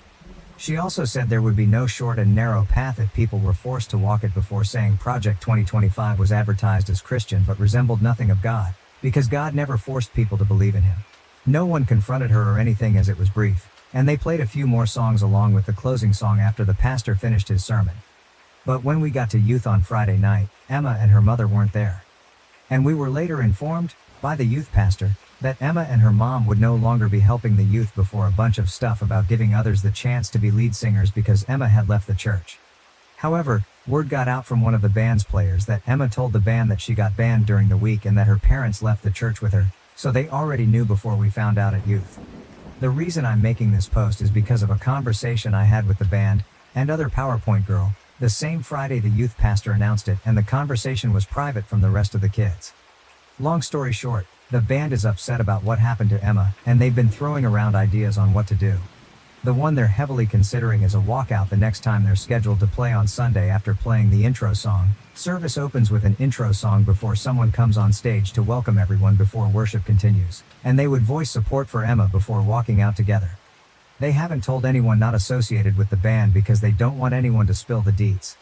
But the main thing we're debating is repercussions from our parents and whether or not it's worth the risk. There's likely a few weeks until the band plays on Sunday again, and they still haven't decided on a new lead singer yet. I also want to add that the church didn't upload the worship portion of the service with Emma and only uploaded the sermon from that day. They always include worship on their YouTube upload of the service. Most of the concerns were around tuition punishments, as some of them have their parents helping pay, but they still want to do something. And while I'm not in the band technically, aside from coordinating PowerPoint lyrics occasionally, I figured the least I could do was get advice from other adults anonymously, because we don't want to ask our parents for obvious reasons, and maybe others could see more pros and cons that we can. I appreciate any advice that anyone gives and will relay it to the band too. Thanks to anyone who read this to edit. I forgot to add this detail in my post, but the pastor of our church has used the pulpit to speak politics in the past and has even mentioned support of a presidential candidate on numerous occasions, along with other political topics on occasion too, Roe v. Wade and gay rights. So while I agree that politics probably shouldn't be spoken in church, some of the band said that Emma was tired of the often political topics being brought up during sermons, thus why she said what she said. Comments from the first post. Comment 1, OP, I am not Christian, but standing up to the tyranny of Project 2025 is the most Christian thing I've heard. That sounds exactly like what you should be doing against something that represents hate and violence. Christian nationalism is why many people are starting to make fun of or roll their eyes at Christian values. Because from what we see, Christian nationalism is the exact opposite thing Jesus would want or support. I don't believe in him, but I do think God/Jesus would be proud of you. You sound like a good person. Comment 2, hey. I hope you see this despite all of the responses. I was raised Catholic. I consider myself otherwise now, but that is how I was raised. And I was an altar server and lead singer for Mass. I was very involved in my church. My priest was an amazing human being who never brought politics into service. He was so kind and so caring to everyone in the community. When I lost my faith, he was an amazing person to talk to, and he never shamed me. That being said, other people in the church hated this about him and became vocal about it. It was exactly this political behavior that made me turn away from the church in the first place. I thought it was horrible to mix politics and faith. I strongly disagreed with it and wanted no part in it. I started exploring the history of my faith and other faiths. I wanted to know why. Why were we trying to dictate people's lives, when Jesus told us not to? Why were we cruel to the poor and the sinful, when Jesus' message was to forgive? Why, when the church had so much wealth and power, did they wield that power like a club, forcing themselves onto the vulnerable and desperate? In the end, it is all about control. Whether you believe in God or not is one thing. But believing in the church is to believe in a man-made organization. Flawed people created these institutions, and like people, they are flawed too. A community organization has the power to uplift as much as it has the power to control and beat down. And that is what it all comes down to, doesn't it? Your friend could not be controlled. So they kicked her out. And now here comes the big question. Knowing all of this, can your conscience be at peace if you stay silent? When I was your age, I could not. Do what you believe is truly right, even if it's hard. Even if it's uncomfortable. You will always become better for it. Edit. Wow. Thanks for the awards, guys. And OP, if you see this, please update us. I would love to know how this update. I want to thank to everyone who commented on my original post because it was way more than I expected, and many of you had really helpful advice. This is a small update with some really surprising things that happened since. First, the band is still going through with the walkout, and they're keeping it within the band so that no other kids tell their parents who might tell leaders. It would have been awesome to include others, but the risk of the church catching wind was too great. Second, we have a date of 8 quarters when the youth band will do worship for the adults again. Third, the youth pastor appointed a singer from within the group who will take turns singing on Sundays with future participants in the coming weeks. Fourth, the new singer agreed that the church's handling of Emma was BS. Fifth, and most exciting, 2 of the band members told non-religious relatives about the situation and fear of punishment, and they agreed to come to the service and let them head to their cars in the parking lot straight from the walkout, for safety. They won't leave the lot in case some parents try to claim kidnapping, but will be in their cars if all goes well, and the rest of us are going to ask our relatives too. Sixth, one of the band members told a teacher they knew from school who's thinking about coming and walking out too. And seventh, one of the band members wrote a little something that the lead singer will read before they walk off stage, and it would be great if anyone with editing experience could help to make it clearer or provide advice on what to add. They tried to keep it short. I will make a post about their write-up in the near future. Here's how we hope it happens. The band will play the opening song, which officially starts service, and usually lets people know it's starting. Many make their way from the foyer during the intro song. And after someone gives the welcome prayer after the opening song, the lead singer will then give the speech before the band walks off stage, and I will walk out with them from the pews along with relatives' friends. One relative said she might bring some people she knows too, which could make more of a statement to the church to see adults leaving too. One of the relatives will also record the whole thing in case any parents don't react well to it, and I will update after it happens. If anyone has any further advice, it would be appreciated and I'll bring it to the band.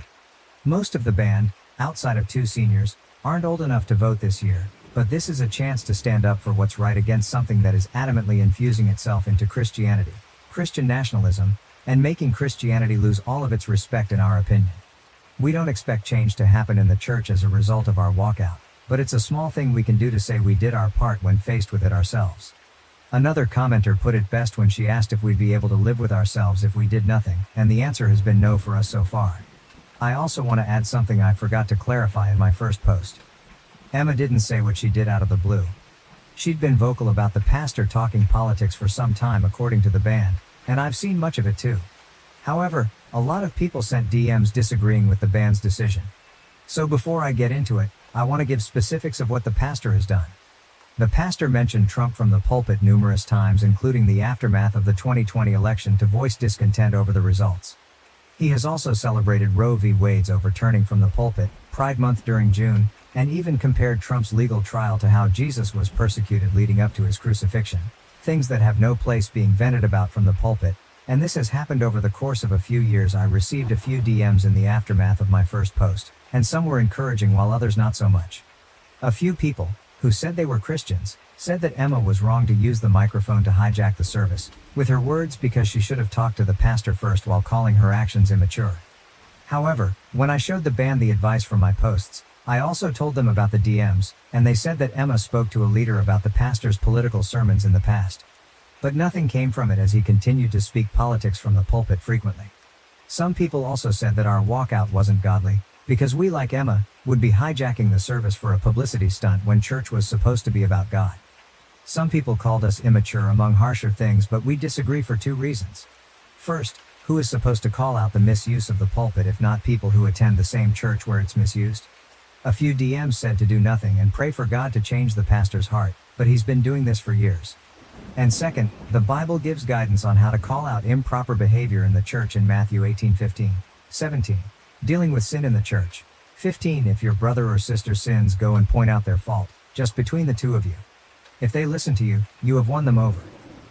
16.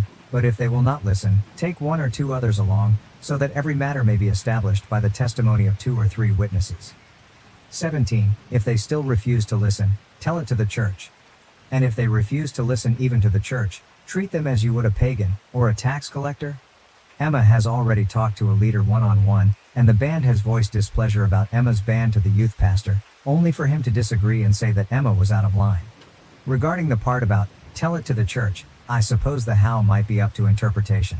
Maybe telling the church means telling a church leader instead of the congregation on stage. But Emma and the band have talked to various leaders, including an elder too, aside from our youth leader, only for years of political rants from the pulpit to continue. When Jesus flipped tables in Matthew 21:12, we believe he did it because people were using the temple to sell things that had nothing to do with God, and we believe that politics falls into the same boat. Someone commented a link in the comments of my first post that I never saw. But I showed the band, and we couldn't agree more. Pastor Loran Livingston talked about the role of politics in the church and how politics shouldn't be combined with Christianity. I still plan to speak with my parents ahead of 8 quarters, and I'll share the write-up the band is working on really soon. I really appreciate everyone who commented too.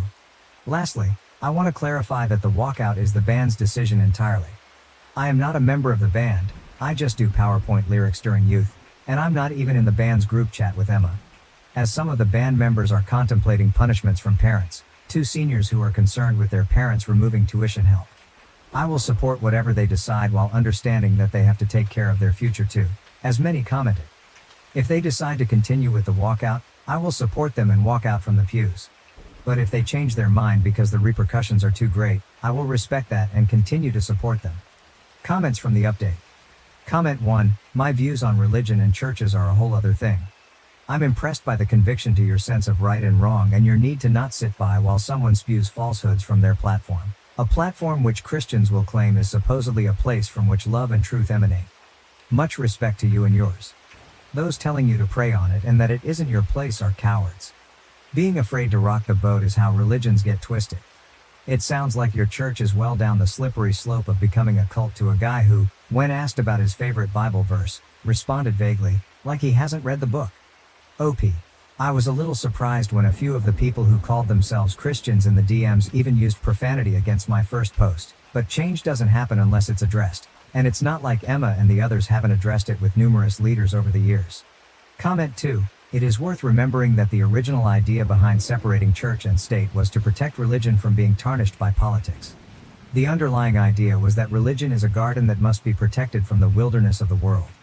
This church seems to be a prime example of that necessity. Comment 3. I have a lot of respect for all of you for taking this stand. Christian nationalism has no place in the church. It is completely against the teachings of the Bible. Stand strong in what you are undertaking. You are biblically grounded in your stand. The church was given its mission by Jesus, to preach the good news in order to bring people to Christ. The church is not, nor should it ever be, a mouthpiece for politics. I will keep all of you in my prayers. You are doing the right thing, even though it may feel scary. Standing up against power is never easy. Comment 4. Hey, Christian over here. First, I love that you have biblical references for what you guys are doing. Second, the idea of comparing Trump to Jesus no matter the political views of yourself or the pastor is quite honestly blasphemous, so you're 100% doing the right thing. And third, you might not be old enough to vote yet, but here's the thing, if you have conviction about anything, get passionate. In this case, get mad, rock the boat and use your voice. It's what we're called to do. Will it be difficult and scary sometimes? Yeah, absolutely, but things that matter often are. So what I'm saying is you kids absolutely rock. You're far better examples of Christ-like behavior than your pastor is giving out right now, and mad respect for that. Remember Joshua 1:9 and God's command, as you kids do this, have I not commanded you? Be strong and courageous. Do not be afraid. Do not be discouraged, for the Lord your God will be with you wherever you go. Ex-wife cheated with golden child brother and had his child. Now, my family, which has always hated me, begs for money after my promotion. My ex-wife cheated on me with my golden child brother and had his baby. Now, my family, who always despised me, is begging for money after my recent promotion. I, a 29-year-old man, divorced my 27-year-old wife 2 months ago. She had been having an affair with my estranged brother, also 27, and 4 months ago I discovered the truth when she revealed her pregnancy. She initially tried to convince me that the baby was ours, but my brother's frequent visits made me suspicious. I decided to check her phone, confronted her with the evidence, and she confessed to the affair, having no other choice. My family and I had been estranged since I left home at 18. They always treated me like an outsider, while my brother was the golden child. I vividly remember a party that was supposed to be for me, but turned out to be a celebration for my brother. When I confronted my parents about it, they told me they didn't want my brother to feel left out after my acceptance letter and that I should focus on uplifting him instead. That moment broke me, and I vowed never to return to them. I put myself through college with loans and a job, then rented a small apartment with a friend after graduation. I never spoke to my parents during this time, and they didn't reach out to me either. Last year, my brother contacted me online, asking if I wanted to reconnect with him and our parents, who supposedly missed me. A lot had changed since I left home, including my marriage to my ex-wife 2 years ago. Despite my comfortable life, I hadn't moved on from my family's past treatment, so I agreed to meet them. Our initial reunion was awkward and uncomfortable, but they seemed to be making an effort to mend our relationship, so I felt obliged to reciprocate. I invited them to my home, which turned out to be my first mistake, as it introduced my brother to my ex. They met, started an affair, and she got pregnant. I was ecstatic when I initially thought the baby was mine. However, my brother's increased visits after the pregnancy announcement raised my suspicions. His behavior, like touching my wife's pregnant stomach and speaking to it, made me uncomfortable. My ex downplayed it, but I couldn't shake the suspicion that my brother had a deeper connection to the baby than he was admitting. 6 months into the pregnancy, I decided to go through her phone while she was asleep. What I found confirmed my worst fears. The text between my ex and my brother proved that the baby was actually his, and they had been together for quite some time. My ex had no intention of ever letting me know the baby wasn't mine. She and my brother planned to tell me about the affair after the baby was born, then she would divorce me and get together with my brother. They intended to live off the fortune from the child support I'd be paying. The next morning, I confronted her about the text. Although she tried to deny it at first, she eventually confessed. That marked the end of our 2-year marriage. Naturally, my parents sided with my brother and my ex. All their talk about us being equally important to them were just empty words. When my ex and my brother announced our divorce on social media and her decision to marry him, my entire family fully supported their decision. Nobody cared that they had destroyed my mental health and broken my trust. My ex had lied to me for 6 months, making me believe the baby was mine. It felt like I had lost not just my wife, but also my child, and it hurt immensely. My parents told me that this was for the best and refused to acknowledge that my brother had wronged me. They even suggested that I should be happy for my ex and brother and join the celebrations. Once again, I cut them out of my life, which complicated my divorce. My ex-wife walked away with a huge settlement sum in my car, all because my family sided with her during the divorce proceedings since she was with my brother now. She and her lawyer fabricated a story about how I was toxic and controlling, and how I had forced her to quit her job, even though it was her own choice. My family backed up their claims, saying they had cut me off because of my misogynistic attitude and temper tantrums. With the evidence stacked against me, I lost a lot of money in the divorce, but thankfully, I got to keep the house. When the divorce was finalized, I was just relieved that I was done with this mess and wouldn't have to deal with these horrible people ever again. Fortunately, there's no waiting period for a divorce where I live, and my ex-wife didn't contest it, so I was able to wrap it up quickly and move on with my life. It was tough to forget everything, but I immersed myself in work and pushed myself to improve, hoping to move on from this nasty episode as quickly as possible. That paid off, as I got a promotion with a better position, higher salary, and a better company car. The works basically. I couldn't have been happier, so I decided to treat myself to a solo dinner at one of my favorite restaurants. I made the mistake of posting about it online, and within a day or two, my mother contacted me, asking me to visit them. I was baffled as to what they could possibly want from me now, given that we hadn't spoken since the divorce was finalized, and they had supported my ex and her lies. I managed to ignore her for a few days, but then she started calling me relentlessly. Eventually, when nothing else worked, she showed up at my office and refused to leave, getting into a fight with the receptionist, which was quite embarrassing. So I promised to visit in a few days, which finally convinced her to leave. A couple of days later, I finally visited my family. They had used the settlement amount to move into a bigger house to accommodate the baby, who had been born just over 3 weeks ago. I guess the alimony was also being used to pay the bills, but it didn't really bother me since the alimony was a small part of my salary at this point, and I could easily afford it. My brother wasn't home, and my ex was asleep, so it was just my parents who spoke to me. I didn't bother with any small talk and just waited for them to get to the point. After about 5 minutes of silence, my father blurted out that my brother had been fired from his job, and the alimony and settlement weren't enough anymore. They mentioned they had seen my post about the promotion and were hoping I could help them out since they were running low on money. My parents had retired a long time ago, my brother was jobless, and my ex obviously wasn't going back to work anytime soon. The alimony wasn't sufficient to cover the expenses for a family of 5, especially with a newborn in the house. I was aware of this, but I was shocked that they had the audacity to approach me for money after everything that had happened. I was so stunned that I couldn't speak for a few minutes. Finally, I came to my senses and decided I didn't need to entertain any of this. I simply got up and left without a word. As I reached the door and opened it, I found my brother standing outside. My parents were urging me to stay and listen, and my brother looked a bit alarmed to see me there. I still didn't say anything and continued to leave. It was raining heavily, and the short walk to my car parked outside their lawn left me completely drenched, worsening my already terrible mood. This is where I might have been at fault because my parents and brother followed me, and while I was looking for my keys in my pocket, they decided to ask for help one last time. This time, it was my brother who made the plea.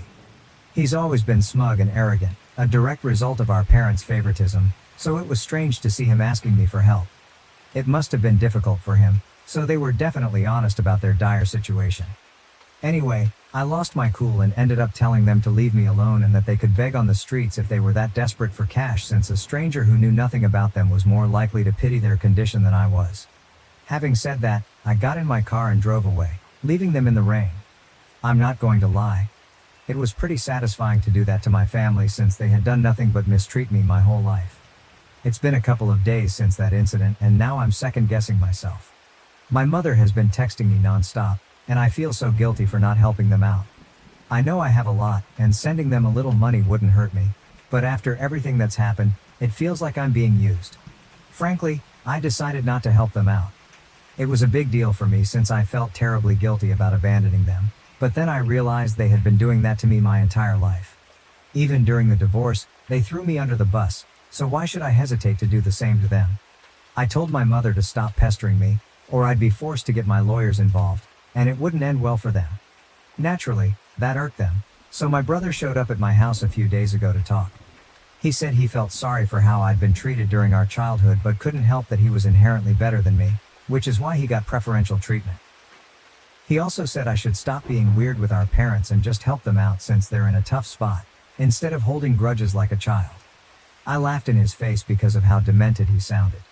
I told him that instead of trying to put me down and manipulate me into helping, he should probably be out looking for a job. That touched a nerve, and he started yelling about how I was just jealous that our parents and even my ex-wife preferred him over me, and that I was taking revenge by refusing to give them money. I didn't bother to fight back and just agreed, saying that all I was doing was getting revenge, and there wasn't much he could do about it. He got super pissed off and threatened to come after me and force me to cough up the money, saying I'd regret ever speaking to him that way. Honestly, I'm not taking any of that seriously. He can try to scare me all he wants, but it's just not going to work because I know he's not capable of doing anything to me. I'm unbothered. A few days ago, my brother visited me and tried to convince me to help them, but he was unsuccessful. My parents had already tried in the past, and it didn't work out for them either. This time, my ex decided to call me up and speak to me. I was skeptical about answering, but I decided to pick up because if I didn't, they'd probably visit again and waste more of my time. So I spoke to her, and it was astonishing how entitled and cruel these people could be. She started very politely, explaining that, as I already knew, she and her family were struggling with money. While she acknowledged that I had no obligation to help them after everything they'd put me through, she still wanted me to consider being the bigger person. She tried to evoke sympathy by reminding me that my parents had paid for everything while I was growing up and that she had tried her best to be a good wife. Sure, except for the part where my parents didn't care about me and always preferred my brother, and she ended up cheating on me with the same brother I used to complain about. That didn't work at all, and I told her that while I felt bad about their situation, I was already spending a lot of unnecessary money paying her alimony, which she technically didn't even deserve since she cheated on me but managed to get because my family had no problem lying and making me the villain for their gain. She started sobbing on the call and told me that I was being selfish and heartless, which was just ironic. When I still refused to help, she said my brother was right and that I'd left her no choice but to get the law involved, threatening to demand higher alimony and drag me to court to humiliate me once again. Honestly, I'd like to see them try. The first time around, I was so emotionally drained and depressed that I didn't even bother fighting back or trying to prove them wrong. I just gave in and agreed to pay the alimony without attempting to disprove their claims. I was never toxic or controlling or any of the things they claimed, so she had no reason to cheat on me and didn't deserve a single dollar from the divorce. But whatever, I didn't care back then and just wanted to get the divorce over with, regardless of the financial impact. This time though, I'm ready to fight and make sure my family learns the lesson of a lifetime. In a shocking turn of events, my ex-wife followed through and actually filed for a higher amount of alimony, citing my recent promotion. But this time, I wasn't letting things slide. I got all our mutual friends involved, explaining everything that was happening and filling them in on the past, since most of them only knew we had separated without knowing the real reason. They were obviously very shocked, and I asked if they'd testify against my ex-wife if needed. They agreed readily. I also told my lawyer that I wanted to discontinue the alimony altogether since she didn't deserve it. I spent the past few days gathering all the evidence I could find of my parents and brother being horrible people who never treated me like an equal and are now hounding me for money because of my promotion. I'd had enough and needed to get rid of these parasites once and for all, so I wasn't going to consider their feelings at all. I managed to convince some of my cousins, who had seen me treated like an outsider in my own home, to speak on my behalf, and they kindly agreed, even though we were never particularly close. My lawyer was pleased with the evidence we gathered and said we might actually be able to stop paying alimony. It was already known that she cheated on me, but the reasons she gave, painting me as the villain and my brother as the hero, were all lies. Even though I hadn't fought back the last time, I was determined to set the record straight this time, and I did. My family had nothing to say when I presented several video testimonials from friends and a couple of relatives, proving that everything my family had said was a lie and that I wasn't the person they made me out to be. They probably thought they'd be let off the hook as easily as before, but I wasn't emotionally fragile anymore. Honestly, everything they put me through made me a lot stronger. Yesterday, it was finalized that I no longer have to pay my ex any alimony, thanks to the new information that came to light. I was probably the happiest man on earth when I realized it was finally over. Seeing the smug look wiped off my family's faces and my ex on the verge of tears was incredibly satisfying. But honestly, I couldn't care less about her crying anymore. I was just done with the whole ordeal. I thought I'd go home, treat myself to some great takeout, and enjoy a movie, but of course, my family had to do everything in their power to ruin my happiness. I was only a few yards from my house when I noticed my brother's car parked right outside. Confused about why he'd be there, I still went inside, only to find my family standing outside my door, blocking my way in. I was taken aback and didn't know what to say, but decided to act unbothered and told them to get off my property or I'd call the police. That's when my dad spoke up, telling me I should be ashamed of myself for what I'd done. He lectured me about having no sense of responsibility towards my family and accused me of betrayal for not helping them when they needed it most. When he finished, I refused to engage or respond, standing there silently. I didn't want to give them the satisfaction of getting a rise out of me, which I guessed was their goal, to make me so emotional that I'd eventually give up and do something rash and stupid. But I'm not an idiot, and their desperate measures weren't going to help their case, which they should have realized by then. My silence probably pissed them off even more, and despite my mother demanding that I treat my dad with respect and talk to him, I still refused to speak. I could see them getting agitated because they clearly hoped for a huge fight, but nothing of the sort was happening. After some more yelling, My brother finally snapped and grabbed me by the collar. He then tried to hit me, but my dad managed to pull him back just in time while he yelled about how I was nothing but a jealous loser who would never amount to anything. It was really funny coming from an unemployed guy still living with his parents and begging his brother for money, but okay. I told them they needed to leave or I'd actually call the cops. Given their financial situation, they should probably make a run for it within the next 5 minutes. Begrudgingly, they went away, but not before one last-ditch attempt by my mother to shame me into coughing up some money. It still didn't work and eventually, they left. It's been almost a day since that incident and they haven't tried to contact me since. I'm truly hoping it stays this way. I discovered my SO of 3 years was texting back and forth with another person every day and was sending nude photos to each other. A little bit of backstory. SO and I have been together for 4 years and about 2 years ago when the Rona hit, I moved in with him as we both lost our respective jobs and needed to save a bit from gas and utilities. Since then I have found a new office job and so takes some odd jobs online, but he basically stays at home most of the time. So has always been on the controlling side. He wanted me to cut all my male friends from my life. Hindsight is 20/20, I know, but in his defense, he also cut all contacts with women, or at least to my knowledge. So has always been very adamant that he doesn't condone cheating, and even if someone else in his life was a cheater, he would cut them out of his life. The relationship has had its ups and downs. We have had a fair share of arguments and a few months ago we hit a rough patch, but recently things were looking okay for a while. Or so I thought. So has become quite guarded with his phone lately, including hiding it if I look over his shoulder. He has never done this before and it's very not like him. I am very open with my personal tech items. He's always welcome to look through my phone and laptop because I have nothing to hide. We even know each other's phone passwords. My gut feeling kept telling me that something was wrong, so when I got up for work this morning while he was still sleeping, I admit, I shouldn't have done what I did. I took his phone from the nightstand and checked out his conversations. So has been chatting with a girl he met online, 25. I only skimmed through the last few messages as I didn't want him to wake up and catch me snooping, but they have been texting back and forth every day while I was at work and sending each other nudes. I was so shaken and disgusted. I don't know when it all started, but I assume it's been at least a month because that's when I first noticed the suspicious phone guarding behavior. Honestly, no matter how much I look for a solution, there's no coming back from this. I know I have to leave. I haven't confronted him yet because I don't want him to try and persuade me to stay or spin it that it's my fault. I also don't believe in closure, so there's really no use in telling him that I know. Here's where I need advice. I have a place to move to and I have to move all my stuff. I don't want to have him damage my stuff to spite me or something. He has a history of throwing my possessions when angry, so I'll have people come help me move when he's not in the house. We have separate finances, so that's not an issue. The problem is, we have a dog. I adopted him with his approval when I moved in with him.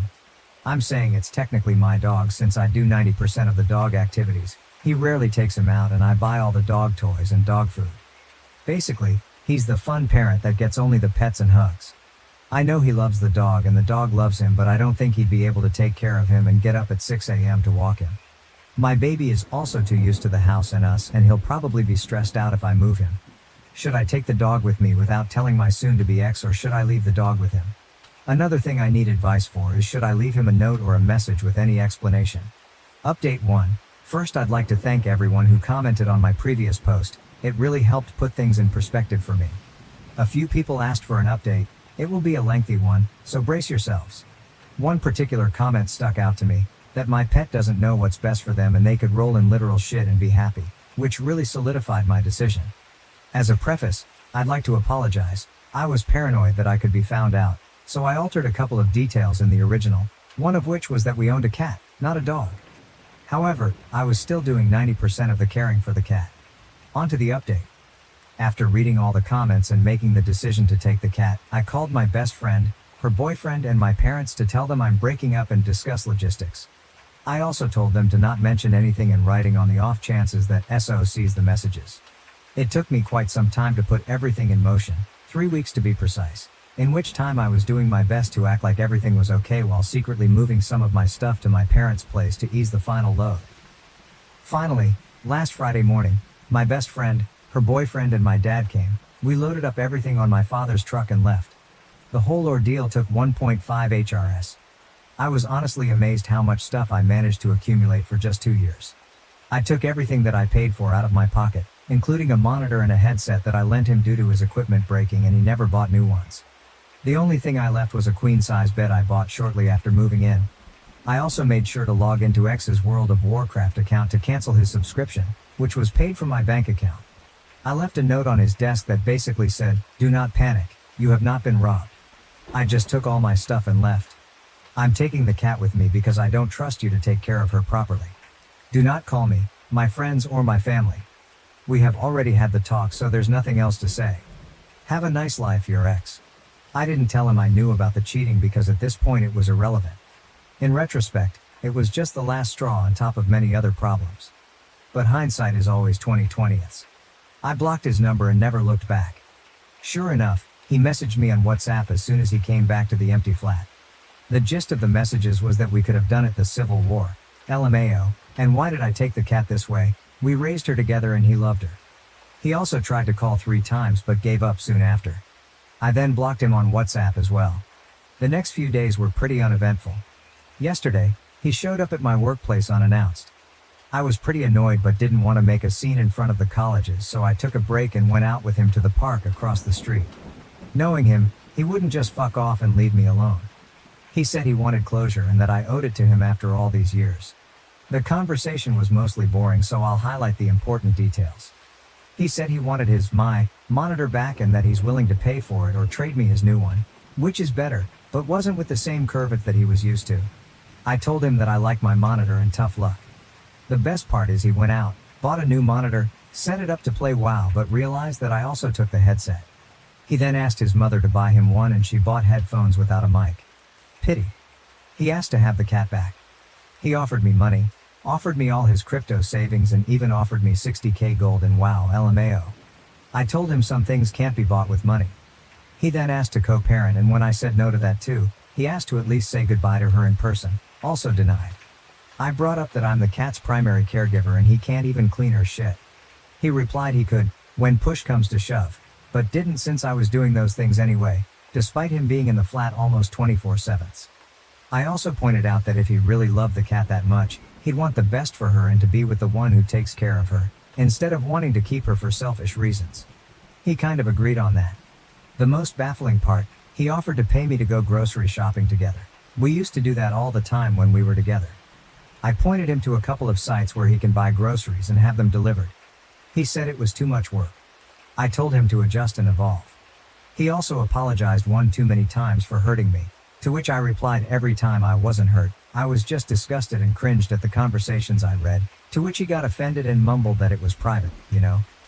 Not once did he mention the side chick, even then he didn't have the balls to admit to the affair. In their messages there was a recurring joke that if he comes to the hotel where she works, they'd have to fuck in the janitor's room. I brought her up a couple of times, told him I wish them both the very best, and since I left him the bed, he doesn't have to worry about fucking in the janitor's room anymore. He asked to be friends multiple times. I told him, also multiple times, he betrayed me and he's a pathological liar and I don't want to be friends with a dishonest person. He legit couldn't comprehend how his dishonesty impacts a potential friendship. He said he wanted to tell me he wasn't committed to me anymore but couldn't bring himself to do that. I pointed out the hypocrisy of him blowing up at me for platonically talking to male friends online, but he cheats the moment a semi-attractive woman comes his way. He said that a woman cheating on a man is the greatest sin, but a man cheating on a woman is not so severe. What the actual fuck? The rest of the conversation was him trying to play buddy-buddy and talk to me about his life and me reminding him that I'm not interested in his life and that he's a closed chapter to me. After what seemed to be eternity, we said our, hopefully, final goodbyes and I went back to work. In conclusion, for the past week since I left, I've felt like a huge load have dropped off my shoulders.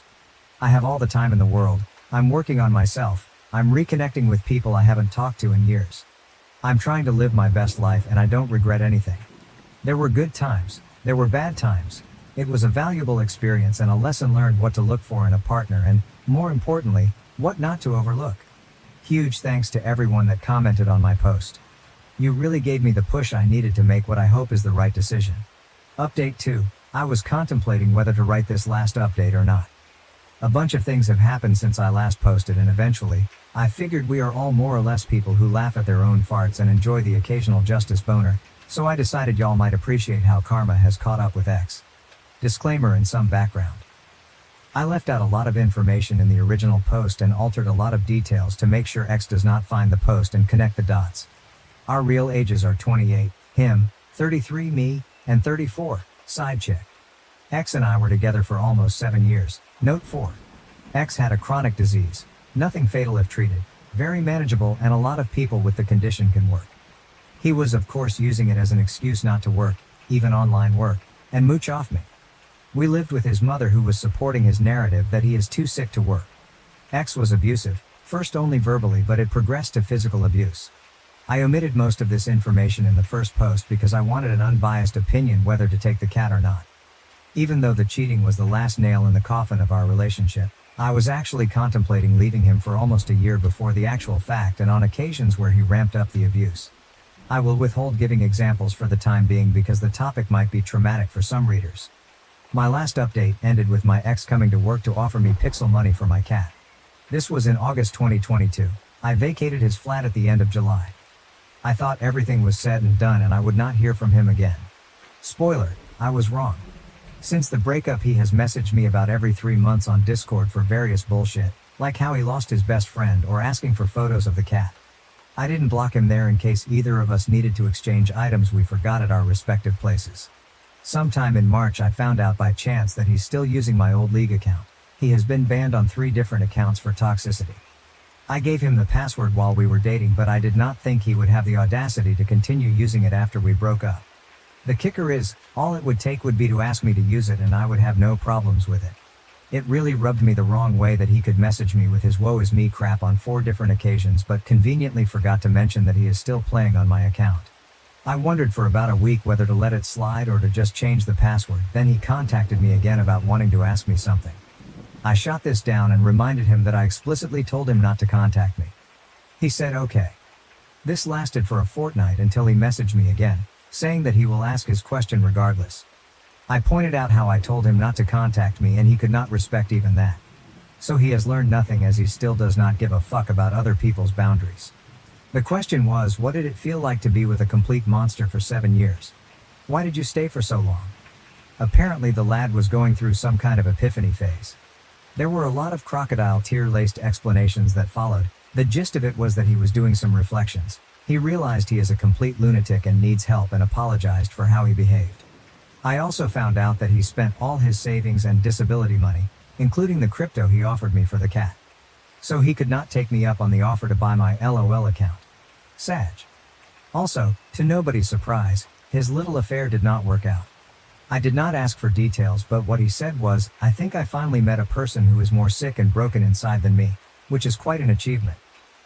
Few months prior to this revelation, a WoW friend from the side chick's country messaged me. For context, we are all Europeans and play on the same servers. Friend knew my side of the story, and when he found out that side chick is flying to my and ex's country, he put 2 and 2 together. He told me he does not expect much from their relationship since a year ago the chick was dating a mate of his, broke his heart and flew somewhere else for the next WoW guy that gave her attention. Knowing these facts, and after what my ex said, I mentioned to him how it was ironic that he cried cheating if I was 5 minutes late after work, but decided to involve himself with a woman who was practicing cheating as a sport. He agreed that it was quite ironic indeed and that he had to lay in the bed that he made, which was sort of mature on his part, I suppose. Also, did I mention he was too dumb to wire his own debit card to his WoW account? This is why he could not play anymore. Well, yeah, but I guess also because he lost his sugar mommy that was paying for it and failed to secure another. As for me, Kitty and I are thriving. I am active. I lost 12 kilograms since the breakup and I'm getting back in shape, even though I lost the excess weight the moment I dumped the ex. I have reconnected with most of my friends and apologized for not contacting them very much in the past 7 years and explained why. They were very understanding and things have gone very much to how they were before. I have also met the most decent, kind and compassionate man out there. So, life is looking good. Thank you for all the support, Reddit. Thank you for reading and have a great day. I was discriminated against all my life because of my golden child sister. Finally, I got my sweet revenge on my wedding day. I faced discrimination my entire life because of my golden child sister, and she even tried to walk down the aisle at my wedding. Finally, I got my revenge. My parents always favored my sister, and it was far from subtle. If she accused me of something, they'd believe her and punish me. but if I accused her, even with undeniable proof, they'd give her a lighter punishment and find a way to scold me too. My birthday cake always had to be her favorite flavor, and my parents pretend they didn't know I hated it. They always bought her more than me and took us where she wanted, even if it was supposed to be about me. My sister grew up spoiled and used me as a punching bag. At first, she mostly ignored me, but things got worse when we were teens. She ended up with no friends, and her behavior deteriorated. Did her friends move away or ditch her because she was mean? I don't know, because we were never close. My parents boasted about her achievements but never mentioned any issues, whereas they constantly highlighted my flaws as teasing material. I only knew she had no friends because we went to the same school, and I noticed she was no longer with people. Meanwhile, I was fairly popular. My sister realized this and suddenly turned me from an occasional punching bag to someone she needed to take down constantly. She started accusing me and my friends of more things. My parents stopped letting me hang out with anyone, with excuses like, "They're not good people according to your sister," or, "Why are you trying to leave us? Why can't you be like your sister and enjoy family time?" What saved me from complete isolation was my extended family. Most of them lived in the same hometown, and I got along well with my cousins despite some age differences. At one gathering, they invited me to something. I don't remember what, and I sadly replied that I wasn't allowed to go anywhere. When asked why, my kid self bluntly said it was because I wasn't allowed to have friends since my sister didn't have any. This got back to the adults, who apparently tore my parents apart later. I was scolded for lying and grounded for a month, but after that, they gave me some leeway, so it was worth it. My sister changed schools. I guess the humiliation of our extended family knowing her social status was too much, so she demanded to switch, and my parents immediately obliged. Even though it cost them more since the school was further away, she made friends at the new school. However, she never went back to mostly ignoring me. Having felt the power to mess with me and being angry that I told the family she had no friends, she never let me go. My life remained difficult. Her friends would come over and bully me, which my parents called light teasing. I never invited friends over because my parents were awful hosts, or my sister would accuse them of stealing, and my parents would believe her. I did become close to my cousins though, as my parents never dared to treat family that way. Then I got my first boyfriend. I didn't want to bring him home, but my parents insisted. At one point we were separated and he came to find me to tell me my sister was flirting with him. She came over in skimpy clothing, batting her eyelashes, and started telling him how bad I was and how good she was. He was irked and ran off to find me. Of course, my sister told my parents a different story, that my boyfriend had tried to flirt with her, but she naturally refused since she couldn't do that to me. Guess who my parents believed? My boyfriend wasn't perfect, but I immediately believed him for a mean reason. Remember, I was a teen suffering from unfair treatment. I was very resentful and moody and hated my sister as much as she hated me. With that disclaimer out of the way, let's talk about looks. I hadn't mentioned them yet because they weren't relevant. My parents were overweight and liked showing love via food, giving more food, buying treats, etc. My sister was also overweight, whereas I was not. I've always been kind of skinny because punishment often included no treats or snacks. Obviously, weight isn't what matters, personality is. But my sister, even then, was already rude and spoiled. Even her flirting attempts were bad because she never learned to work for anything since she could demand, and my parents would deliver. Added to that, the fact that she didn't look like some sexy model, even my self-conscious teen self didn't believe my boyfriend would try and cheat on me with her. Anyway, my parents prohibited me from dating such a horrible boy. I did try to keep going in secret, but it was hard, and the relationship ended. I did get another boyfriend, but again, my sister accused him of flirting with her when he refused her advances. Again, my parents believed her. I tried pointing out how this happened again, but they decided that I was incapable of making good choices and kept picking bad boyfriends. The relationship couldn't handle the Romeo-Juliet situation and fizzled out again. I would eventually get called a slut in high school as I was fine with making out with boys and such but refused to have relationships. Thankfully, it never got back to my sister or parents. My sister did bring one boyfriend home during all this time. He was paraded with pride, And my parents spent every second telling me how good he was and why I couldn't be like my sister and find myself someone like that. Until he stopped showing up and suddenly he was a conniving bastard that tricked my sister. Oh well, and the unequal treatment continued. At this time, she had more spending money, and her curfews were much better than mine. She was free to go anywhere at any time, while I couldn't. If I pointed it out, my parents would say it's because she's older, but when I reached that age, I still didn't have the same treatment she had. And when I pointed it out, they denied they ever said that or claimed it was because I couldn't be trusted like she was, using my sister's accusations against my boyfriends and friends as proof of my bad judgment. Time goes by, and it's time for my sister to graduate. She was accepted into a college, not a very well-regarded one, and she had no scholarship or anything. Again, because only her achievements were told to me, I don't know which colleges she even tried for, so I can't say how badly she was rejected. I do know her grades were bad in school though, because whenever she got a B, we would celebrate. I would usually get good grades, but my parents refused to celebrate, claiming since I always got those, what was there to celebrate? My parents naturally made a lot of fanfare and told her they'd pay for everything. I was relieved she'd be going away. Not that it made my life any easier. She'd always come home every other weekend and somehow stuff kept missing from my room, or some other issue she'd think of to make my life miserable. My curfews were still strict. Eventually, my mom came to talk to me about my impending graduation. I'm only a year younger than my sister. She told me that since they were paying for my sister's college, they had no money to pay for mine, so it would be better for me to start working immediately after graduation and wait until my sister finished university to see if they could afford something for me.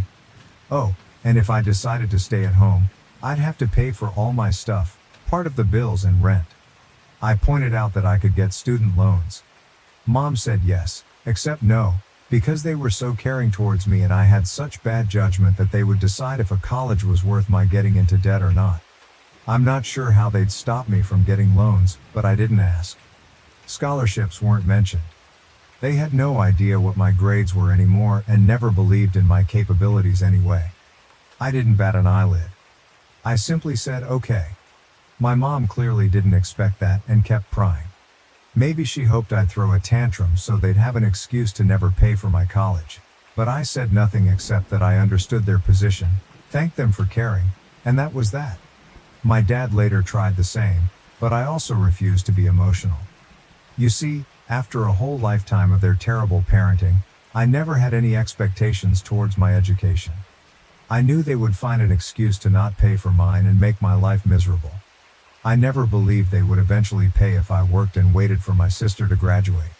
I had been preparing for college for a long time. I could barely go out, my friendships were slim, so I had a lot of time to study. And study I did because I saw college as my only chance to be free. Well, the time came, and I worked my ass off and got a scholarship. Not to anywhere like Ivy League or anything like law or medical school, but it was a good enough course in a decent college with a full scholarship. Knowing my sister would hate it and try to stop me via my parents, I put my achievement on social media at the same time I told them, even forcing myself to thank them in the post. Now they couldn't forbid me from going as they'd have to explain to the family why not. Initially, they were even a little proud and boasted about it, and then I guess my sister got to them and they changed gears and even asked me if I was sure I wanted to go. They let slip that my sister wasn't doing well in college, and since she was smarter and had better judgment than me, I'd suffer worse. I obviously stuck to my guns. They weren't happy but couldn't do anything. College was my savior. I started being happy. I still contacted my parents and visited on holidays and such, but since they refused to pay for anything, I could excuse not going a lot due to money. During this time, I avoided introducing any man to them, and my sister stopped going to college. I know she didn't graduate because, again, they'd have made a fanfare about it.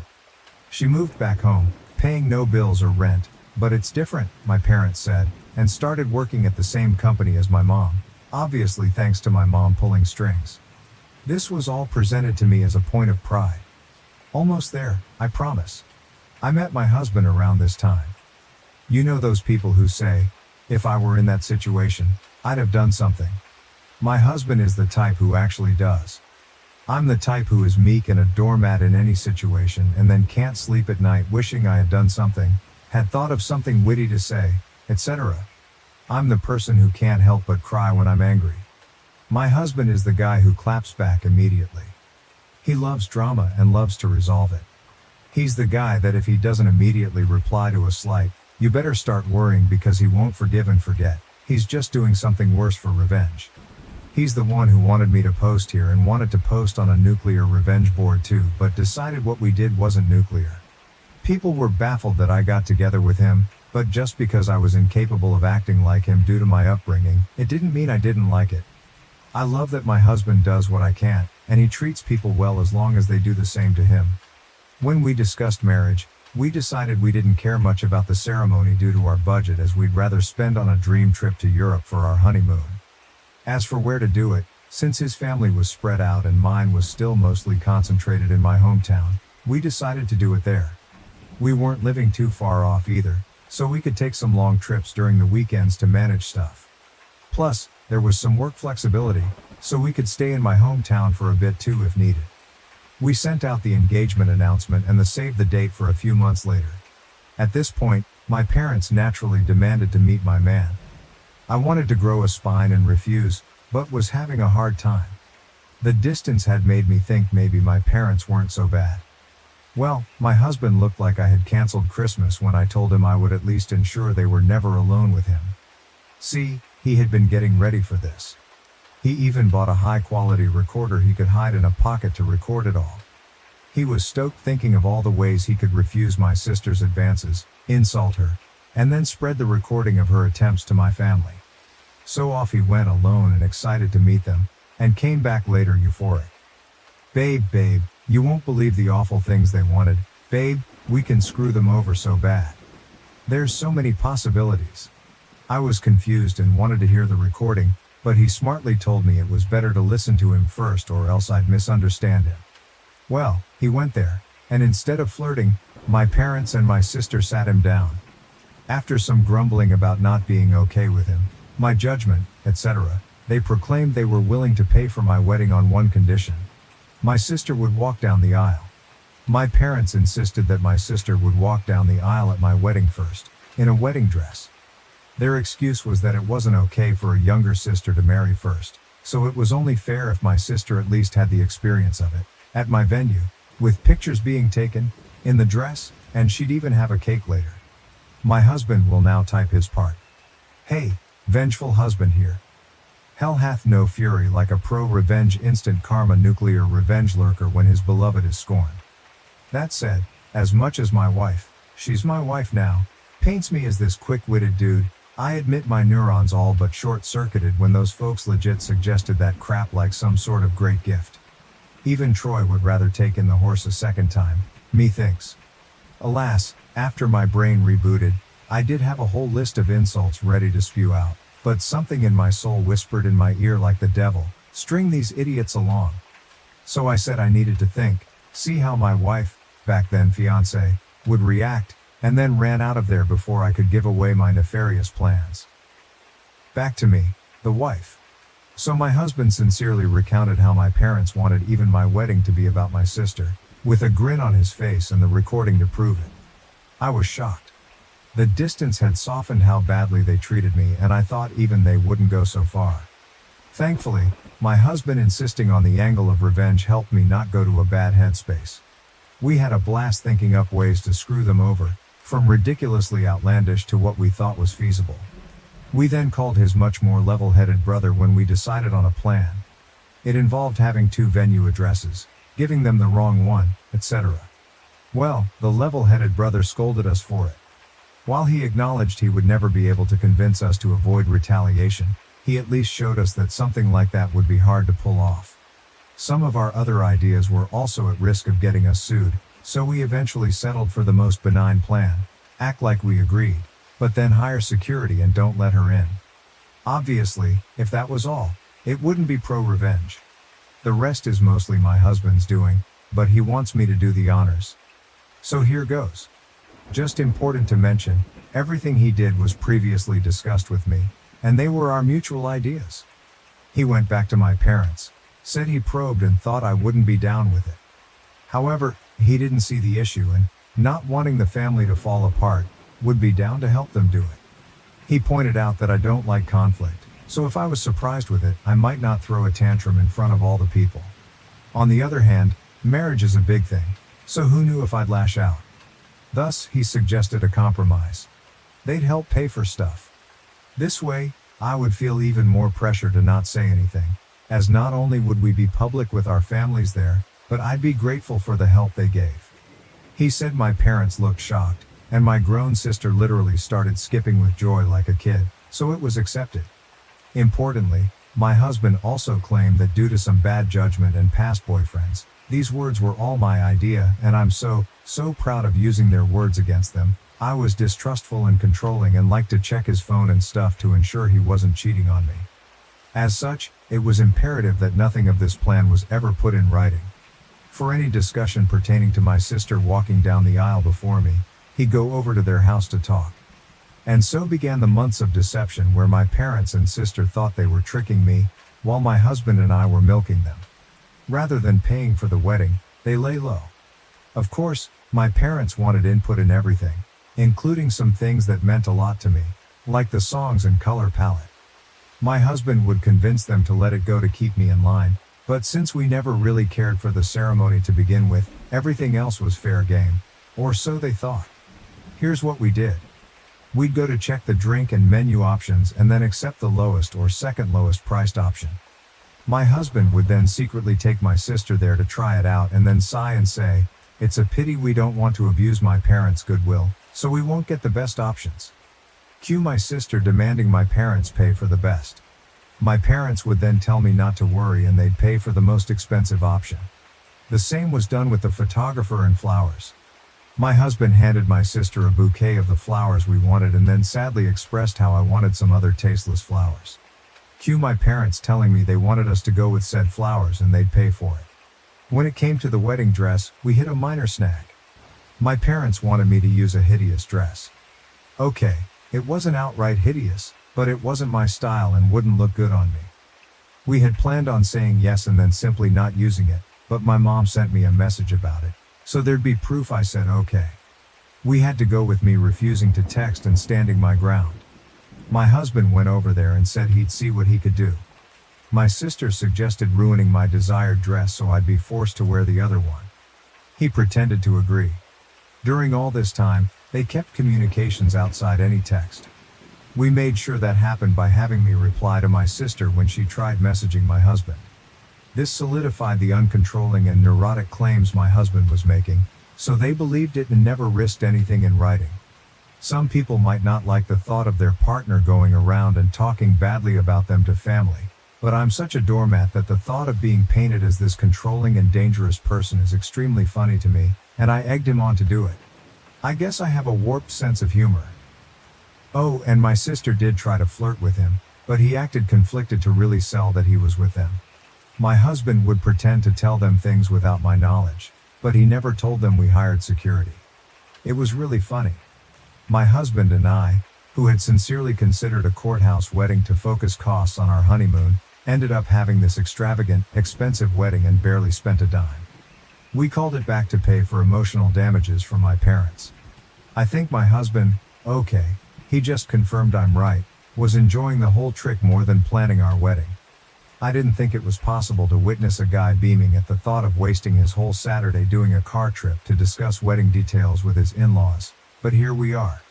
Soon the day came. The plan my parents, sister, and husband had come up with was to wait until everyone was seated since the bride always comes out late. They'd have my sister arrive at that precise time to avoid me seeing her and trying to stop it, and she'd walk down the aisle. By the time I heard what happened, it would be too late to do anything. As for my dress, we saved some of the leftover fabric from my dress alterations. My husband took that to my parents' place. My sister still lives with them, and showed them as proof he'd ruined the dress, then said he had to go back to me as I was raging and he needed to calm me down. He told them he'd see them at the wedding. We made sure to keep our real security hidden initially. As the guests and my parents arrived, they only saw a woman with a list of names to check. Only after my parents had settled in did we bring out the actual security. a guy who looked like a bodyguard. We instructed him not to let my sister in and promised a generous tip if he kept our instructions confidential. Soon, the moment arrived. My parents got a text that my sister was less than 5 minutes away, so my dad signaled for the ceremony to start. My bridesmaids had been prepped to follow his lead, so they did without checking with me. After they all took their places, my dad stood at the entrance, waiting for me. During this, a friend not in the wedding party texted me to get ready, to avoid suspicion if my husband or bridesmaids started texting. This friend, my husband's ally, was as eager to stir drama as he was and didn't mind not being a bridesmaid. As soon as my dad took his position, the bridal song began. The doors opened and I entered. My dad was shocked to see me. He tried to look behind me but couldn't see the venue entrance from where we were, so he had no idea what had happened to my sister. Then his phone rang. I saw the caller ID, and it was her. He left me with a mumbled, "Something came up." Gasps and confusion filled the room. The friend on the plan loudly asked what happened.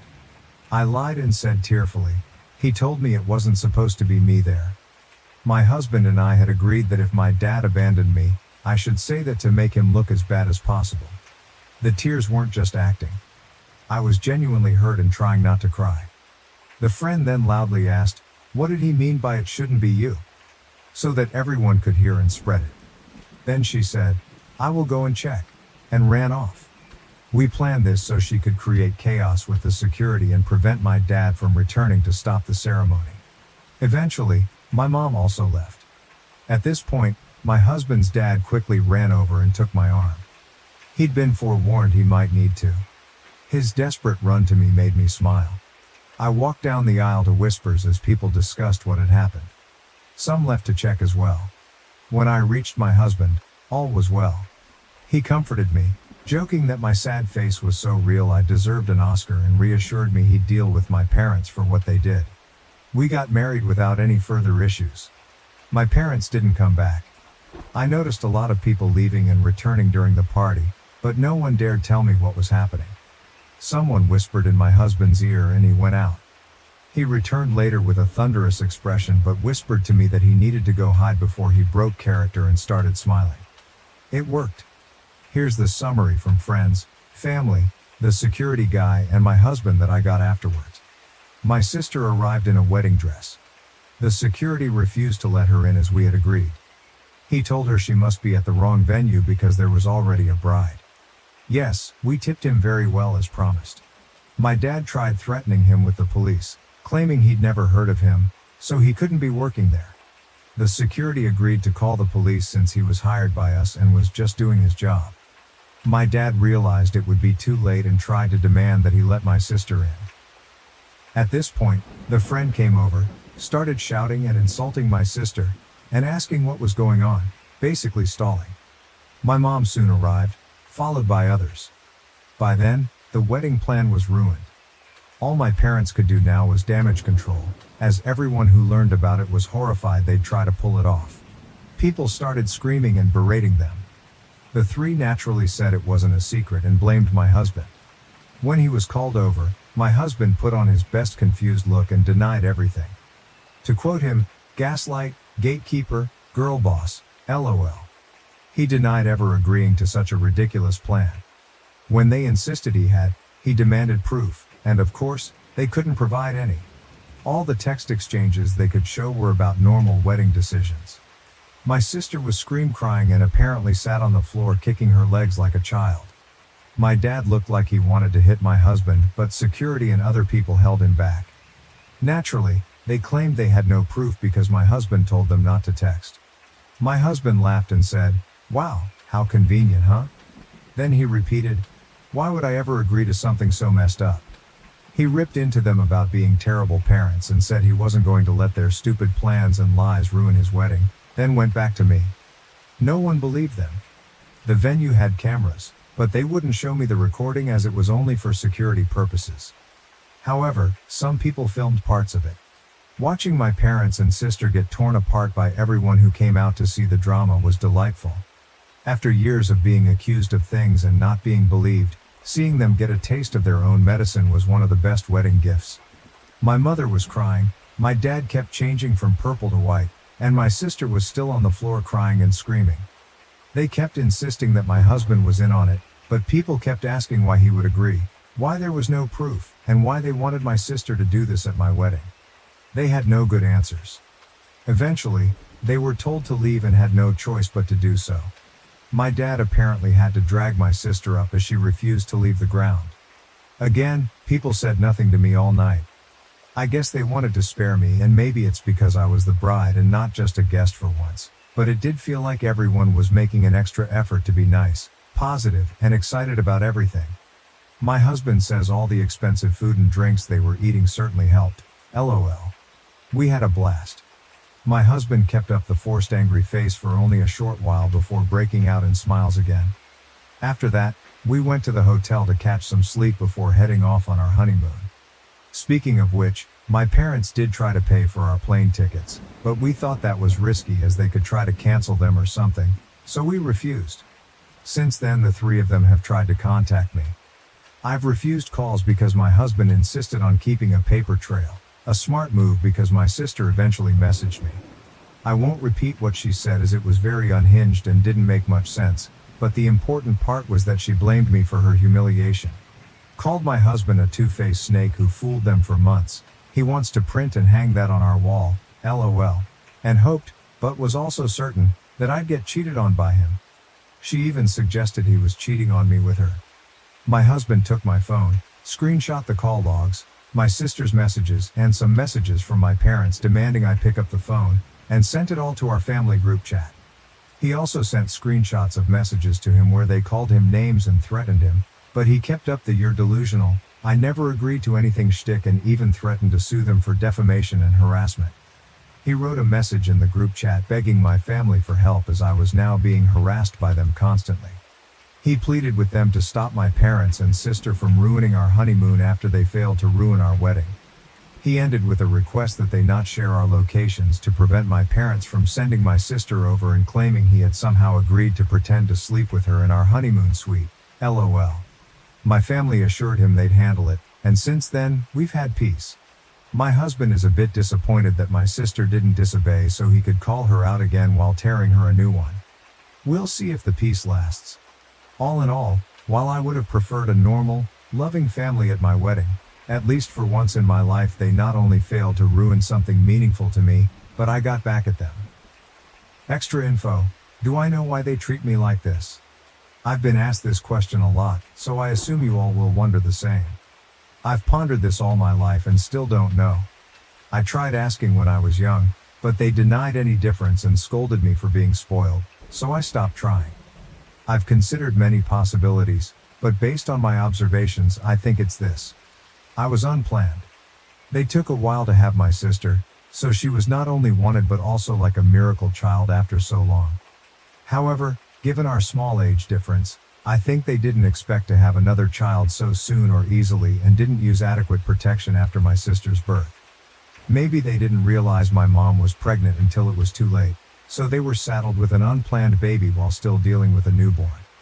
They're not well off, so having the extra expense likely didn't help, and they resented me.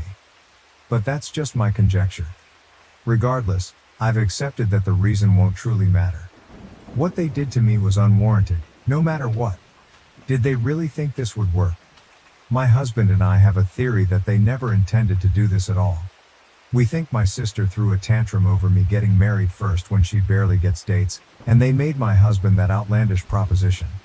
They didn't want to pay for my wedding and didn't think we'd accept or that it would even look good for them to do it. By suggesting it and being refused, they could look like the good guys to my sister while having an excuse not to give me a dime. But then my husband accepted it, and they couldn't backtrack without risking my sister turning on them. Am I the asshole for not allowing my mother to bring her boyfriend I don't know or want to know to my wedding? I, 33, am not close with my mother, 55F, at all. She divorced my dad, 60, when I was 7 and almost immediately married my stepfather, Mark, whom despite everything, I was close with.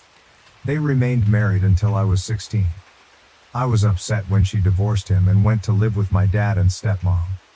In my adult life, I've chosen to remain close to my stepdad and even attended his wedding to his current wife, who is a very nice woman.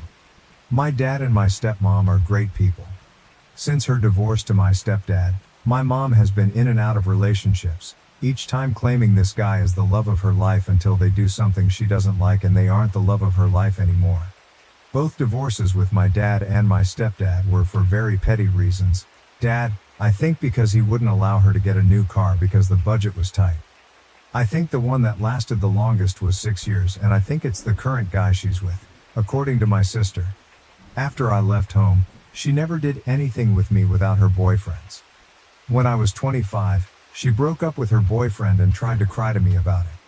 After working with my therapist, I set the boundary with my mother that if she wasn't willing to do anything with me without her boyfriend to not bother, and I didn't want to talk about her love life. She was very hurt and we fell out for a while, but she came back around a year later and has respected my rules since, but we only get together about 3 or 4 times per year. I understand that my mom's relationships and love life are important to her, so I respect that we don't get together often.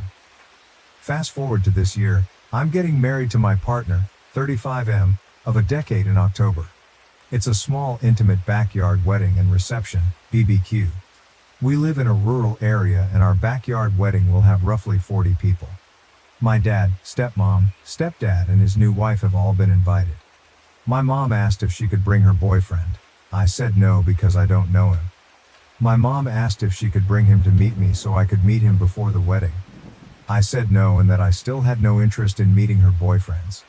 She said she understood, but she felt it was unfair that I wasn't allowing her a +1 to my wedding when my dad and my stepdad were allowed to bring their spouses. I told her that the difference was that I knew their spouses. She wanted to know why I was so adamant about refusing to get to know her boyfriend. I explained to her that I saw no need since she'd just break up with them and move on to someone else eventually, as she has always done before. She started to cry and told me I was being unreasonable and treating her as if she's a witch ***. Both my fiancé and my sister feel like I should suck it up for one day and let her bring her boyfriend so she can be comfortable there. I'm seriously considering it, but I wanted to know if I'm TA here for sticking to my boundary at my wedding and what your thoughts are. Update. After reading everything here, I've decided to email my mother and invite him. I was already leaning towards telling her that he can come when I post it. I decided to set some ground rules for my mother. He is there as a +1 to my mother only. I made it clear to her that he is not my family and he is not my stepfather, so I will appreciate her not telling other people at the wedding he is my stepfather. Mark is my stepfather and he will be there. He is not to be in any family photos. In fairness, my stepdad Mark won't be in any family photos either, only my mom, dad, stepmom, and my siblings. He is not to approach me at any point during the wedding and reception. This does not change my previous boundaries. I'm only allowing him to come for her own comfort and to create a sense of fairness. I respect the fact she is in a relationship, but that her love life has nothing to do with me and I wish to keep it that way. I told my mother that these are my terms for him being at my wedding and my terms are final, and that I hope she can respect the fact that I'm trying to be reasonable. I use this opportunity to remind her of the reasons I put the boundary up in the first place.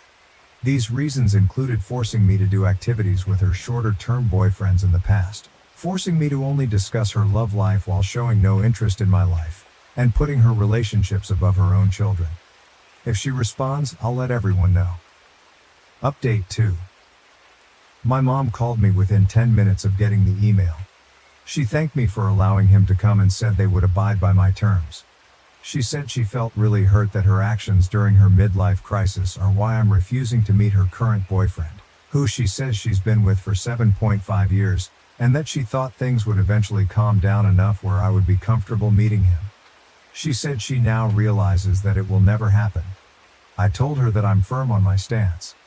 I think she started to cry, but she said she understood and only wants him there because being around my dad and stepdad and their new wives, my dad has been married for 23 years and my stepdad for 12, makes her anxious, and he helps keep her calm. She said she respects my stance and said it's her own fault I feel this way. I felt this may be the start of a guilt trip, so I politely ended the call. Verdict: not the asshole. Additional comments to the post from OP. Update. I will update here since Mods told me I was maxed on my post. I want to thank everyone here for commenting and giving their opinions. Without context, I think it's a little hard to understand why I'm the way I am towards my mother. This past has given me a chance to reflect on my own behavior towards my mother. The truth of it is, I find dealing with her to be exhausting, and I want to explain to everyone why. My mom is a gold digger. And that isn't my dad or stepdad talking shit about my mom. They're classy guys and would never do that. This is my own conclusion. My mom said regarding both divorces, I'd still be married if dad or stepdad just gave me what I wanted. She's also tried to start fights with my stepmom because she realizes my brother and I prefer her over our actual mom. It's true, I'm closer with my stepmom. I go to her for all the mom things because she listens and cares. My stepmom doesn't make everything about her. I believe my mom suffers from main character syndrome and expects to be the center of attention at every event, and if she isn't, she gets drunk, which leads me to my next point. My mom is an alcoholic. She was in a DUI 8 years ago and crashed into another car. Thank goodness no one was hurt. She doesn't drive anymore, lives in the city an hour away, and uses public transportation. But she still drinks a lot. At her height, she drank roughly 3 bottles of wine per day. I don't really know or care if it's more or less now. One of the other boundaries I set is I won't be around her if she's been drinking because that just stresses me out more. I'll be honest, I'm anticipating she's going to cause a drunken scene at my wedding. She slept with my brother's best friend 8 years ago when they were 21. This was a boy who my brother had known since preschool, and this ruined the friendship. 8 years on, and my brother will never forgive her for it. My mom thinks my brother needs to get over himself and that she did nothing wrong. Technically speaking, she didn't do anything illegal and everyone was a consenting adult, but it still felt so wrong that she slept with someone my brother was so close with. It's why I don't really want my partner around her. She dates younger guys.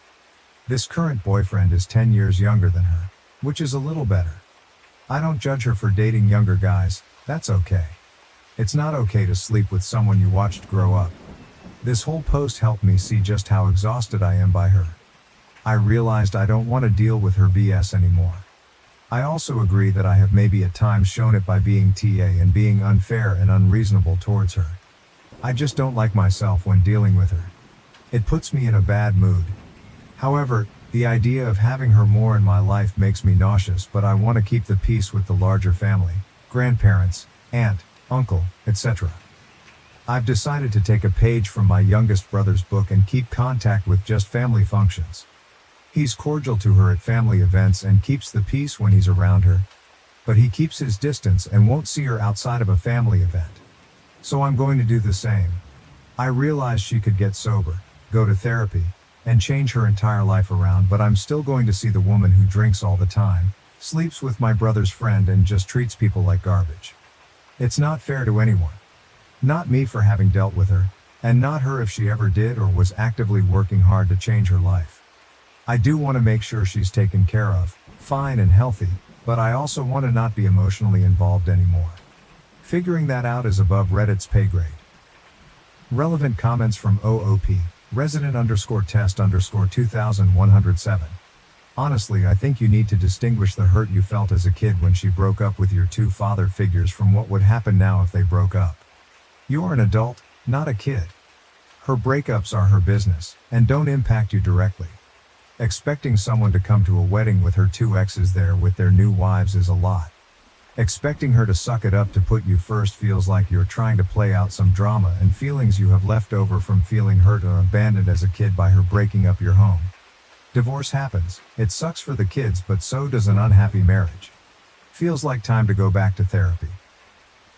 OP, in my early 20s, she used to call me whenever she had a breakup and expected my sister and me to be emotionally supportive. She wouldn't spend time with me without her BFS around. She was insisting I meet some guy, who typically is a lot younger than her, like late 20s, or early 30s, which is good on her but still weird for me. She was dating for a few weeks. They'd break up after a year and she'd immediately find someone new. Wash, rinse, repeat. This was the pattern from when I was 19, 25. I always had to spend time with both of them. All she would talk about is her relationship. She would never ask me about school, my job, or my relationship. She's only met my partner twice. There's a lot more I can add about how my mom constantly prioritized her relationships over being a parent, but they aren't pertinent to this story. She got with a really toxic guy when I was 24 who stole a bunch of money from her. We all warned her he was a scumbag, but she didn't listen. After that, I told her I wanted nothing to do with her boyfriends going forward. She got really mad, saying I was disrespectful and that any child should want to see her mother happy. But I just got tired of dealing with her relationship drama, and I don't ever want to deal with it again. I'm sure the guy she's with is nice since he's been around this long, but I'm just done. I don't want to be around my mother, but I want to be around family. August 28, 2023. I've decided to estrange myself from my mother. We haven't gotten along since I was 16, and the last several years have been really bad. We only get together about 2-4 times per year, and it always ends with us fighting. I'm tired of it. I'll be honest. I've considered cutting contact with her, but the one thing that's preventing me from fully severing ties is her parents, my grandparents. I love them very much, and they are still hurting from my brother choosing to sever ties with her and keeping in low contact with that side of the family. My brother had valid reasons for doing this to her, and he will get together with my grandparents if my mother isn't there, but it's hard because they want to see him at the holidays and during special moments. I'm getting married in Oct, and this will be the first event where my mom and brother are in the same area. I've told both of them to stay away from each other, but I'm anticipating there will be drama because my mom doesn't like to hear she can't do something. I want to make it so we can see each other and be cordial at family events, but not hang out otherwise. My youngest brother does something similar. I don't want to write her a letter because I fear that will cause more drama, but I expect she'll eventually call and want to do something with me, but I want to say no unless it's at a larger family function. How should I do this? My mother thinks she's entitled to alcohol at my wedding, September 23, 2023. My fiancé, 35M, and I, 33NB, are getting married in 2 weeks in our backyard. We will be having a catering spread for our reception afterwards. We decided to have a dry wedding for 2 reasons. My mom is an alcoholic who is known for making a scene when she gets drunk, and my fiancé has a brother who binge drinks and has had alcohol poisoning on more than one occasion. He doesn't drink all the time, but if he starts, he can't stop until he either passes out or someone physically restrains him from getting more. I also have an uncle, mom's brother, and a stepdad who are in recovery and don't need the temptation. Neither fiancé and I are big drinkers, so we decided to just avoid any problems and just have a dry wedding. We will have a less dry reception party, honeymoon with some of our friends later on. All of our families have been supportive. My uncle was especially grateful to us for doing this since he takes his recovery very seriously and has been 7 years sober. I sent out wedding invitations 4 months ago and said it would be a dry wedding and asked people not to bring alcohol. Now today I get this call from my mom, who I also sent an invitation to 4 months ago. Mom, is it true you're not having alcohol at your wedding? Me, yes. Fiancé and I decided we didn't want alcohol during our special time. Mom, that's so silly. It's going to make your wedding boring. Me, well, I'm sorry you feel that way, and I have made our decision. We want everyone to feel comfortable at our wedding. Mom, clearly you don't care about my comfort. What if I want to have a little drink to pass the time? Me, like you did at a different uncle's wedding where you got so drunk and made a horrible scene calling uncle's wife a gold digger. Mom, it wasn't my fault. They made the drinks there too strong. Me, right. I really wish you would address this need to have alcohol wherever you go. Mom, I don't need to have alcohol. I just think your wedding will be boring without it. You want to have a fun wedding, don't you? Me, it will be a fun wedding. We don't need alcohol to have fun. Mom, this is so stupid. Why should everyone else be punished just to make it comfortable for a few people? It seems like you care more about uncle and stepdad than anyone else. Me, or maybe I just want to avoid any scenes. Mom, I just told you that wasn't my fault. Me, just like your DUI isn't your fault. Mom, how dare you bring up that difficult time in my life? I was going through a lot emotionally. What the hell is wrong with you kids? You need to mind your own business. If I want to drink, That's my business. Me, well, my wedding is my business. We do not want alcohol there. That's final. I can't stop you if you decide to pregame my wedding, but I've already made it clear to uncles and brothers that if you cause a scene that you are to be made to leave. Mom starts crying. Why do you kids hate me so much? What did I ever do to deserve to be treated like this by my children? Me, are you really ready for me to go down that list? Mom, none of you understand. None of you will ever understand. I'm the mother of the bride. I should be treated better than this. Me, I think I've treated you pretty well during this process. I've acquiesced to your boyfriend, whom I don't even know, coming to my wedding. I've even given in to some of your other demands. So please tell me how you've been mistreated. Mom, you didn't invite me to go dress shopping. The mother of the bride always goes dress shopping with her daughter. I barely know because you never bring him around me. How do I know that you're marrying the right person? Me, that's because Aunt made my dress. Mom, sarcastically. Well, isn't that just special? Me, sighing. As for the rest, I think you know why. We aren't really close enough for you to have any say in who my significant other is. Honestly, Mom, I'm done with this conversation. If you really feel that strongly about this, I'll understand if you don't want to attend my wedding. Mom. Oh, I bet you'd like that, wouldn't you? One way or another you will respect me as your mother. Me? Sure, Mom. I'm hanging up now. Bye. Guys, I'm so livid right now. I have half a mind to uninvite her. I spoke to my dad and her brother. My uncle thinks her drinking is getting really bad again and has been wanting to hold an intervention. I told him I'm focused on the wedding right now, but that I definitely agree this was out of line and something needs to be done. What should I do? I don't want her ruining my wedding, but I'm so tired of dealing with this. Sorry, this is probably above Reddit's pay grade, but I just needed to vent. Update, I sent a text reiterating the rules. She said she knows where she isn't welcome and said she won't attend. My dad told me not to worry about this anymore and that he'll see to it that she doesn't ruin my wedding. Update 2.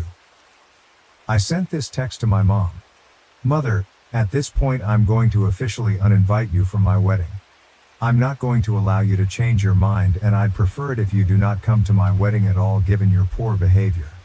At this point, I've decided I don't want any further contact with you unless you decide to curb your toxic behaviors and drinking. I wish you the best. I hope you can find a way to heal, but I can't do this anymore.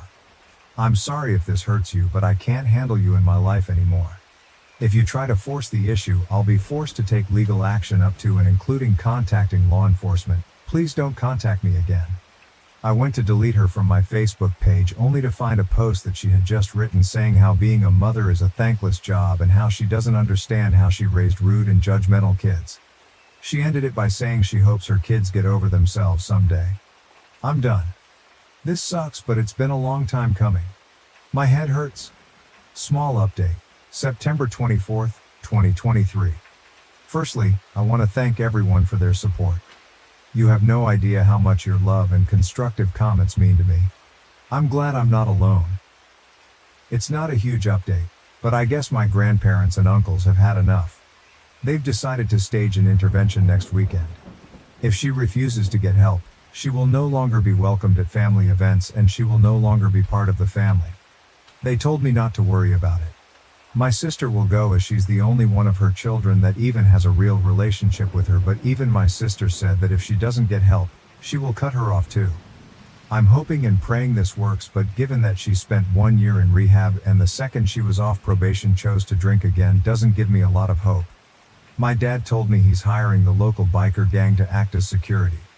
We live in a small town and the nearest big city is about an hour away, so it would be really expensive to have a security company come out. I don't have a problem with that. This is the type of gang that helps out abused kids and animals, and they do a lot of good where I live. The worst I've heard about them is they doled out some rural justice to a guy that was beating up the sister of one of the members and ran him out of town. When my mom got her DUI, she ran into someone's house and car. When she tried to back out, no one was hurt, thank goodness. And I guess it was the house of a relation of someone in the gang, so they agreed to help, and my dad is paying them to be security just in case. They know my family. One of my dad's cousins is a member, and they know my mom, I think she dated a guy in the gang at one point, and what to look out for.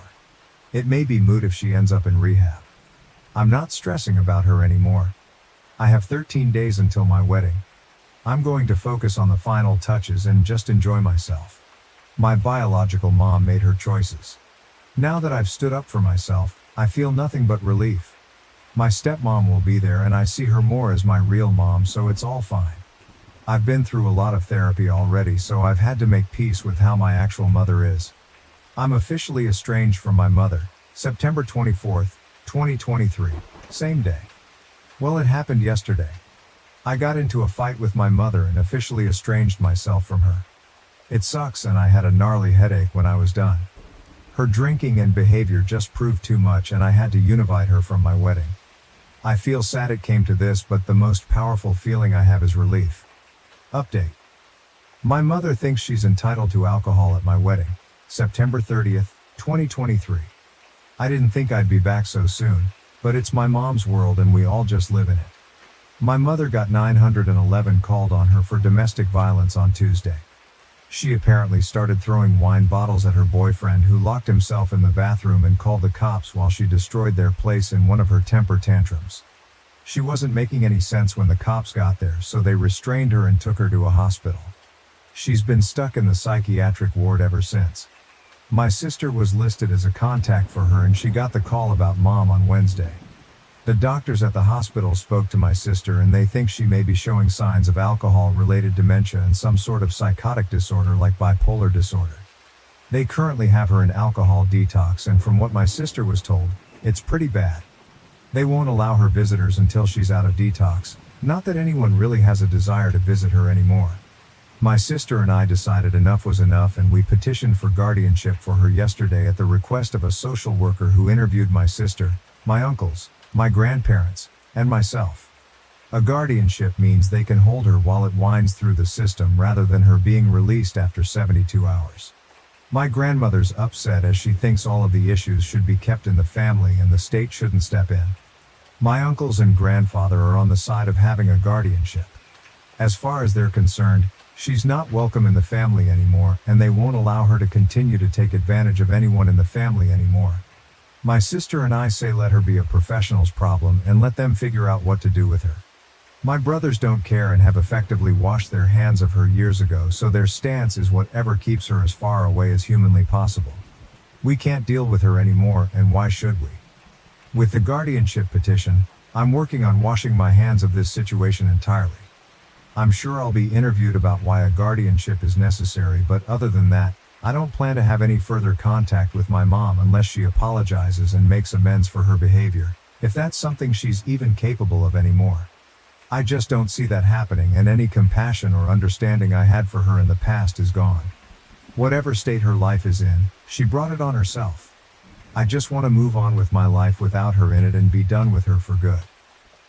It doesn't look like she'll be released from the hospital anytime soon, so there's no risk of her attending my wedding. I did talk to her boyfriend yesterday after sister and I filed our paperwork, and we decided to invite him to lunch. He's decided to break up with her for good, and we learned just how bad things were with her. He's a real nice guy who's been caught up in a bad situation and had no clue how bad she could be. I feel really bad for him. I did decide to invite him to my wedding, as I can tell he's a lonely dude who's been to hell and back. Not sure he'll show, but the offer is there. There was a time I'd have allowed an event like this to ruin the run-up to the wedding, but I've been able to separate my mom's behavior from the wedding.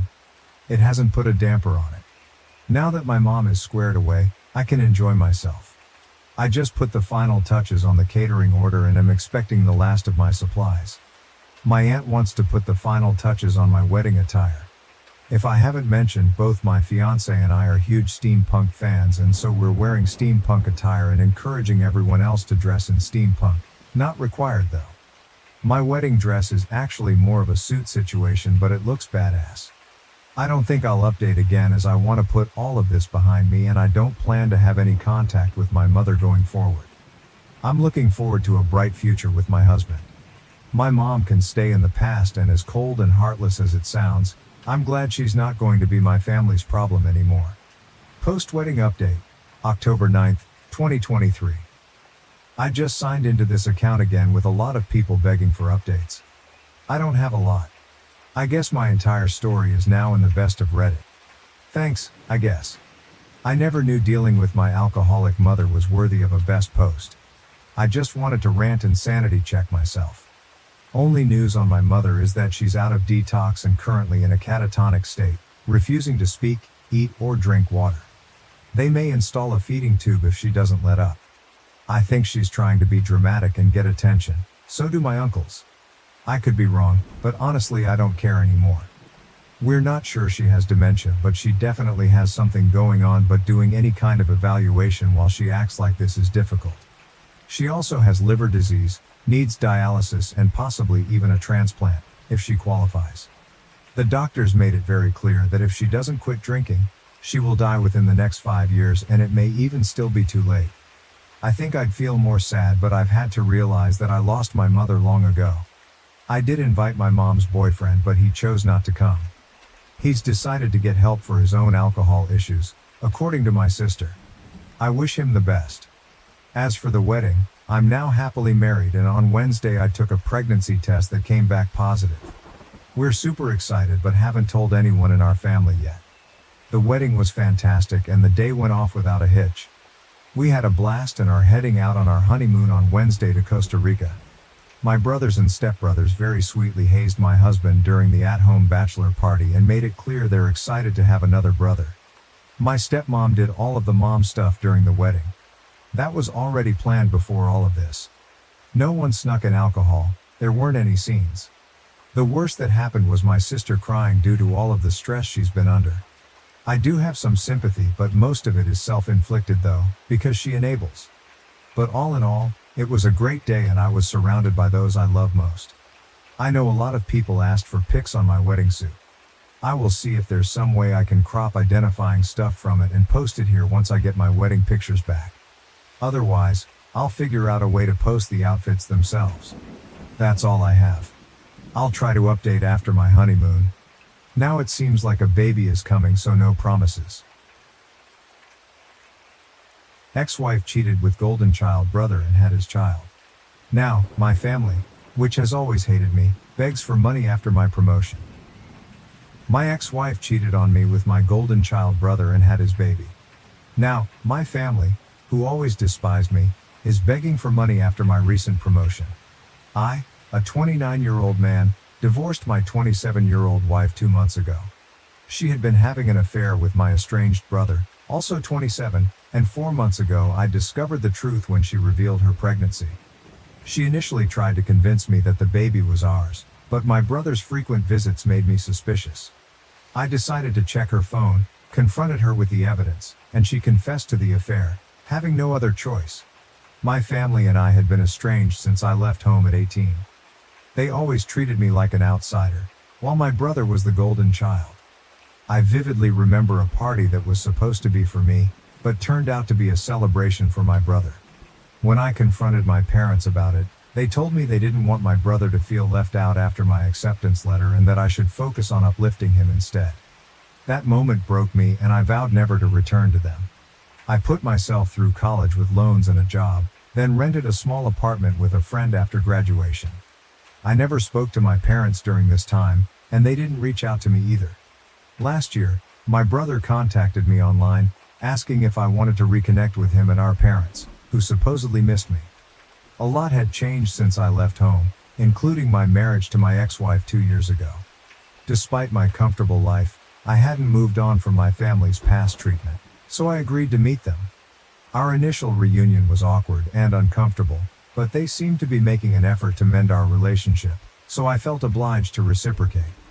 I invited them to my home, which turned out to be my first mistake, as it introduced my brother to my ex. They met, started an affair, and she got pregnant. I was ecstatic when I initially thought the baby was mine. However, my brother's increased visits after the pregnancy announcement raised my suspicions. His behavior, like touching my wife's pregnant stomach and speaking to it, made me uncomfortable. My ex downplayed it, but I couldn't shake the suspicion that my brother had a deeper connection to the baby than he was admitting.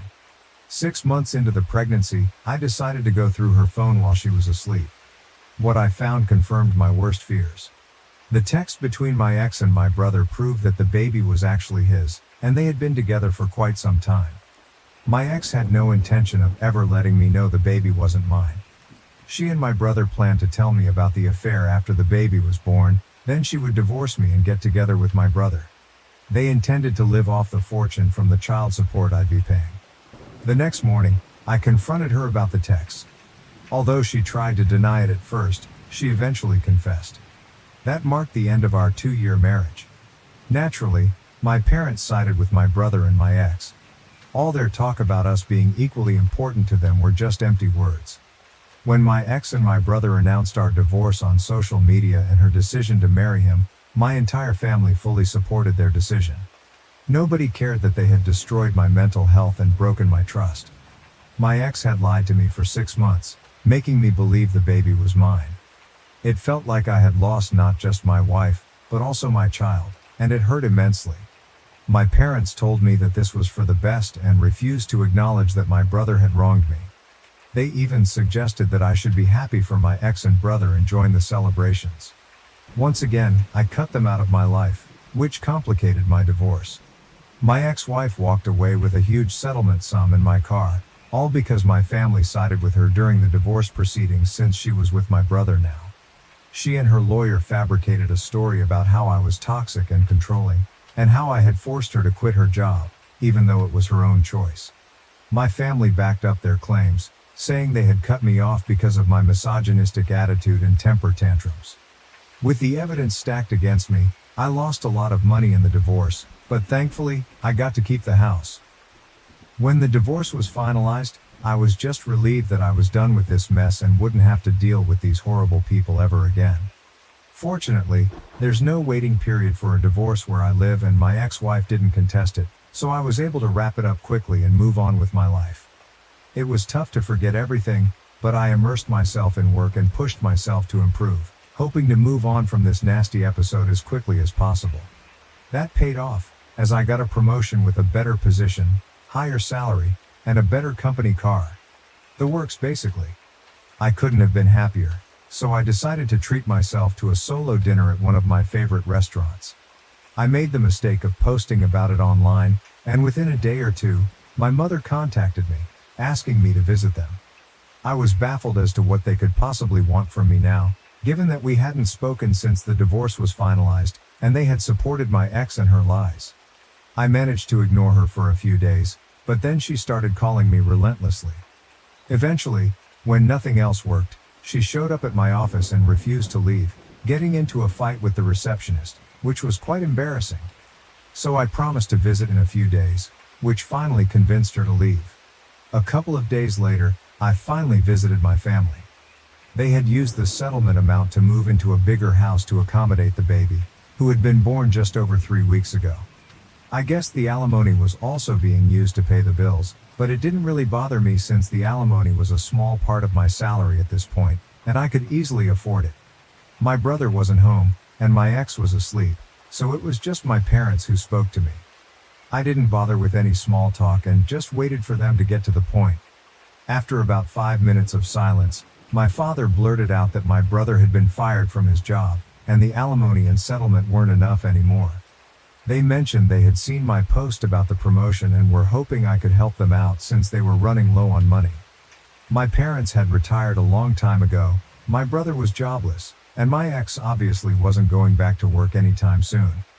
The alimony wasn't sufficient to cover the expenses for a family of 5, especially with a newborn in the house. I was aware of this, but I was shocked that they had the audacity to approach me for money after everything that had happened. I was so stunned that I couldn't speak for a few minutes. Finally, I came to my senses and decided I didn't need to entertain any of this. I simply got up and left without a word. As I reached the door and opened it, I found my brother standing outside. My parents were urging me to stay and listen, and my brother looked a bit alarmed to see me there. I still didn't say anything and continued to leave. It was raining heavily, and the short walk to my car parked outside their lawn left me completely drenched, worsening my already terrible mood. This is where I might have been at fault because my parents and brother followed me, and while I was looking for my keys in my pocket, they decided to ask for help one last time. This time, it was my brother who made the plea. He's always been smug and arrogant, a direct result of our parents' favoritism, so it was strange to see him asking me for help. It must have been difficult for him, so they were definitely honest about their dire situation. Anyway, I lost my cool and ended up telling them to leave me alone and that they could beg on the streets if they were that desperate for cash, since a stranger who knew nothing about them was more likely to pity their condition than I was. Having said that, I got in my car and drove away, leaving them in the rain. I'm not going to lie. It was pretty satisfying to do that to my family, since they had done nothing but mistreat me my whole life. It's been a couple of days since that incident, and now I'm second-guessing myself. My mother has been texting me non-stop, and I feel so guilty for not helping them out. I know I have a lot, and sending them a little money wouldn't hurt me, but after everything that's happened, it feels like I'm being used. Frankly, I decided not to help them out. It was a big deal for me since I felt terribly guilty about abandoning them, but then I realized they had been doing that to me my entire life. Even during the divorce, they threw me under the bus, so why should I hesitate to do the same to them? I told my mother to stop pestering me, or I'd be forced to get my lawyers involved, and it wouldn't end well for them. Naturally, that irked them, so my brother showed up at my house a few days ago to talk. He said he felt sorry for how I'd been treated during our childhood, but couldn't help that he was inherently better than me, which is why he got preferential treatment. He also said I should stop being weird with our parents and just help them out since they're in a tough spot, instead of holding grudges like a child. I laughed in his face because of how demented he sounded. I told him that instead of trying to put me down and manipulate me into helping, he should probably be out looking for a job. That touched a nerve, and he started yelling about how I was just jealous that our parents and even my ex-wife preferred him over me, and that I was taking revenge by refusing to give them money. I didn't bother to fight back and just agreed, saying that all I was doing was getting revenge, and there wasn't much he could do about it. He got super pissed off and threatened to come after me and force me to cough up the money, saying I'd regret ever speaking to him that way. Honestly, I'm not taking any of that seriously. He can try to scare me all he wants, but it's just not going to work because I know he's not capable of doing anything to me. I'm unbothered. A few days ago, my brother visited me and tried to convince me to help them, but he was unsuccessful. My parents had already tried in the past, and it didn't work out for them either. This time, my ex decided to call me up and speak to me. I was skeptical about answering, but I decided to pick up because if I didn't, they'd probably visit again and waste more of my time.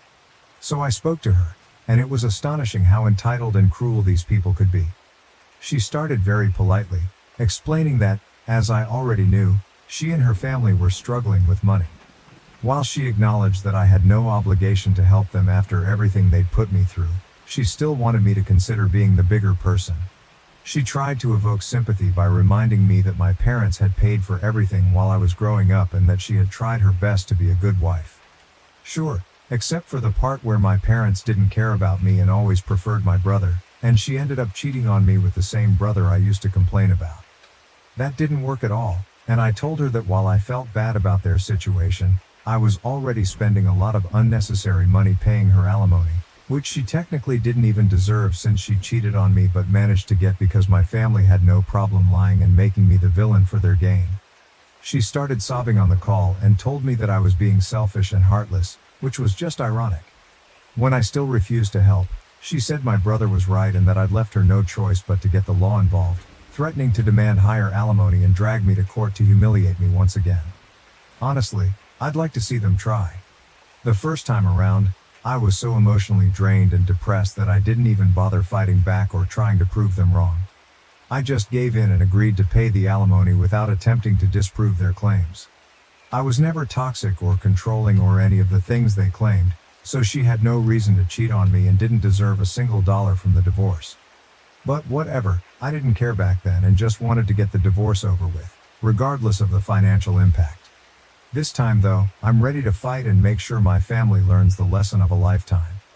In a shocking turn of events, my ex-wife followed through and actually filed for a higher amount of alimony, citing my recent promotion.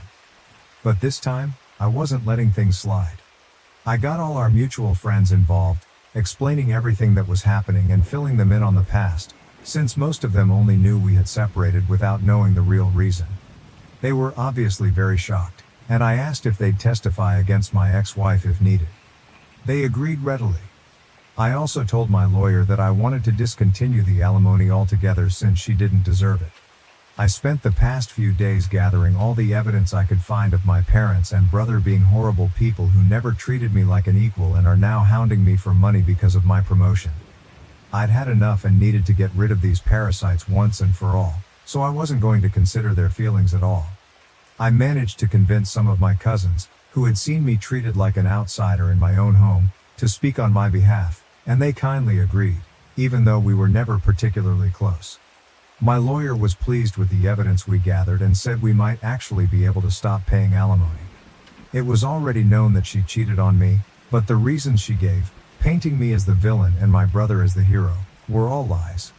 Even though I hadn't fought back the last time, I was determined to set the record straight this time, and I did.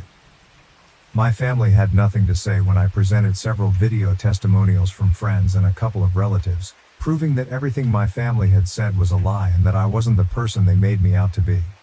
They probably thought they'd be let off the hook as easily as before, but I wasn't emotionally fragile anymore. Honestly, everything they put me through made me a lot stronger. Yesterday, it was finalized that I no longer have to pay my ex any alimony, thanks to the new information that came to light. I was probably the happiest man on earth when I realized it was finally over. Seeing the smug look wiped off my family's faces and my ex on the verge of tears was incredibly satisfying. But honestly, I couldn't care less about her crying anymore. I was just done with the whole ordeal. I thought I'd go home, treat myself to some great takeout, and enjoy a movie, but of course, my family had to do everything in their power to ruin my happiness. I was only a few yards from my house when I noticed my brother's car parked right outside. Confused about why he'd be there, I still went inside, only to find my family standing outside my door, blocking my way in. I was taken aback and didn't know what to say, but decided to act unbothered and told them to get off my property or I'd call the police. That's when my dad spoke up, telling me I should be ashamed of myself for what I'd done. He lectured me about having no sense of responsibility towards my family and accused me of betrayal for not helping them when they needed it most. When he finished, I refused to engage or respond, standing there silently. I didn't want to give them the satisfaction of getting a rise out of me, which I guessed was their goal, to make me so emotional that I'd eventually give up and do something rash and stupid. But I'm not an idiot, and their desperate measures weren't going to help their case, which they should have realized by then. My silence probably pissed them off even more, and despite my mother demanding that I treat my dad with respect and talk to him, I still refused to speak. I could see them getting agitated because they clearly hoped for a huge fight, but nothing of the sort was happening. After some more yelling, my brother finally snapped and grabbed me by the collar. He then tried to hit me, but my dad managed to pull him back just in time while he yelled about how I was nothing but a jealous loser who would never amount to anything. It was really funny coming from an unemployed guy still living with his parents and begging his brother for money, but okay. I told them they needed to leave or I'd actually call the cops. Given their financial situation, they should probably make a run for it within the next 5 minutes. Begrudgingly, they went away, but not before one last-ditch attempt by my mother to shame me into coughing up some money. It still didn't work and eventually, they left. It's been almost a day since that incident and they haven't tried to contact me since. I'm truly hoping it stays this way.